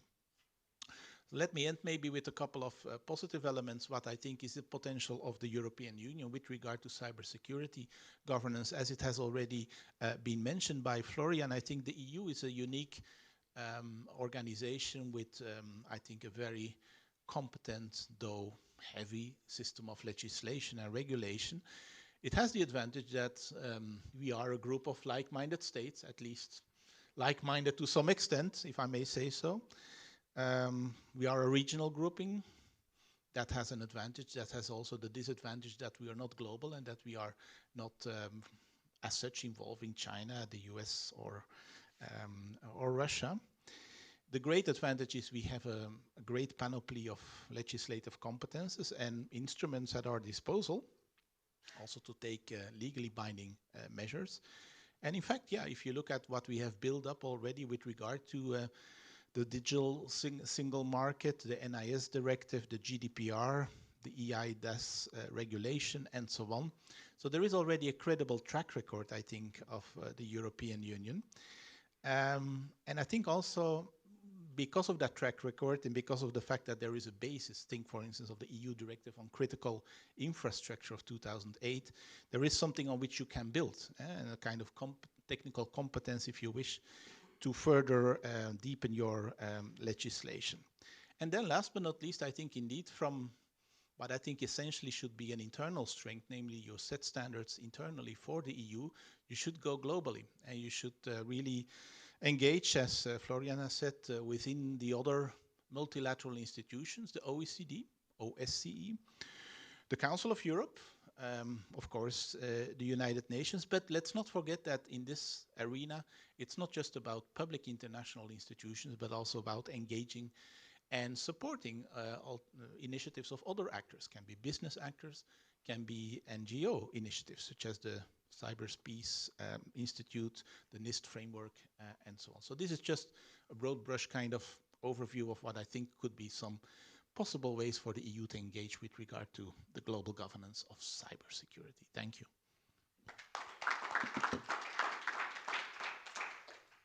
Thank you very much. I will take some questions if there's any.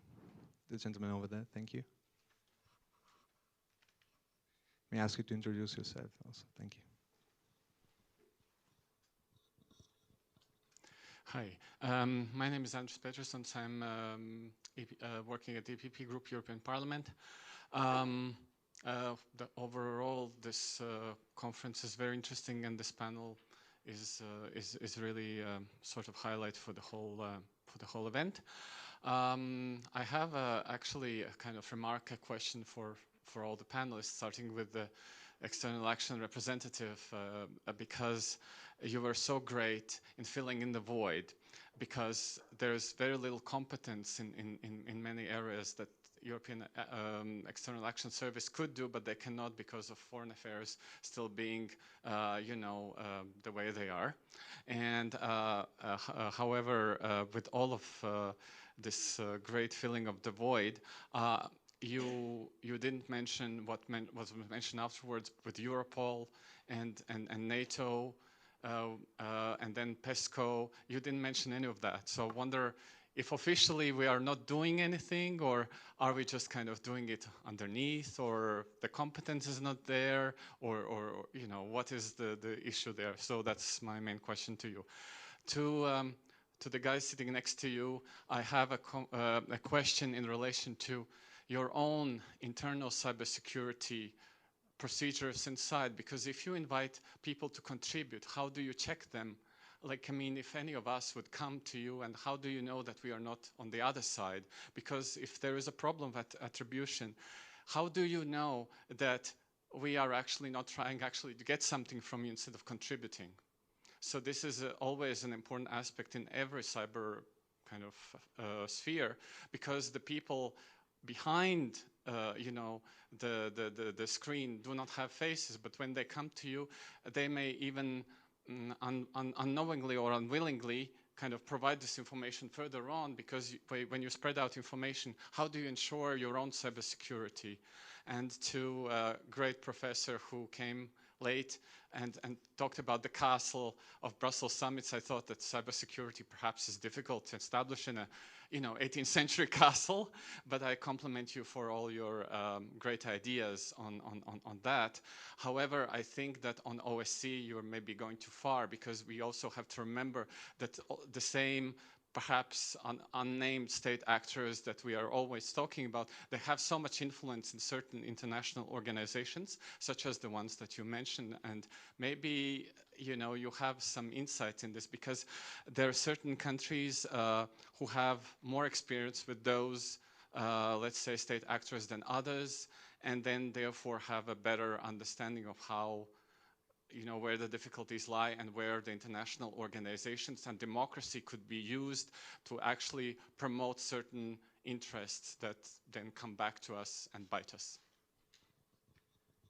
Thank you. Maybe we can take the last question from the gentleman over here, and then we give the round to the answers of our panelists. Thank you very much. My name is Sebastian. I'm from a small consultancy company. In my personal behalf, I'm doing some legal research on cybersecurity, and I'm very curious. My main question is, do we need more legal framework for cyber and data protection, or what we have is enough? Do we have enough technology? Or let's play a little bit here, because Professor talked about NIST directive, about the Cybersecurity Act. We know that the new Commission will make an assessment in the next period about on the NIST directive. Then we know that there's going to be a new assessment on the GDPR to see if it's enough or not. But do you think that it's enough what we have out there or not? Thank you. Okay, maybe we can start with Camille from EAS, and then we spread the mic to the others. Thank you very much. Thank you very much for your question, and I will take also this opportunity to make some comments on your remark. So if I did not mention NATO, PESCO, Europol, or C3, it's I think just a matter of time, and I'm sorry I did not fully cover the cybercrime, but indeed we are fully engaged with Europol and C3, but also with DG we are working on capacity building and also with cooperation with states actors in the fight against cybercrime, but also the private sector.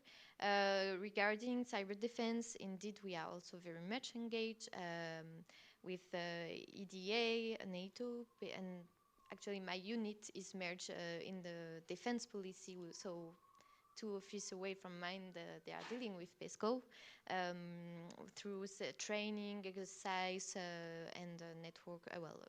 Network with member states. So no, it's we are engaged and we are not acting under the cover.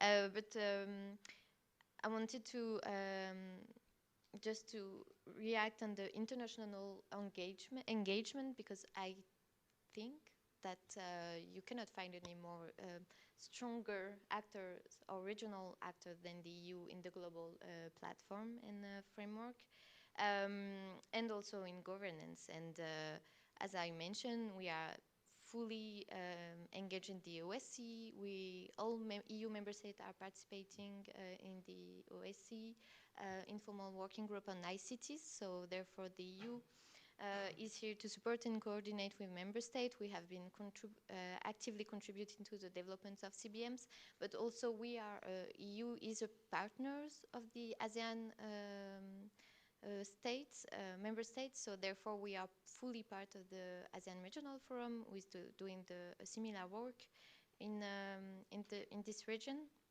And in the UN as well, we have an enhanced a role in the UN General Assembly, so therefore EU is in its capacity to participate, to coordinate, and to deliver statement and to present the position of all EU member states. So yes, just to react that we are a strong actor on the global governance. Thank you. I think we can hand over to Florian with the question on the trust of your partners. Well, actually, I would love to take both questions because, first of all, fantastic, you spotted it well. Indeed, this is the issue, trust. It comes down to trust.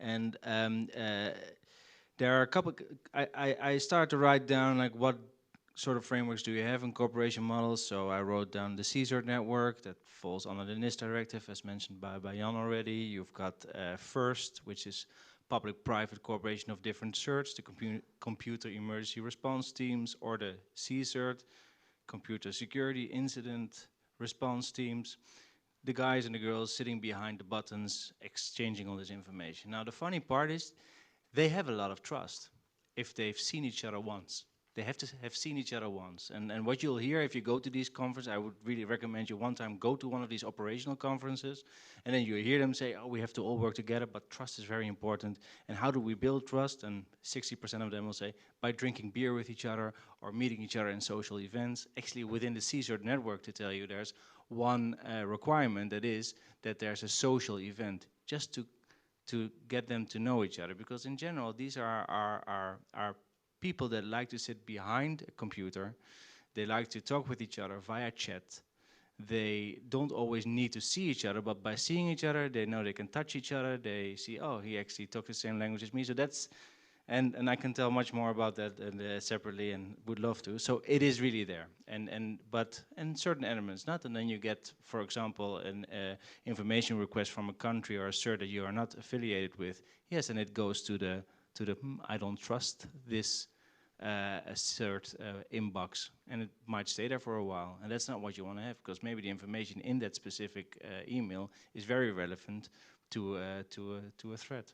And that's also one of the things where I think we as Europe and as Brussels might want to look into. Then using that as a bridge, there is enough legislation at the moment to deal with.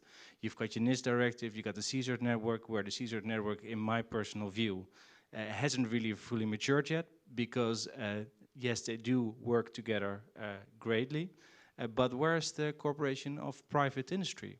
We've got European Union ISACs, mentioned throughout today as well. We've got the energy ISAC, we've got the finance ISAC, railway ISAC is underway.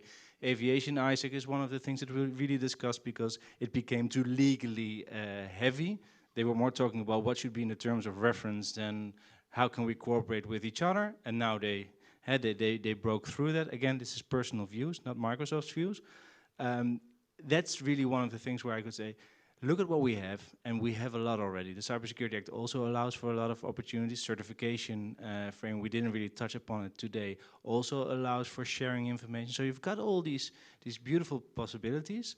Buratinsky also said it today, there is a lot already, so now it's time to take a step back, further implement what we have, and then identify in a couple of years with an evaluation, okay, where should we cooperate further? But to say, no, we haven't exhausted what the legal framework has offered us yet. Thank you. Thank you. Professor Wouters, I feel like you would like to react on some points. Well, you know, telegraphic. Very telegraphic. You are asking the question, are we doing enough? I don't think so. And I'm afraid that we will run behind and that we will be overshadowed by other powers that be. And the new commission realizes that very much, otherwise they wouldn't have prioritized AI and attacking big technological giants and so on. But they realize we are behind. If you follow a little bit the current work in the ITU, the lesser-known United Nations specialized agency in Geneva, the International Telecoms Union, who's taking the lead on trying to force new standards with regard to 5G and so on, Chinese companies. We're not prepared. And to be very honest, I know very well, I've written many books about the question of the EU status in the United Nations, but we have a structural handicap there because we're not a state and the UN is premised upon statehood. We don't have a voting right. We have an observer status. We have to operate very often through our member states. We operate very often under the unanimity principle. It suffices that one member state poses a veto right and we are silent. When Greece didn't want that we criticize China in the Human Rights Council, Greece vetoed our position and we were dead silent. And that's simply because, well, there are some Chinese investments in Greece. So, I mean, we risk constantly being, in a way, in the hands of member states who have special interests or special relationships with particular third countries. And that's also one of the reasons why there is now new thinking going on about how to come to more majority voting in areas like common foreign and security policy. Very, very difficult for many countries. It's simply not on the table. But it's something which we really have to do because otherwise we will simply not be a full actor, especially not in the area of security and defense. Thank you. Very well. I think we can close up this panel. I would like you to give a round of applause to our special guests. And I think I can hand over to you, Lorenzo, for the next and last keynote.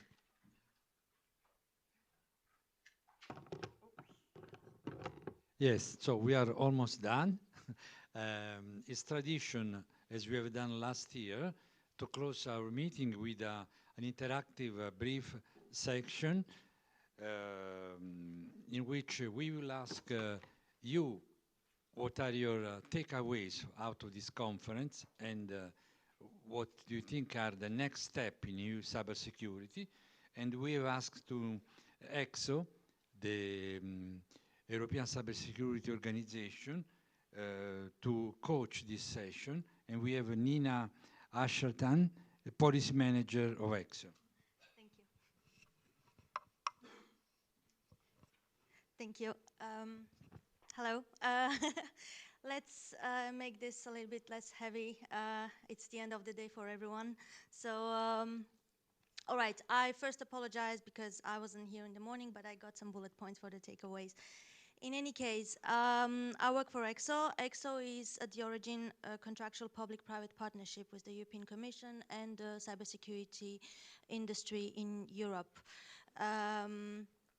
So, I think when reading the agenda for today, it is a very comprehensive approach. I'm going to give you in a few words, for each of the sessions, a takeaway, like something that pops to my mind, like at first when I read it. And please don't hesitate to shout clearly and loudly if you do not agree with me. So, about the liability, the first thing that comes to mind, of course, is consumer security, right? Because of the impact of the emerging technologies. But the second thought that comes to me, it's about insurance. Insurance is a huge topic for the future of cybersecurity, and it is being dealt in more in some sectors than others. Second, AI. Ethics are, of course, at the forefront, but from an operational point of view, it's about the balance of information that is being dealt between the AI and the human. Because at the end of the day, we still need to keep a human in the loop, however we deal with. Third, supply chain management, integration, components between the vendors, components, networks. Integration is really the big buzzword. Governance, I would say partnerships in this sense. So it has been mentioned by the esteemed colleagues here from the previous panel that the EU is a major actor in the lawmaking for the government issue, but cybersecurity is not just about lawmaking. There are several levels of this. And how can the EU keep up with the pace of the world and the other actors in this sense? So cooperation and trust, that was really very well mentioned, are at the forefront. But there is a really common thread to all these topics, right? And it was mentioned for liability. It's the not one size fits all. We are so hard trying to find one common solution for every cybersecurity aspect that we are actually forgetting that there are specificities. And indeed, we do need a common background and common approach, but we also need to take into account the specificities for the sectors, for the approaches, and for the types and the fields in cybersecurity that are being tackled. So my question today, to start off the discussion, is really simple. I mean, the name of this little session is called "The Next Steps for the EU Cybersecurity." Let's take a step back, because we are all focused on saying, what's next? What's going to happen next? What is the future? I know, it's a little bit cliche, but my question is like, what about now? Not what are we doing now, but is what we are doing now enough or viable to ensure a viable future cybersecurity? Very generic question, indeed. But I would like to get your input on this based on the 3 sessions and the 3 topics that were tackled.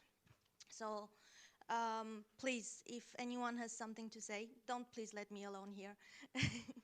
No? No? No? Okay, well, I'll continue my speech. So, EXO, as I said, is a PPP. So the role of PPPs was mentioned earlier. Now, they are the European EPPs, of course, on different topics. So cybersecurity is one of them, but there's also one on big data, 5G, robotics, and another one that I always forget, sorry. But a major thing to consider is also the PPPs that are that exist at national levels, because it's not a new format. It has existed. It's not something that the EU has created. There are countries that have applied it and used it for years already, and different PPPs have different approaches, and it works in some countries, a little bit less in other countries. It's all about the ecosystem. People talk about the European ecosystem, but what about the national ecosystems? Or the cross-national ecosystems? The dynamics between neighboring countries or regions in Europe? We talk about the two-paced Europe, so There are a lot of questions to be tackled here. But the model of PPPs, I see that from the takeaways from the discussion this morning, people have been saying that public-private partnerships are not enough, that there is a need to have collaboration in real time among the public and the private. As I was mentioning, it works in some countries, it doesn't work really in other countries. I have some countries popping in my mind, but I'm not, or maybe should I say them, maybe to get some reactions from you. Let's say, the PPP working in Norway for the healthcare system. It's an excellent example. It's at the forefront, the one being an amazing example because it has actually a very complicated spider hierarchical structure working from all sectors, having the research, the private clinics, hospitals, etc., feeding into regional centers. And then these regional centers themselves feed into the national center. And there is this flow constant to and fro of information to just protect the healthcare system. An example of it not working might be Germany. Germany is not very strong when it comes to public-private partnerships. It's cultural, it's the ecosystem, it's the way it is, but there is still this big gap between the industry and the public. Maybe controversial. Please don't flame Exo on that. So, yeah, still no remarks, no notes, nothing that raises some comments? No? You're leaving me alone here. Okay. I'm continuing. So back to PPPs.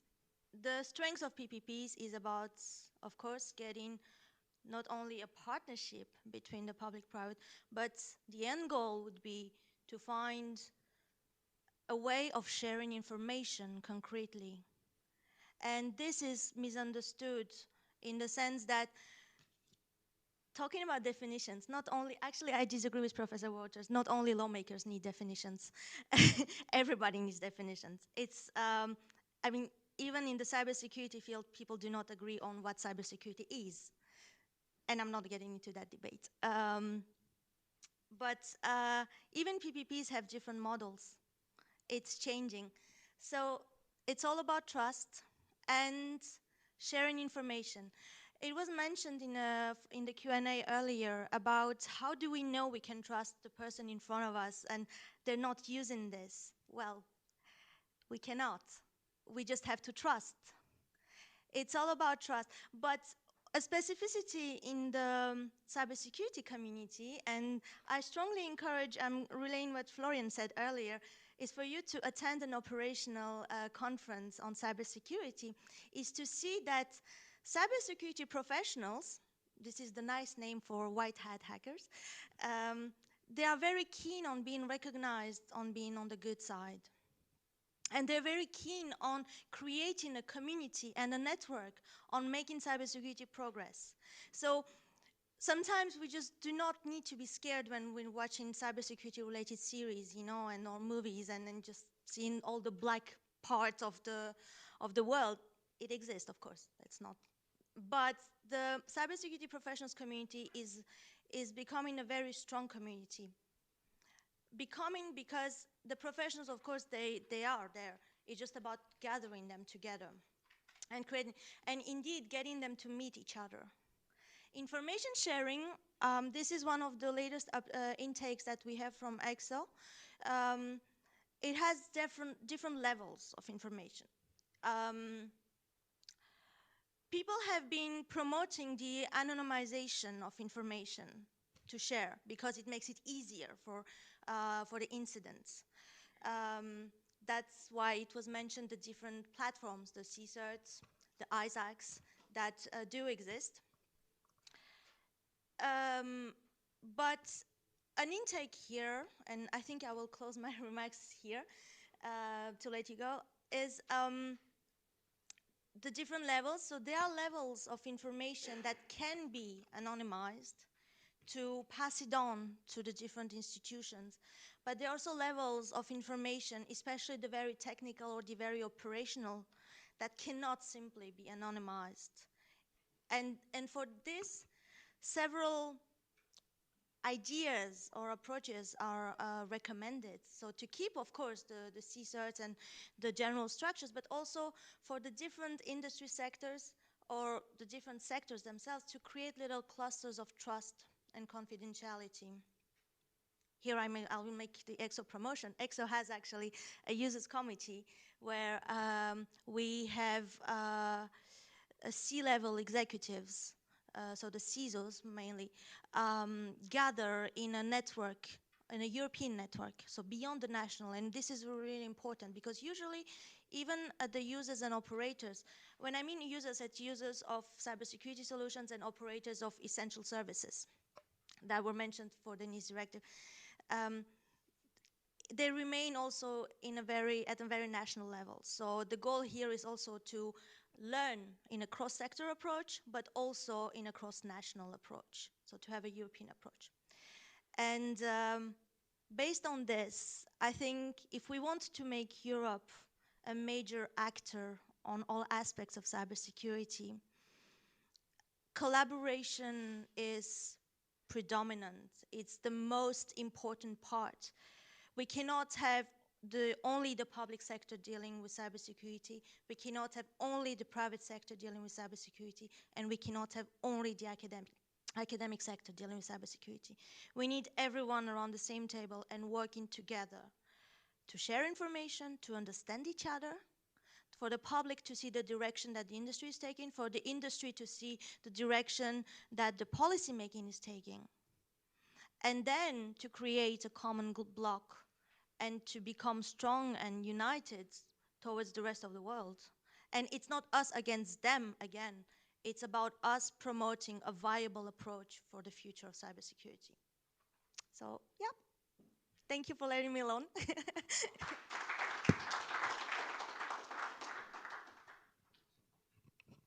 Okay, so thank you very much for staying so late. And so stay tuned with the CEPS activity, and otherwise we will see next year for the third Cybersecurity Summit of CEPS. Thank you very much.